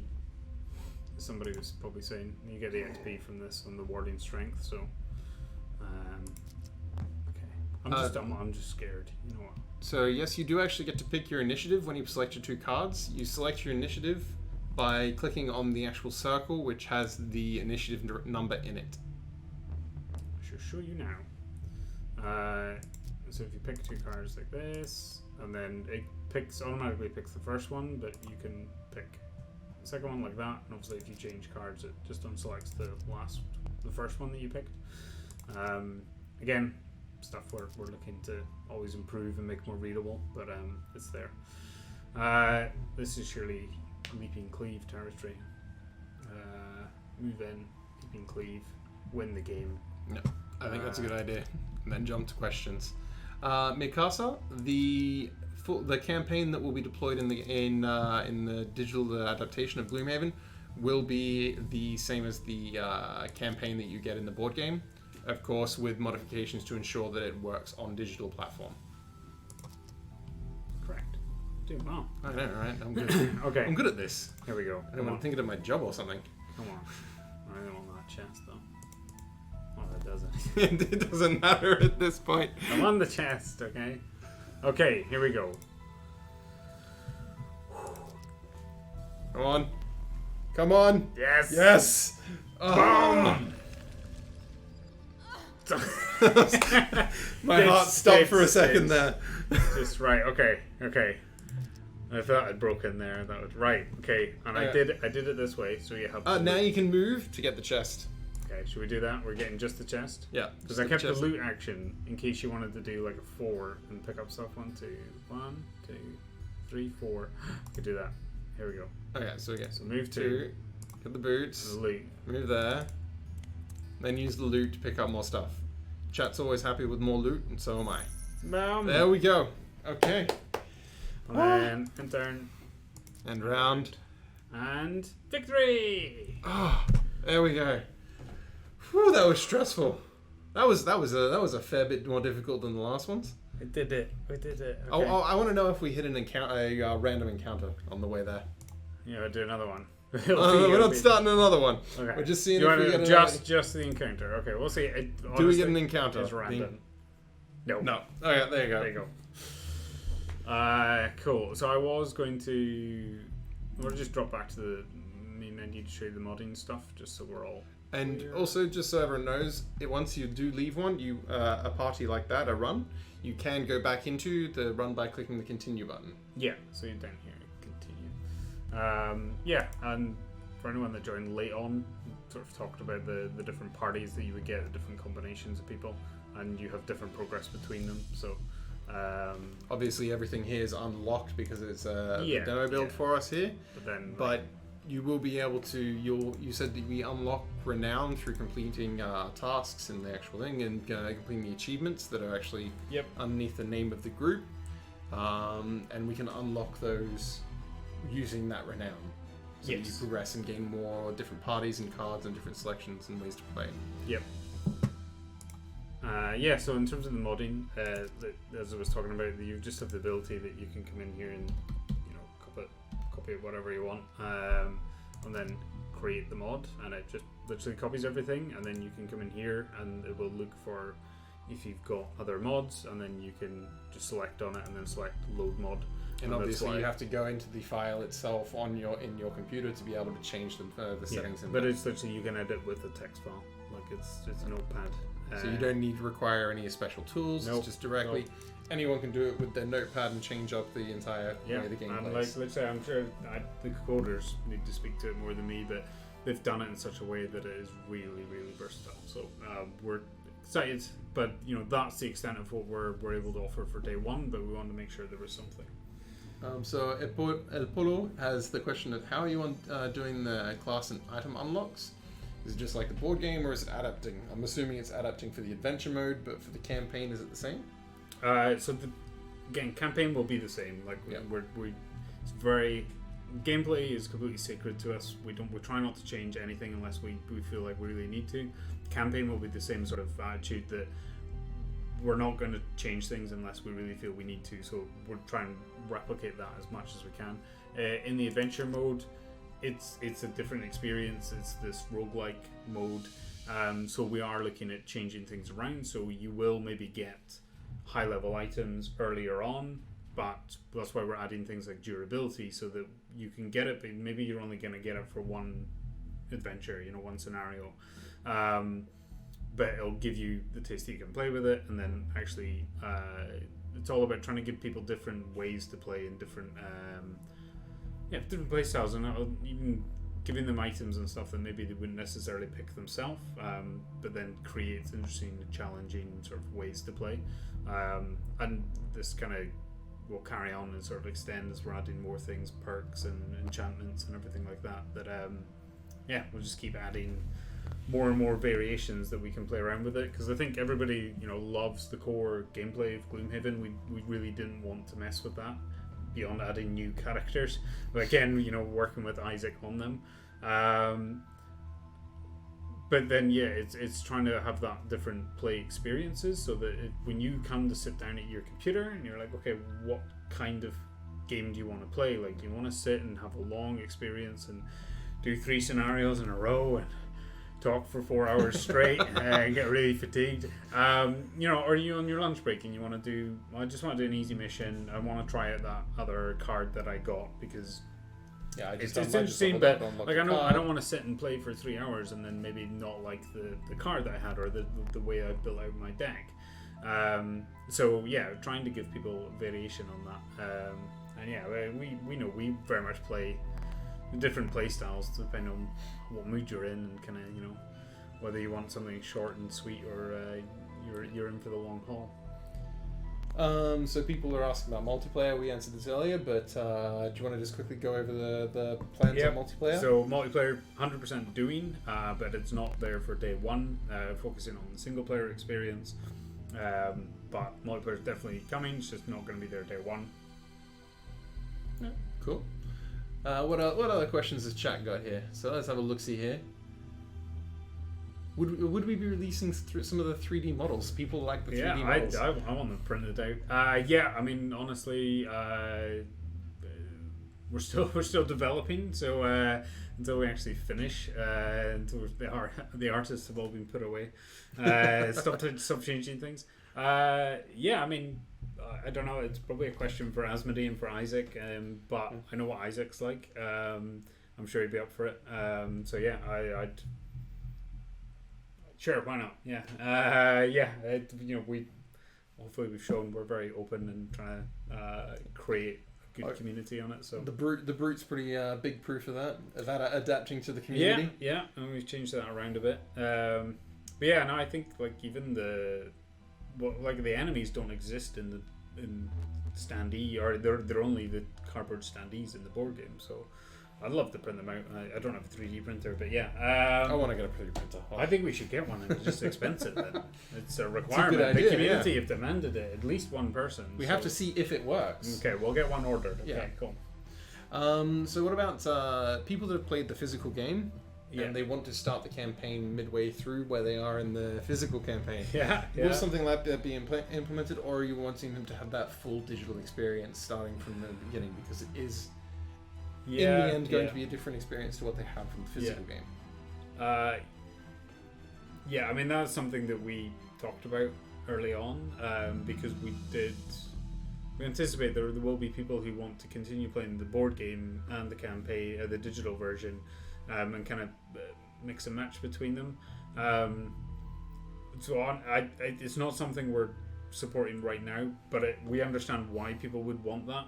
And if we can think of a intelligent way to support that, we would.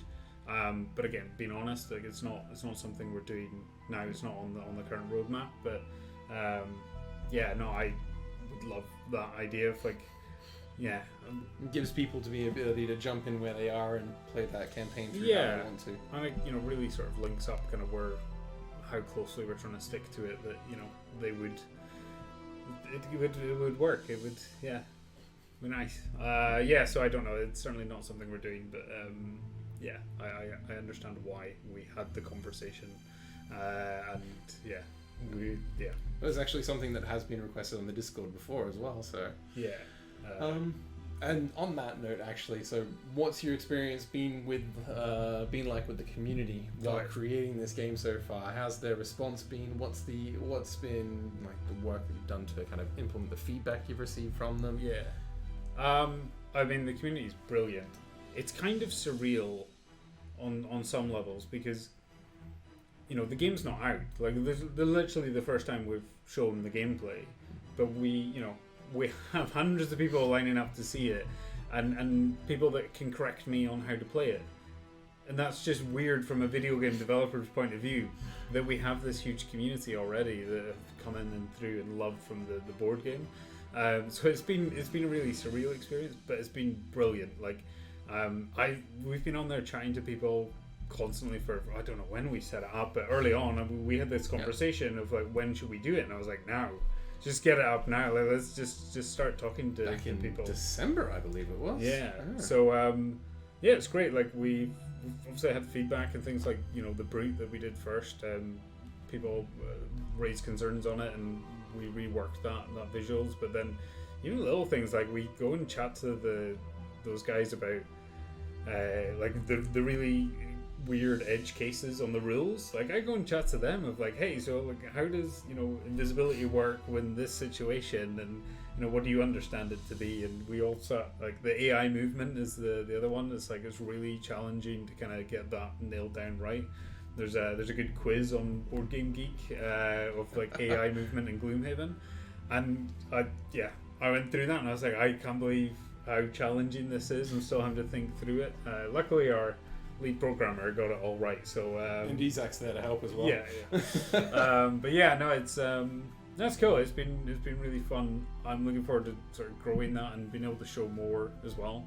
And I think, you know, hopefully we'll get to do that a bit more in the run up to launch as well. So, we would like to take opportunities to show off bits more and do some streams and make the 8 o'clock on a Friday a bit more interactive as well for the community. As soon as they've got access to the game, that's going to make it much more interactive. That's one thing I'm really, really looking forward to, is just dropping in on Twitch streams. Like, that is going to be my absolute And then you can favorite. tell them how to play. Oh no, it's such a, in this, you know, with Twitch now. Like, I'm old enough that I've been developing games that you're used to just putting things out and then you never really hear much about it. You get all the reviews, but you're not really getting from any real feedback. But now with like Twitch, it's brilliant. I can sit and watch somebody play the game through for the first time, and you know, you almost get like playtest feedback. But then also to be able to just go in and sit and chat to people, and yeah, I would love dropping into Discord and even having like voice chats with people on stream, and yeah, that's going to be really cool. I'm really looking forward to doing that. So someone asked us to show the other characters. We've got the Scoundrel here. So obviously the lighting and the characters looks a little different to how it does when you're actually in the middle of a campaign. Yeah, well, choose around depending on what scenario we're in and stuff. So that's the Scoundrel, and we have the Cragheart here. Ooh, the lighting on him is very heavy. There we go. Other side. There we go. So that's the Cragheart. So yep, you've got those two different characters there. Yeah. They've got really different play styles as well, which is cool. Yeah, it's the interesting thing. Like, people look at it and think that like Cragheart's a tank or something, and it's like, well, actually, it's not. You know, he's very versatile. He's more nuanced than that and stuff. Yeah. So no, it's cool. It's yeah. I'm just looking forward to getting more people in and playing and adding more stuff, and yeah, it's gonna be cool. Who is your favorite character class, and why is it Cragheart? Oh well, it's because it's Cragheart. Yeah, I don't know. Favorite character class? I like Spellweaver because that's who I first started in the board game as. So that was kind of my early on experience, and we had Cragheart and Spellweaver, the first two playable characters that we, like when we were creating the game for the first time.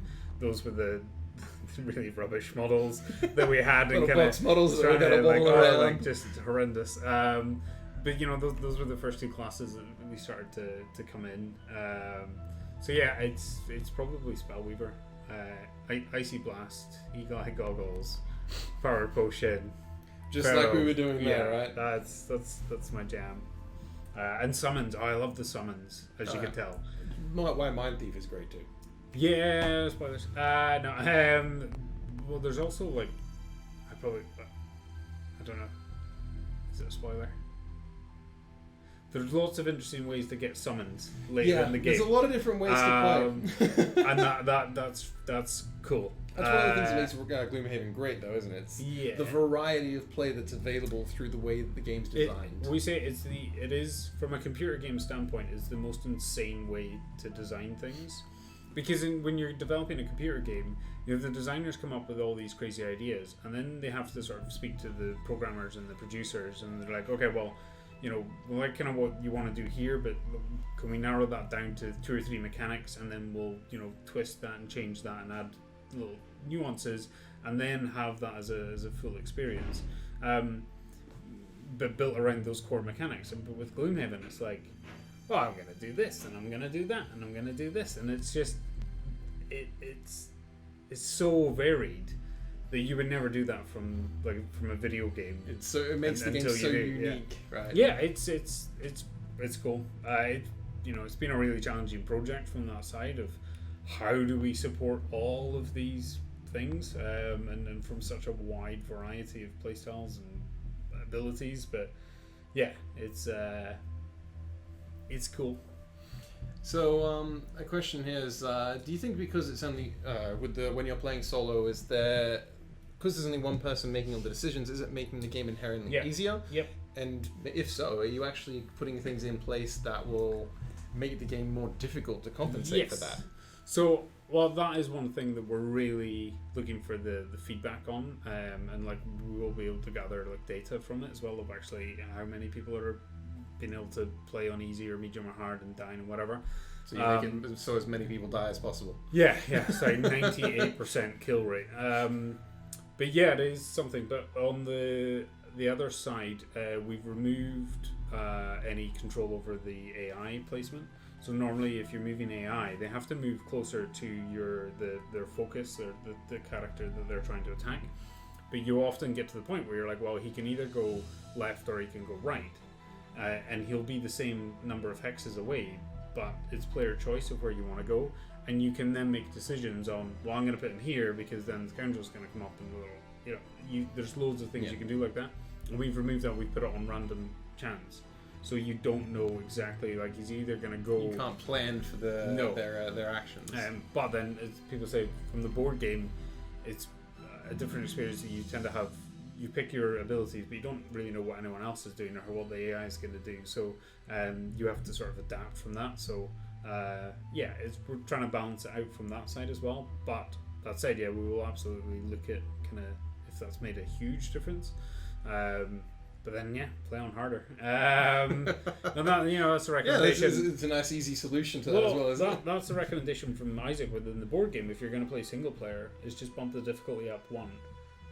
So that's 100% what you can do. We followed the same difficulty system in terms of how we're ramping the AI and stuff. So you can do that if you feel like it's too easy. I can't even say that name. We won't be talking about Envelope X right now. That's something regarding the campaign that's not being worked on right now. We're currently trying to get the roguelike in and as polished as possible. Yeah. What's the biggest difference between developing Gloomhaven compared to other video games? Well, as I say, it's the variety on things. There's the sheer difference in abilities and even the monsters and how varied they are. It's not often you get that in computer games. People are normally looking to try and make choices that mean things are a bit more effective. There's just huge variety on it. But then also just in terms of how complex the systems are for the items, all the abilities and how they interact with one another. That's been challenging to try and find a solution that works, because it would have been much easier for us to say, well, we're just going to change how items work. You get roughly the same thing, but we're just tweaking it to make it easier for us to implement, and we really shied away from doing that. We wanted to be like, no, if you want the same experience of playing the board game, we just want to capture that. So even if that makes the game, a little bit either slower paced, or there's the confirmation steps where you're like, okay, well, why do I need to confirm this thing? It's like, well, we're doing that so that you've got the option to play exactly like the board game. And also, basically, it allows for future implementations and modding changes. Exactly, so yeah. It's basically preparing for everything that can potentially happen. Yeah, well, that's it. We want to have this as ongoing for as long as possible, and it's so extendable. So yeah, we've been building the systems and making those choices to try and make that as doable as possible. Will there be any links between the campaign and the adventure mode? So will there be any crossover with unlocks or anything like that? Or no? Not currently. It's an interesting idea. Maybe. We'll see. So there you go, that's up in the air, who knows? Yeah, I mean, it's... Maybe. It's an interesting thing. Like, there's no reason why... Yeah, you could maybe take the same party and bring them into an adventure mode, and it's almost like the random level generator in the board game itself. You can go and do random quests to level up your party. Sorry, I'm designing it on the fly now, and as the producer, let's not do that. So, let or else Mike or someone's gonna go, "What the hell's going on here?" That's not how I envisioned it at all. To clarify for everyone who's asking, the launch date for early access is July 17th, as has been pointed out in the chat by a couple of people. For those who are mentioning the ARG, I believe you're talking about Envelope X, which again we won't be talking about right now. So we'll skip over that one. Plans for multiplayer features, chat, video, group finder, so finding people to play with, that kind of stuff. We're certainly initially going to be looking at just like invite system from your friends. Okay. Up in the air. I think for us, again, we want people to play how they want to play, but for us, Gloomhaven's such a strategic game that I'm not sure matching with random people will lead to a great experience. I'd almost rather that we have links into our Discord and forums, and like, hey, come in here and we have a looking for friends group, that people can go and find games to play in. But I'm not sure that we would be able to create a matchmaking system that would give you the kind of experience that we want you to have. Yeah. So I'm not sure why we would make that an option for you. Okay. So let's wrap up. It's 7:15. So we did it. Yeah. So guys, we hope you all had fun. Thank you for joining us, all the mercenaries in the chat, and everyone who's joined us throughout the entire stream. Big shout out to you guys for being a part of this. This game would be nothing without you. So make sure that you kind of join us on social media, add the game to your wish list. Big shout out and thanks to Craig for joining us on the stream. Can I just say a big thank you to the team as well for they've been working so hard to put this demo together. They're gonna kill me that we end up doing an extra scenario.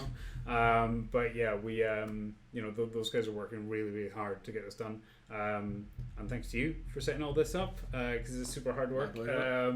And yeah, if people have got loads more questions, jump into the Discord.